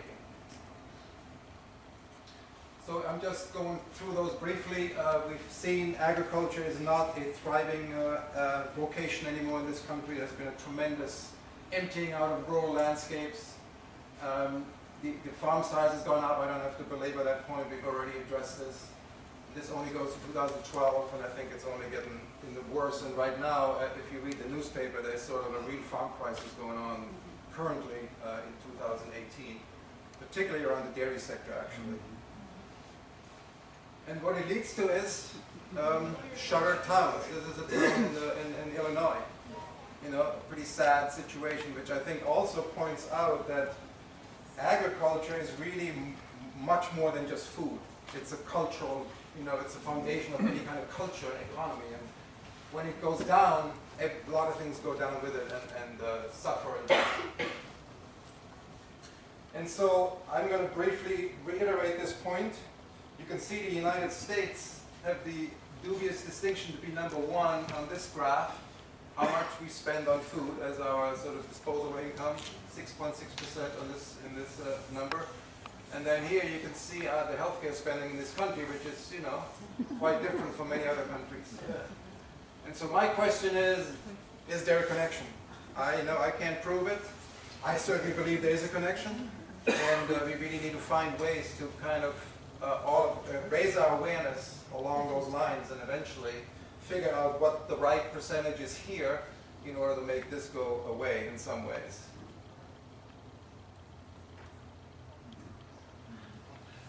And then Gideon already mentioned this as well. I think there's some really, really important research being done right now around the human gut and its microbiome and what's going on in soil. And I think this quote speaks for itself. This is out of a recent journal in microbiology last year. Importantly, with early life exposure to environmental microbes increases gut microbiota diversity by influencing patterns of gut microbial assembly, then soil biodiversity loss due to land use changes, such as urbanization, could be a public health threat. So this kind of expresses the real, I would say, dangerous pattern of urbanization, loss of agricultural land, and disconnect of us to nature and back to farms. So I think in the future, in my mind, farms not only need to provide food, we could provide environments for people to basically get their hands dirty with some good dirt to really balance out and increase the health in their gut. So I think this is, really important research, and I think there, I don't know if that probably hasn't been done. There, I think the regional factor will be very important. It's probably interesting to see what does a healthy soil look like in a region. Is it farm specific? And then what's the relationship to people that live in that area, right? I mean, in the wine world, they use this word terroir. Many of you might have heard that. So there's something about that, and I think there's something to be learned about what terroir really means and what its connections are to human health by following those threads. And then what does gut health have to do with general health? Well, this is sort of the cutting edge medical research right now, the so-called gut-brain axis. So the health in our gut has tremendous effect on our overall well-being. Very, very important. And the issues these days with depression, burnout, all that kind of stuff, you could say there might be a lot of relationship to what's going on in our guts. But since I'm not a medical specialist, I'm just going to put this up there because for me, I think they point into the direction of what farmers and people that grow food have to really be aware of and want to be aware of and sort of really support that. But I'm mostly going to now speak about the agricultural aspect of this equation because that's, I feel, a little more comfortable doing that. And so this is a very recent publication by the Union of Concerned Scientists. And so when we talk about human health, well, what does it take? What does a healthy farm look like in their minds? And you'll see a lot of the aspects that Gideon talked to already here mentioned. I think these are walnut trees here, as far as I can tell. Some peanuts in the ground here somewhere. So the point that I want to make here, so this is, I call this, for one, all this in my mind is the agriculture of the future needs to be very much understood as a multifunctional agriculture. So not only is it about food, it's about health in a way to actually have an environment where microbiota are available for people to pick up even besides the food. It's about supporting local economies. It's about supporting culture. And so that's what multifunctional agriculture means. But how does a farm look like that will try to sort of be what you call, I think, the agricultural atom? And so one, landscape approach. So it wants to be integrated into local landscape. And I think this is going to be an interesting, I'm looking forward to really discussing this more with Gideon here. Really important to integrate crops and livestock in my mind, particularly coming from the school of farming I come from. I think it's a non-negotiable, integrating crops and livestock. Crop diversity and rotation, yes. Use of cover crops, and as a result you get soil health, biodiversity, how do you read that? Economic health, environmental health, and resource efficiency. So anyways, what you have here is a pretty nice, diverse farm. Livestock, crops, walnut trees, peanuts, there's the combine we talked about this morning. It's all here. And so the question is, well, can this be scaled? How do you scale this? And before I go there, I want to say, so coming from where I come from, Hawthorne Valley Farm, how do we work with this? Because I believe this is very true and very important to sort of try to figure out how to actually make it practical.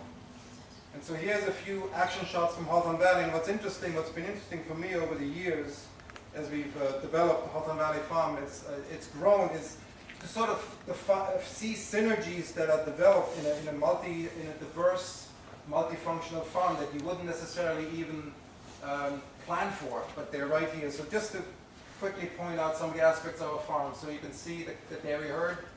There's some young stock, and as somebody rightly pointed out, when you have a dairy herd, every second calf is a male calf, so we try to raise as many calves as we can. So we do raise male calves that eventually end up being beef. This is the dairy herd ready to go out, and you see in the background quite a few people. We think it's very important if one is so willing to open the farm up, to bring people in, to sort of try to show folks what it takes to try to grow food. This is, I think, out of one of our last year's fall festivals. And by the way, if you're looking for something to do tomorrow, Hawthorne Valley Farm Fall Festival, all invited tomorrow between 10 and 4. Dairy herd, young stock, we grow grain. There's the dairy herd grazing. That's where I'm going to be agreeing strongly with Gideon's confinement dairy. I think it's absolutely critically important that livestock are in the landscape, grazing and walking around the landscape, and harvesting their feed themselves. More efficient than running a big machine across and harvesting it, I think, but I could be wrong. Growing grains with underseeding of legumes for the nitrogen equation. And then these grains get harvested, and the rye and the spelt that we grow goes into our bakery. And very interestingly, what happens to this, what's left behind, the straw? Well, I don't have a picture here, but straw is really a fantastic ingredient for composting, and I'll get back to that. The straw mixed in with manure makes much, much better compost than anything else. So this becomes part of our composting internal fertility cycle. And then here we use it as a mulch in our vegetable operation. In some areas we mulch the ground and we use the straw for that. And then also we open the farm up for educational experiences, farm-based experiences for young adults and children. Amazing effect that can have on young people that have never seen or held a chicken or a chick or been close to a cow, etc. And then we bring the customers in through having a store on our farm. And here we grow a proper buckwheat, very good for insect and biodiversity reasons. So this is some aspects of Hawthorne Valley Farm that in my mind line up with this prior slide of this what they call this healthy farm. And this is, in my mind, one of the key areas. So this is, and I think it's fantastic, given that you said the manure is really what the cows are there for. That's what I tell people when I tour them on the farm. I said, why do you think we have dairy cows? And then most people say, well, they eat butter and cheese and milk. And I say, not really. I mean, obviously, economically, we couldn't survive without that. But biologically and really fundamentally, the reason we have the cows is because they convert grass and legumes that we can't convert in their amazing digestive system into what we call black gold. And that black gold we harvest and then we convert into compost. And then you can see how through the compost we then move fertility within our farm organism. So you can see the vegetable operation is the most intensively demanding on soil fertility. So you can see that 100% of this intensive vegetable operation gets 5% of the total compost on 0.3% of the total acreage. So you can see how it gets concentrated in certain areas and less so in other ones. I do believe even hay fields and pastures do need some compost, but much less intensively than grains and vegetables. So I think the compost becomes sort of the material that binds the farm organism together and actually creates it. And the question is, can this be scaled? Or how could this be scaled? So this is, as far as Hawthorne Valley Farm goes, you know, it's not small, but it's not huge. It's close to 900 acres. And so you can see for us, in order to do this, this is how we end up using our land base. And this is roughly the livestock that we raise and have on the farm to kind of create the fertility and bring it all together. So you can see we devote a lot of our acreage to the livestock. You know, this is where we grow grains, and it was pointed out this morning, you don't need many acres to grow lots of vegetables. So you can see here we grow vegetables on this acre, and then we integrated in the landscape with wetlands, forests, etc., etc. And these acres here are an interesting sort of linking acreage. These acres are part of the food grain rotation. So in those acres, because again, grains in order to have decent yields and decent quality have a certain soil fertility demand. And so we grow legume crops on those acres, and then we rotate our grain crops through the legume rotation, and as a result, the nitrogen demands are met of those acres. And what was interesting for me when I was preparing for this presentation, when I looked at this and then compared it to this, how currently in the Northeast is land use is structure, I thought it's quite similar. There's a certain pattern, right? That the majority of the acreage is devoted to livestock and what it takes to keep them. I mean, it's very important for us in this model to raise all the feed that we need for our livestock within our farm. So we do not bring anything in from the outside. I mean, I should have said that before. That's sort of basic in my way. I mean, it's basic to biodynamics. I think it's also basic to sound regenerative agriculture, that you want to create, and you can in farming, create all the inputs you need from within your farming system. You actually don't have to bring anything in. That's excluding energy. Theoretically, you can even grow your energy. You know, it would need a bit of technical rejiggering, but it's possible. And so we do all that, and if you do that, you do have to devote a significant amount of the acreage to grow that feed for animals. So it's a very similar pattern between how it looks like in Hawthorne Valley, what the Northeast currently looks like in terms of land use. And so scaling, how could that work? So as I'm thinking about this, as we were thinking about this, we came up with this scheme. And you could consider this part of the scheme in 3 scales. So this, in some ways, is a description of Hawthorne Valley. We make our compost, we grow vegetables, we grow other crops, we grow grains, and we have animals. And it's all related, and it's kind of tied together by the compost, and it kind of makes these synergies. You could also look at it, and I think having worked at Hawthorne Valley for many, many years, try to run a farm like this is tremendously difficult and complex, all these various different areas.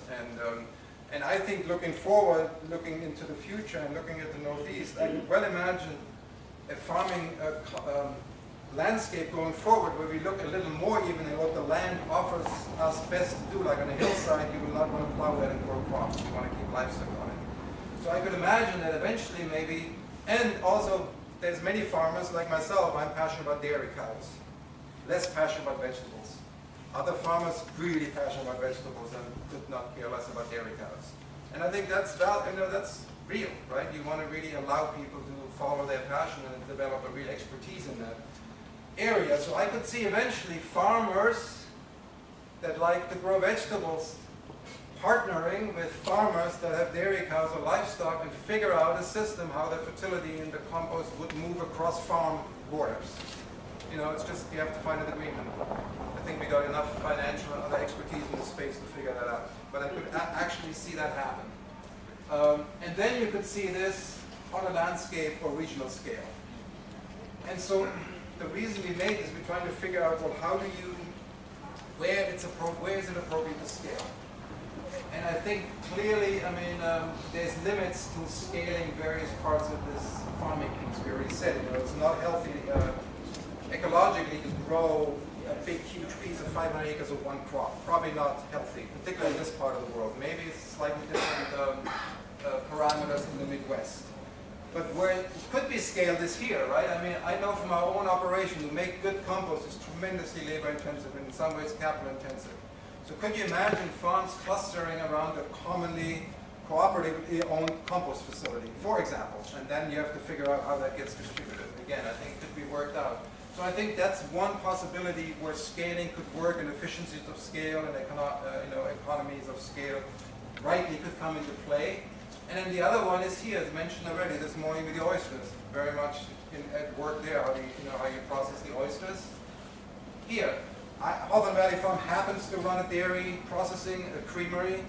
I think it's crazy to run a creamery on one farm. It's nuts. Too much investment. It doesn't really work. But to have a cooperatively owned creamery and then figure out how many cows it really takes to feed that creamery to add value to the milk, which we will need economically, and probably some of us like eating dairy products, appropriate, I believe. And could either have a Hudson Valley food shed label, or they could have co-packed. You know, some farmers might say, well, I want my own label on that product, and that's fine. You know, if you have the equipment, it doesn't matter what you run through.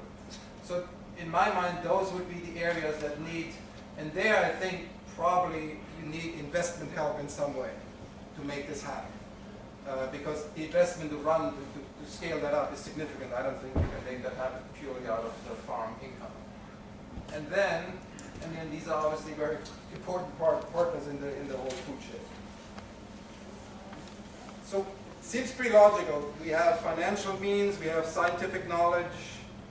I think we have all the tools at our disposal, and nevertheless, we're still creating situations that don't really seem to work. So what's the missing link? What's the weak link? Well, I think this gentleman here was an op-ed in the New York Times not long ago, kind of nails it in my mind. So what he says is, we don't know how to work together appropriately as human beings. I think that's, in my mind, the weakest link in all this, quite frankly, I have to tell you. And so in our work, that's really something that's become sort of a central focus for what would it take? How would we have to do this? How could we do this? And we think, and I think it also sort of underlines this principle. Very famous neuroscientist Varela coined this many, many years ago. I think something the modern food system has almost systemically worked against. We've separated every single part from one another, and I think since it's clearly not in full health, how do we connect that system more to itself? In my mind, is sort of the guiding principle that needs to be applied. And one way I think that can happen is what I'm calling here stakeholder roundtables. The goal would be the health and well-being of the whole. We have to define the whole, but it's definitely not just the farmer, it's not just the consumer, it's not just the investor, it's not just the processor, it's not just the consumer, it's everybody. we need to be really interested in the others and his or her needs, not just my needs, actually go the other way around. I think this demands, or this needs to be built on some trust, which takes time and effort to build, but happens. And then the work needs to be inclusive, collaborative, open, and transparent. And in our experience, it's very interesting when you try to do this, which we've done, I think, very Germanly, and not really maybe successfully, but I think we can't get to where we need to go without such social bodies. What happens is you feel like you're developing some capacities, and you need those capacities to make this happen, so you have to we really have to understand and respect the dignity of all individuals. Open our mind and eventually open our hearts. Doesn't work without it. And then, easy for me to say right now, since I'm speaking and you all I think this, really to understand what listening means and what it actually contributes is, I think it's a skill that is super underappreciated in our time. I think listening, there's a lot in listening can be learned that is super helpful. So I think these stakeholder roundtables in my mind are sort of the leverage points potentially to maybe move into the direction of what sort of Giddens' picture with these atoms, or maybe a picture that I'm trying to describe as well.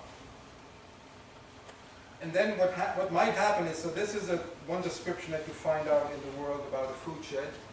Right? It's very interesting. I think it's a good term, food shed, because the watershed not only has a lot to do, water has a lot to do with how soils are built and how soils are in certain areas, so there's a very close connection. And our watershed also, there's a flow.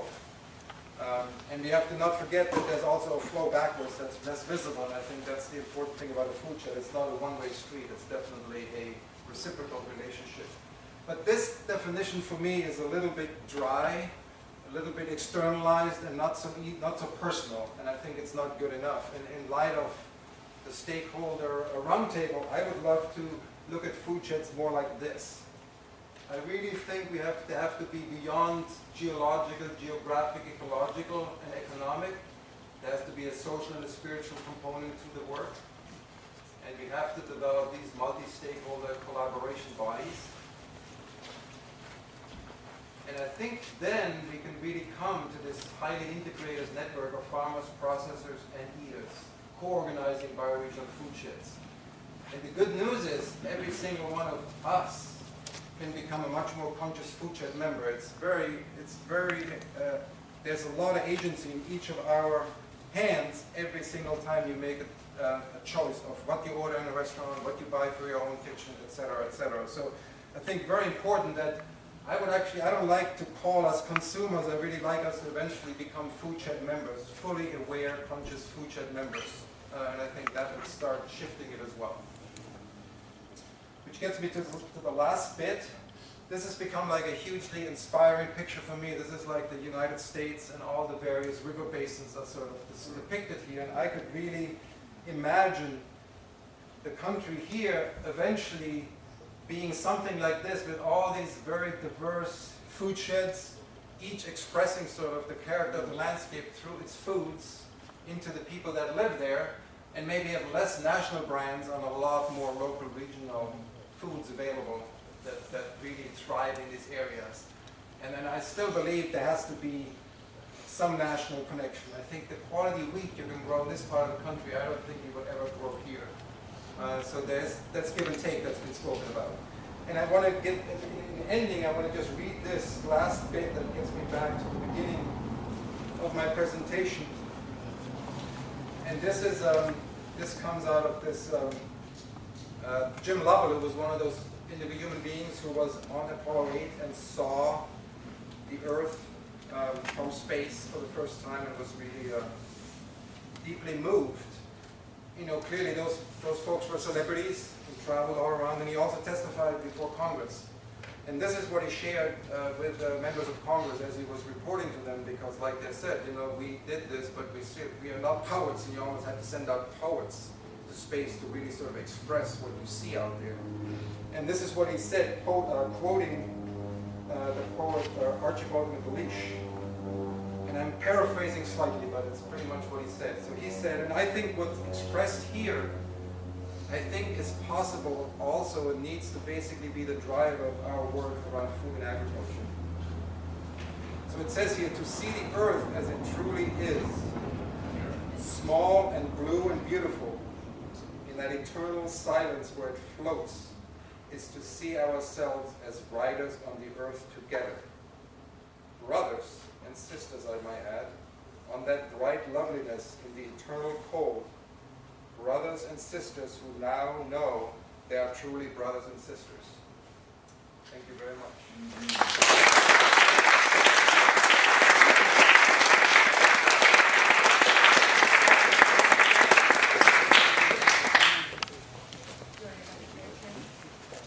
We have about 10 minutes for questions for these guys. We have one more speaker.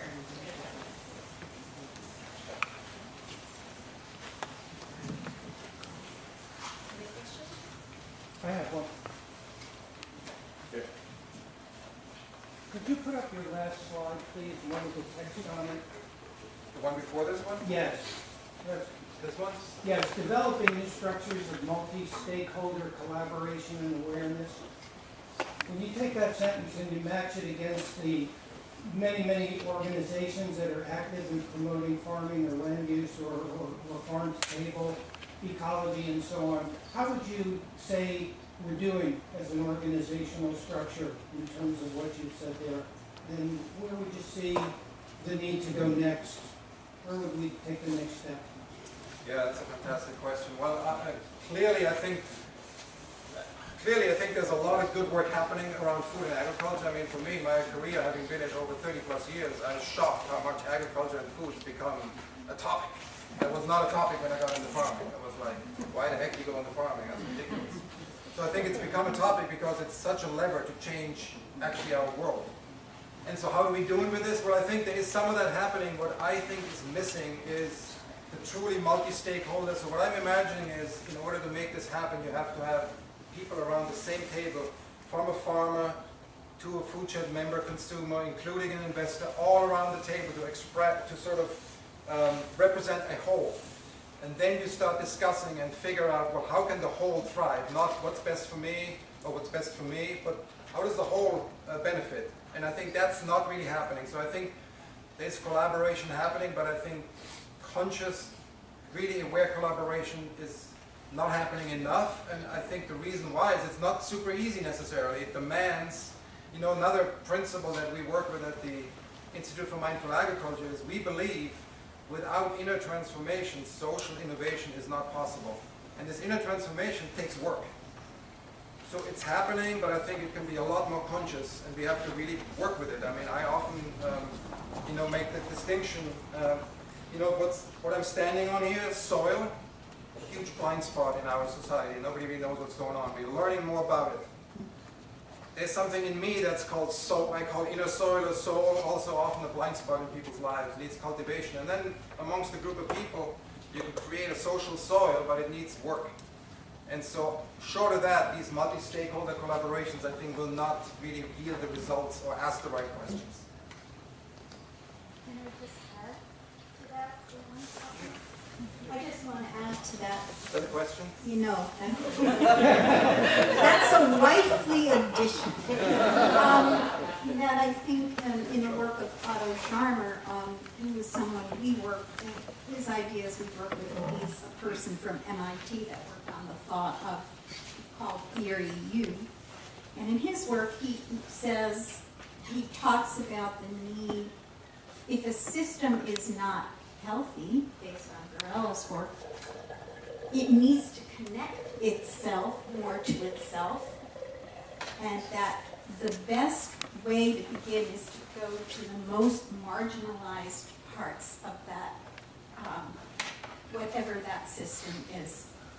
People who are on, or beings who are on either end, almost not in it, and ask them, what's up, what's going on? I think that's just added. Thank you. Back to manure and compost. A question for David Gould. Do you see any companies interested in the concept of large-scale preparation of really good compost using manure and other plant materials.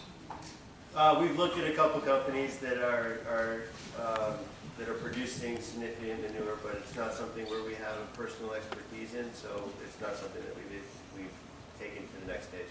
But yeah, there's a number of companies that are looking at it on a larger scale. In that vein, I recall the use of milorganite since 1927. Natural, or do I never need that?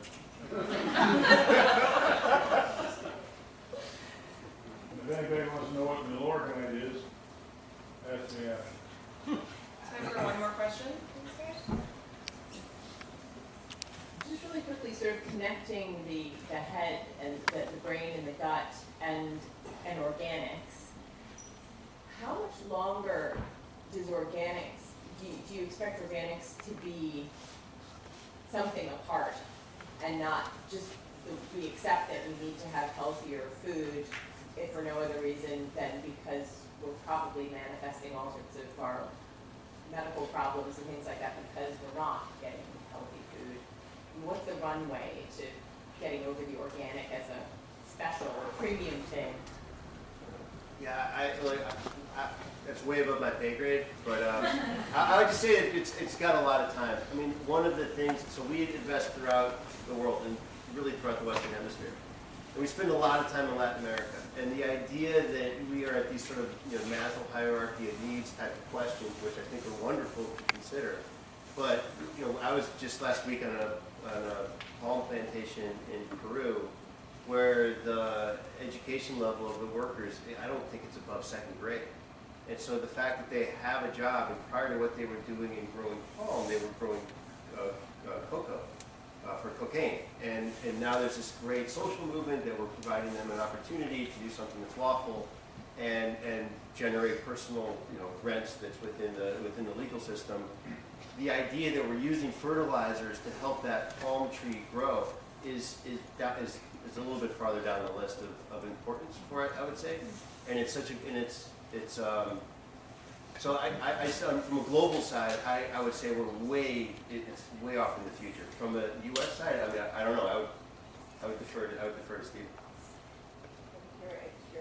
Yeah, well, I mean, personally, I think organics become much more meaningless in this country in the last few years. Agreed. So maybe it's not organic, but Well, I think regenerative agriculture, agroecological approach, or biodynamics, in my mind, are what we need to go to, and I think those are the principles that you spoke about, and that's what I try to talk about. So organics, there is industrial organic farming, so there's a 1,000-acre organic carrot farm, and I don't think that's going to create the soil health that we need.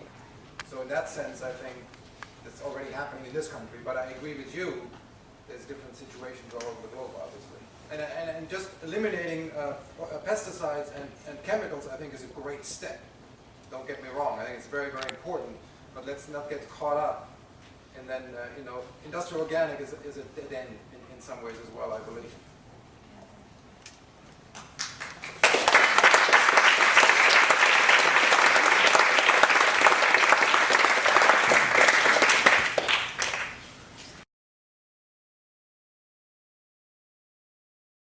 Fire Farm, thank you. And Leah's book is coming out. I was told to swear on my various relatives' grave that I will remind the audience, and here I am doing just that. Okay, Leah, thank you. Welcome. I'm very happy you're here. Do you want the mic or you? No, I'm good. Thank you. Thanks so much, everyone, for having me again. Leah Penniman, Soulfire Farm. The book's Farming While Black. Definitely check it out. It comes out in 2 weeks. And what I want to talk about as it relates to the Northeast feeding itself is who is the we. Because white farmers feeding white folks is not really the end game. We really got to be talking about who is included in the we. We're not going to leave out 40% of New York's population in creating a regional food chain, right? So as black folks, we always start by honoring our ancestors. I'm going to invite you to stand up for this, to honor them. And think of somebody in your bloodline who made a sacrifice so that you could be here today. And I'm going to count to 3, and we're all going to say their names and give them the homage that they deserve. So we'll say their names out loud together. 1, 2, 3. Samuel Amelia Smith. Hashay. You can sit down. Thank you very much. We also want to give homage to the earth herself, who is alive, the one earth that provides all that we need, and also to the original stewards of this land. Our property, Soulfire Farm in Grafton, New York, is rightfully owned by the Stockbridge Mountain Mohican, as I believe this land is as well. They were forced off in the 1800s to Wisconsin by way of the Oneida Nation and have a very small amount of land left in Wisconsin that's been whittled away by broken treaties, and are working very hard to reclaim that land. And so it's incumbent upon all of us, many of us are landowners or land stewards, to be thinking about and working towards Indigenous rights and repatriation in anything we do. They are also part of the we. And my we is this crew. This is Soulfire Farm. We are, depending on the time of year, between 3 and 10 Black, Latinx, Asian, Indigenous folks who are dedicated to ending racism in the food system. And the way we roll with that is 3 basic things. So when I was actually taught to farm originally in Ghana, there's a Krogo proverb that says, "Latte ete no no da." I want you to try to say that. Latte ete no no da. It's very important to me because it talks about how 3 stones make a cooking pot stand firm. 3 pillars. And so that's kind of how we organize our thinking about our work at Soulfire. So the first stone to stabilize the pot is, of course, the earth itself, the land itself. We have 72 acres we take care of, about 7 of them between vegetables and chickens, and everything we do, we try to learn from our ancestral agricultural practices. A lot of what we're just talking about at Hawthorne Valley, the integration of livestock and crops, and cover crops, and mountain and ancestral varieties, right? But all that food, all that beautiful food, we box up on a Wednesday and we bring to neighborhoods under food apartheid. Those are neighborhoods where no matter how hard you try, right, you're not going to be able to access fresh, healthy food because of your zip code, because of a history of racist violence, essentially, against certain neighborhoods through redlining and so forth. Your zip code determines your access. So we focus on refugees, immigrants, people impacted by mass incarceration, and we do everything on a sliding scale. So folks can chip in more if they have more to subsidize the food for those who have less. And we have 400 individuals this year who are in our CSA, that's my son, on deliveries. The second stone, latte ete no no da, the second stone is training and educating. It's a big myth that Black and brown folks aren't interested in farming. We got pushed off our land. We'll get to that in a minute. But we have a waiting list, hundreds and hundreds of people for our training program. So we do a 50-hour crash course. People come live on the farm. It's called the Black Latinx Indigenous Farmers Immersion. Almost all of our graduates are growing food in urban and rural spaces. And we also do a lot of educational programs in an urban environment as well. We call Soulfire in the City. So we're helping people with their gardens, home canning workshops. And we have an alumni network now of folks who do talks like this, who go around and speak, and also make sure we support our alumni in getting the land and resources that they need. And then the third stone is organizing. Because, we can take care of the earth so good, and we can go ahead and get all that food to people, and we can educate, but if we don't fundamentally change the system that stole the land and resources from us in the first place, we're going to be limited, right? So we're part of regional and national campaigns, National Black Food and Justice Alliance, the Heal Food Alliance, working to change the laws that make it very difficult for people of color to make it work as farmers, right? One exciting project we have right now is the Northeast Farmers of Color Land Trust that is doing reparations work, like encouraging people to give land back to those from whom it was stolen. And we have a map to that end. We've had 7 farmers get farms through this transfer. And the final part of our organizing work is international, because these sort of colonially imposed boundaries are imaginary as far as our souls and hearts. And so this is my family in Haiti, it's my maternal lineage, but we work with Haitian farmers, Puerto Rican farmers, Brazilian farmers, Ghanaian farmers, to support them in their self-sufficiency projects. So this is a peanut seed saving collective. We've also done some composting projects and irrigation with these farmers. So that's us. That's Soulfire. But I want to talk to you about the Black farmer experience in general, take you on a little trip through history, and encourage us to all think about the ways to expand the we when we talk about regional food. So my grandma's grandma, Susie Boyd, before being forced to board a transatlantic slave ship in Cape Coast, Ghana, braided seeds in her hair. That's what all the women did, and other folks too. Braided seeds in our hair. And with those seeds, we also braided in the memories of how to be in right relationship with the lands and right relationship with human communities. For example, it's a painting by my sister, shout out to Naima. The okra, the millet, the black rice, right? The cowpeas, the watermelon seeds, the sorghum. Those are African crops. Those were quite literally braided in. We hid away some plantain root and some malanga as well. So those crops made it with us. But it wasn't just the crops, right? It wasn't just the okra. It was also the knowledge of how to test soil, for example. There's another Ghanaian proverb that says, if the yam does not grow well, don't blame the yam. Right? It's the soil. So folks in Nigeria knew how to tell the pH by taste. Sour and sweet soils. Texture by feel, I'm sure you all know that. Had classifications by color and drainage type more complex than Western soil science. That's the knowledge we braided into our hair. Cleopatra decreed that worms were sacred, and you would be excommunicated if you touched or harmed a worm. The first vermicomposting. African dark earth, invented by Ghanaian women 1,200 years ago, which was a combination of bone char and kitchen residues and cover crops and soil. And you can literally tell how old the community is by how deep the dark earth is, because everyone contributes to its formation. That's what we braided into our hair. The idea of the jardin la cour. This is a Haitian word for kitchen garden. What you do with it is you integrate into an agroforest your fruit trees, your nut trees, and all your herbal medicines, your annuals, and your livestock. And so this is us constructing a jardin la cour on our farm. We use a Kenyan technique called fenyaju, which is throw it upwards, which is terrace building, where you literally take the soil that's eroded down the hillside and throw it back up and put a barrier, and then plant this polyculture. There are over 200 polycultures just in Nigeria that have been documented. So this idea of agroforestry is ancient and it's black. The hoe, the most versatile and oldest farming tool. We got some of those and brought them with us too. We don't really understand like the real kind of hoe in the United States. These are sort of like cultivation hoes. But when you're in Haiti, when you're in West Africa, you get these diesel beastin things that like weigh many, many, many pounds, and you can use it for everything. You can use it in dry soil, wet soil, primary tillage, secondary, anything you need to do. And anytime I'm in Haiti, I like stuff my luggage with these things, and then I have trouble getting back into the country, but you know, it works out. We brought with us the techniques of irrigation and transplanting. The first rice growers were actually West African, different rice than the Asian rice, but older. The first documented transplanting, nurseries, is West African.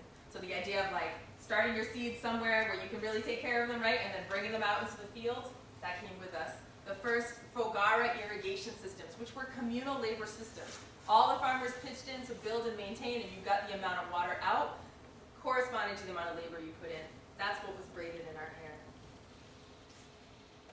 Oldest livestock was the guinea fowl, relative of the chicken. Right? Our relationship with fowl is very old, and it was always rotational grazing integrated with crops. We brought our food preservation methods. Tomatoes, you can put them in ash, sifted ash, and they will stay for months. We had fermentation of gari, the salting, the drying. These are the techniques we brought with us. Mounding, whole raised bed situation, that's from the Ovambo people. They made what is 10 foot by 5 foot rectangular beds in order to control the water flow throughout, have warming of the soil earlier in the year, and make it easier to tend. We brought with us kombit. Kombit is communal labor. It's like this Saturday we're all going to plant your field, and the next Saturday we're all going to plant my field, and then the harvest will be staggered and we'll all show up for each other in that way, and I'm going to provide for you some food, some musical entertainment, a good time. We brought our ceremonies. I had an elder in Ghana say to me, like, is it for real that farmers in the United States don't pray before they plant, and they don't dance over their fields, and they don't make any offerings to the land? No wonder y'all are sick. You're sick because you're treating the earth like she's a material thing. You have to dance, you have to pray, you have to sing, you have to make offerings to the land. It's a relationship. I don't think it's an accident that we have like no biting insects and no poison ivy, and hurricanes just sort of go by and don't really harm us a thing, right? But we got here with all that knowledge braided into our hair. And the US food system was designed to destroy us. It's literally designed to extract the land, extract the labor, extract the capital and knowledge from black and brown bodies to benefit a very few. So we're going to take a super quick version through that history. Right, that's Asada. Shout out to Asada. Anyone know what this is? Manifest Destiny, right? Yeah. 1800s philosophy that white people have the God-given right to take all the land and everything from it and push the buffalo and the native folks off, right? It's actually started in the 1400s with Pope Nicholas with the doctrine of discovery, who quite literally the church said, white Christians go forth, enslave, pillage, rape, and steal everything from everybody else. That's what the Papal Decree said. It was upheld by the Supreme Court in 1823 in the McIntosh case, and most recently in 2005 against the Oneida Nation, when the Supreme Court declared that the Oneida Nation, under the doctrine of discovery, had no right to its own lands because of finders keepers law. So this is very much the foundation. The stolen land is the foundation. But the point here is not just what was done to try to steal from black and brown people. It's also that the resistance was ongoing and relentless, right? There are thousands of documentations of armed and unarmed resistance amongst indigenous people. I just want to point out a couple where there was Black Alliance. The Seminole Wars of the 1800s was an armed rebellion to hold on to the land in Florida despite the trickery of the United States. And that was black and native folks fighting together.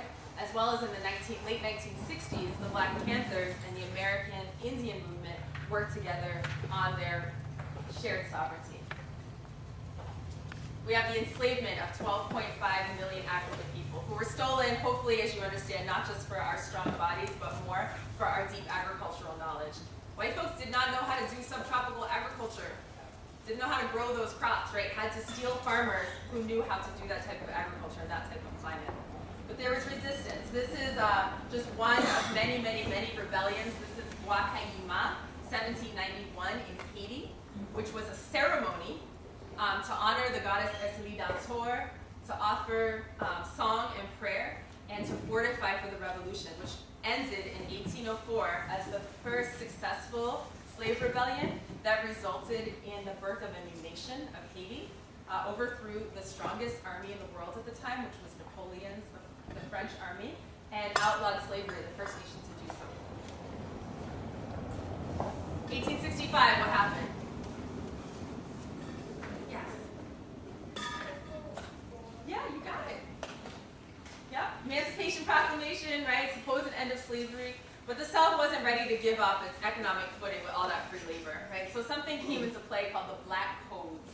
The Black Codes are a series of laws like vagrancy and loitering that criminalize being unemployed or standing around while black. The prisons filled with black bodies, and the state, under the convict leasing, could lease people back out to the plantations.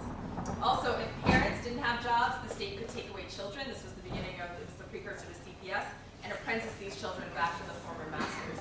And so the economy stayed consistent in that way, and this resistance existed at the time and continues with the Movement for Black Lives, which talks about the criminalization of black bodies. The first police forces in 1704 in Virginia were slave patrols. And so there's an unbroken continuum of the way that the prisons and police were used to keep black bodies enslaved. So the most common way, after the Black Codes were struck down, eventually the most common way that agricultural labor continued in this country, late 1800s through 1940, was the sharecropping or tenant farming system, right, which is a debt peonage system where everything that you need as a farmer comes from the landowner, and you're in debt to them until the harvest. They fix the scales, they determine the price, and most sharecroppers were more in debt year after year, so you couldn't leave, you couldn't break contracts. The Freed People of Falls Church in 1865 said, you know, the very most important thing that we can do post-emancipation is to own our own land, to own our own shelters, to own our own grounds, so that we can say to our children, these are ours. So what resistance looked like at this time is people working extra jobs on Sundays to save money to buy their own land, to get out of the system. And despite almost unimaginable obstacles, by 1910, black folks purchased over 15 million acres of land. It's almost all gone. We'll get to why that is. At the same time, folks like, Fannie Lou Hamer were trying to start cooperative farms. There were sharecropping and tenant farmers unions that were striking for higher wages, and so on. So, as black folks accumulated land, that was a threat to the status quo in the South. 4,500 black people were lynched, mostly landowners, for the audacity to own land.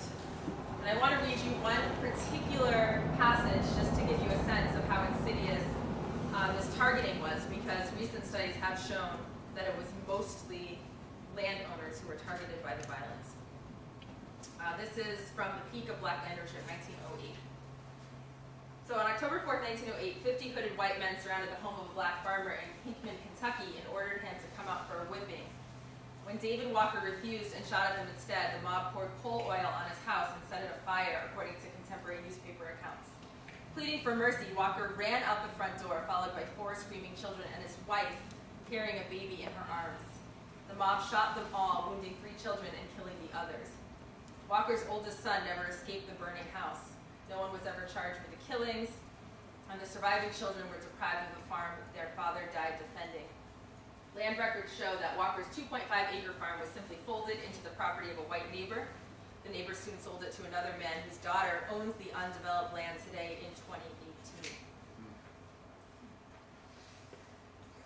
So at the same time as there was this really blatant racist violence and terrorism, there was also some more insidious discrimination going on. So the U.S. Department of Agriculture, the U.S. Civil Rights Commission in 1982 named the USDA as the #1 driver of black land loss because it's controlled at the county level. A lot of racism going on in the South at the county level. And so when folks would come in to get a loan, to get some crop insurance, to get whatever it is that they're entitled to under the law, the application would be lost, thrown in the trash, delayed 120 days. And the cumulative effect of that on the foreclosures of black land was astronomical. So black farmers went from 14% of the farmers in the nation in 1910 to 1% today. At the same time, though, you have to understand there was a lot of resistance. And so we had 1999, the largest civil rights settlement in U.S. history is the Pigford v. Glickman case, $2 billion settlement for black farmers from the USDA. Most of the farmers were in their 90s. They got $50,000 apiece. Doesn't get you very far, but at least it was an acknowledgement that it wasn't that black farmers were voluntarily leaving their land. It was taken. Any idea what that picture on top is about?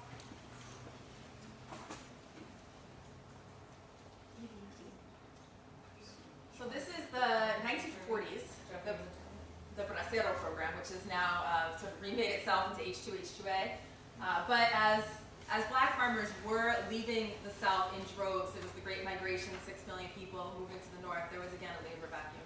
And the United States had an opportunity to rethink the food system, right? But instead said, what is the next group of people that we can exploit for cheap labor? And so these farmers from Mexico, from the Philippines, from the Caribbean, brought 200,000 people a year to the United States. This is folks getting fumigated because they're considered unclean or dirty to come do that work. And what's really tragic about this is that in 1935, with the New Deal, there was supposed to be a new era for workers' rights. It was the beginning of Social Security, right? Limit to how long the workday is, overtime pay, child labor protection, Social Security. And to Roosevelt's credit, he wanted all of us to be included in that. But the Southern senators wouldn't vote for it if it benefited these people, right? So exclusions were put in. 2 categories of workers were excluded from all the New Deal package. Any idea what 2? Agriculture. Agricultural workers and domestic workers. Teachers were covered. Agricultural and domestic workers. Because of black and brown folks. And to this day, if you look at the National Labor Relations Act, the Fair Labor Standards Act, there are still exclusions. So if you are a farm worker, you have a different minimum wage. You don't have the right to overtime pay. You don't have a right to a day off in 7. There's different child labor. You don't have the right to unionize. And you're contracted to your farm, so even if you complain about things that farms should be doing, you're going to be deported.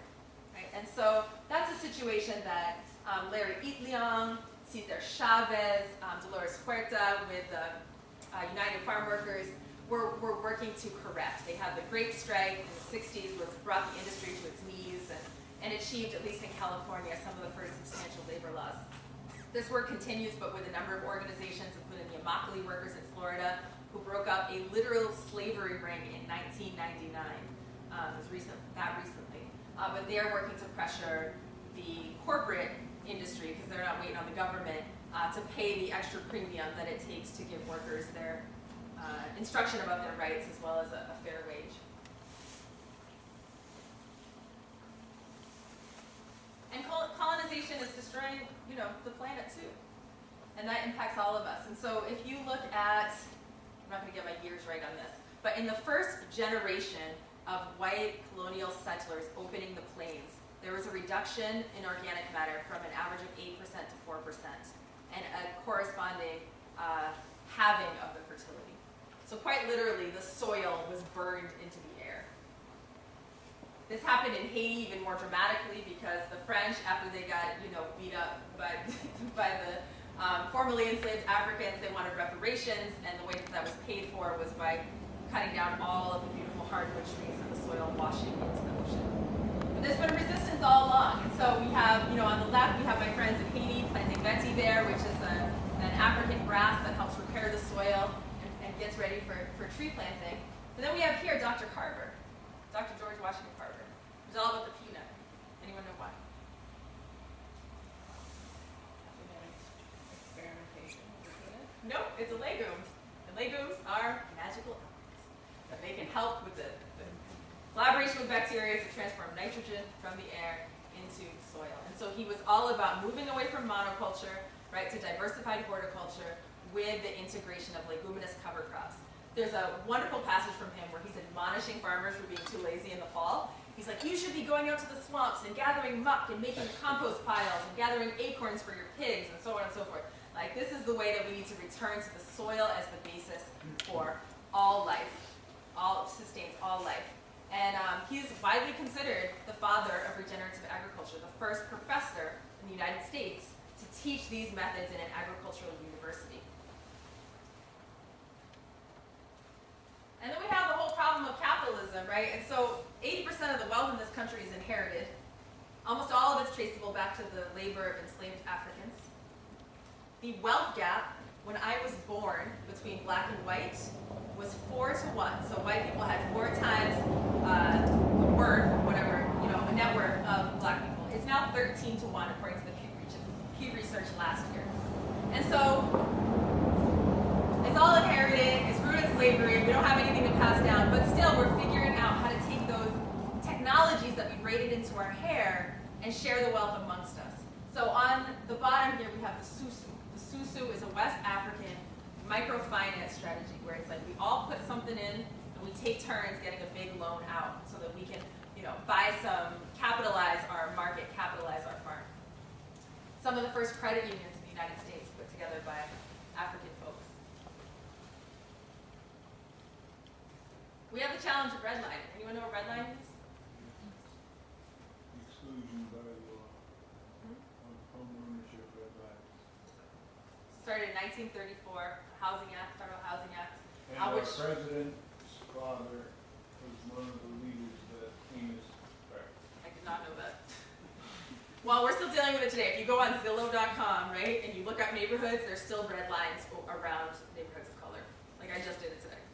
So check that out. But it started in 1934 when the federal government commissioned these maps to be made that outline desirable and non-desirable neighborhoods, right? With neighborhoods of color being non-desirable for lending, bankers couldn't lend to them, and so we have a cycle of divestment. It is why today your zip code determines your quality of education, it determines your income level, and it determines your access to food, and it determines how likely you are to go to prison. #1 correlate, your zip code, and it comes out of redlining. But our folks, always resisting, started the urban gardening movement in these burnt out lots. So late 70s into the 80s, major cities all across the nation, black farmers like Chris Bolden Newsom's parents, Malda Rufus Newsom in Tulsa, were reclaiming these lots and building beautiful gardens. Right now there's estimate over 25,000 urban farms. I mentioned earlier the USDA discrimination against black farmers and the Pinford v. Glickman case. which is really powerful. At the same time, black farmers pulling together their resources to the Land Assistance Fund, which gives out loans and grants to help us reclaim land. And for the first time in the last census, in the last USDA census, black farmers, after a decline from 1910 to present, started on the rise because of this internal mutual aid. So who do you think was the backbone of the civil rights movement? Farmers, yeah, you got the theme right. So I was actually talking to a friend of mine, Donald Halfpenny, who was an activist in the civil rights movement, and he was saying that black farmers, they had the land to put up the bail money to bail out all the Freedom Summer activists. They had the places to hide you. They'd host the Bible study meetings with the pamphlets inside the Bible, so you could meet. They would feed you, they'd fix your shoes. But he was telling me that the night riders were after them. Night riders were the KKK, they come to lynch you. And that the farmers would go and cut down trees and block the roads to slow down the terrorists who were coming to get the activists. And then you'd at least hear them trying to move the trees and get out of there. So he said, quite literally, without black farmers, there would be no civil rights movement. So always resisting. We have Watley, who one of the inventors of CSA. So when the market was excluding us, he got real creative. He's like, I have an idea. We're going to get those city folks to come out to the farm, and they're going to pick the vegetables and pay us. And I'm going to call it Pick Your Own. And I'm going to have this subscription plug, right? And they can get the wholesale prices, and they sign up, and they're committed for the whole year, and then I'll bring them the vegetables. So this was a way that a lot of farmers in the South were able to revive their farms, was using these innovative methods. Where was he? He's also at Tuskegee. He's a professor at Tuskegee in Alabama. Yeah, Booker T. Watley. I'm going to skip this one. Toxic soil and all this other stuff. To get to here. Anyone recognize this? 1968. Yeah. Black Panthers Free Breakfast Program fed 20,000 children in Oakland. And this was in response, again, to food apartheid. The fact that if you have black or brown skin in this country, right, you have a 1 in 3 chance, if you're a child, of going to bed hungry. Right? You have a much higher risk of diabetes, heart disease, obesity, cancer, and other diet-related illness. And so the response was mutual aid survival programs. And while the federal government did have a breakfast program kind of on the books, at the time it wasn't implemented until after seeing the success of the Black Panthers program. And then, as we get close to wrapping up, I just want to say too that in addition to dealing with, as black farmers, these economic challenges, these environmental challenges, it's also a deep psycho-spiritual challenge. The trauma of 500 years of land-based oppression has led to the fact that, most folks, when they come out to the farm for the first time, are in a trigger response. Like stooping over or seeing dirt, doing that type of labor is bringing back those inherited memories. And yes, trauma is inherited in your DNA. There's all these studies about that, right? And so a lot of what we're doing is trying to restore, to reach back across those 500 years of oppression to the tens of thousands of years of dignity and agency on the land. And we do that through some of the same technologies that we braided into our hair.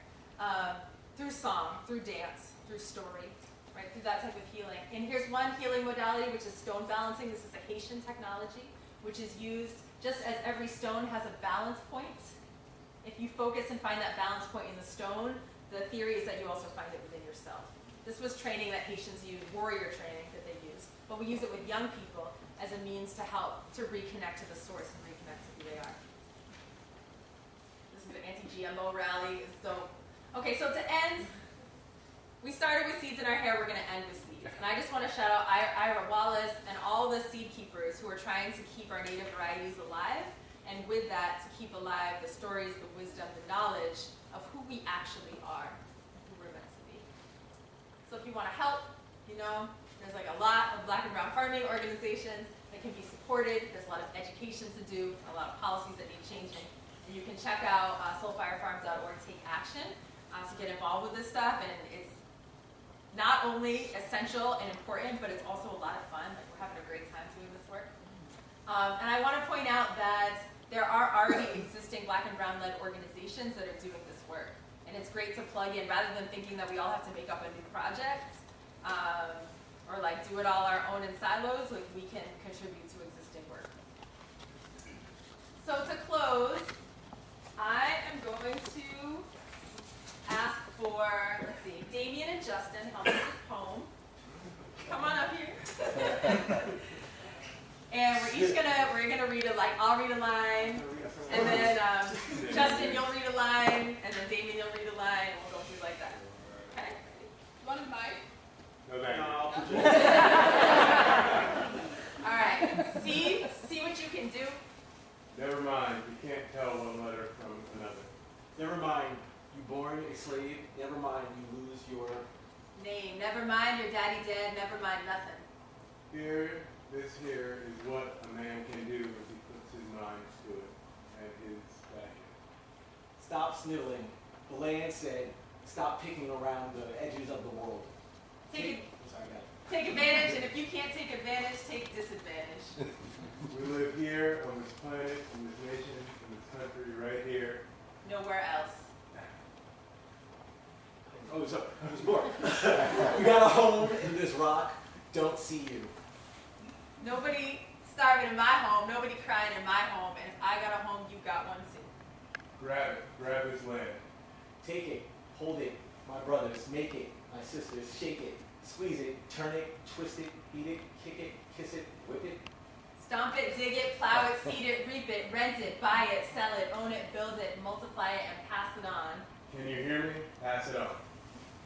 Thank you.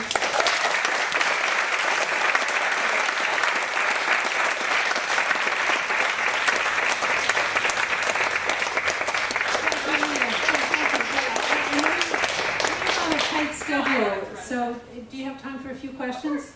Okay, so Leah will answer a few questions. When Leah is done, before everybody runs out, I just want to mention that there are feedback forms, so we'd appreciate it on your way out if you filled out a feedback form. If you fill out a feedback form, then you can have a delicious walnut garlic donut. Okay? So thank you very much, and oh, and please leave your name tags at the desk too. Thanks. How do you make the distinction between food desert and food park? Sure, so a food desert is a USDA term that refers to a census tract that's high poverty and it's over 1 mile from a grocery store if it's urban or 10 miles if it's rural. There's some nuance to that. The problem with the term for us is that a desert is a natural biome. So using the term food desert implies that it just sort of happened, whereas apartheid is a human-created system of segregation, and that's more what we're dealing with. So shout out to Karen Washington for that term, who is a farmer at Rising Root Farm in Chester, New York. Where is Grafton from here? Like an hour and a half north of here. Where? Near what? Yeah, it's 40 minutes east of Albany. East of Albany. Northeast of Albany. On Yeah. Massachusetts border? Almost. Yeah, 20 minutes from Massachusetts and Vermont. And what are your hours of opening? We are open to the public once a month for our community farm day. The next one's October 13th, and then there's one like November 9th or whatever that Saturday is. And we do volunteer day, potluck tour. And you open at what time? Just that once a month. No, what time in the morning? Oh, sorry, it's a 9 to 3 day. Okay, thank you. How can folks in this room support your reparations work? Thank you. That was I didn't ask you to say that. Well, probably the easiest way is if you go on our website under support, there's a reparations tab, and there's a really cool map where Black, Latinx, Indigenous, Asian farmers are putting up their projects and what they need. So they might need technical assistance, land, a tractor. So if you have a resource that matches something that someone needs, you can just reach out to them directly and help them get it. Where can we purchase your book? It's on Amazon. I already Oh, bought okay. it. It comes out in 2 weeks, but it's coming in the mail soon. But you can get it also if you don't want to support Amazon, because it's a little problematic. IndieBound and Barnes & Noble, but also on our website that we put all the links to all those. But I'm excited. I hope you enjoy the book because we've, it's like, I'll say one quick thing about it is like when I was 16, I've been farming for over 20 years. And so when I was 16, I'd go to all the conferences. And it was really challenging for me as a brown woman because all the books were written by white folks that I saw there, mostly by white men. And I really started to feel like I was in the wrong movement and I should like go deal with gun violence or something.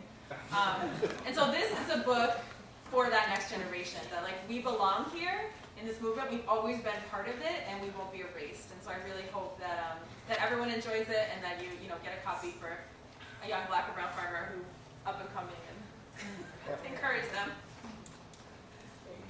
Thanks, everyone.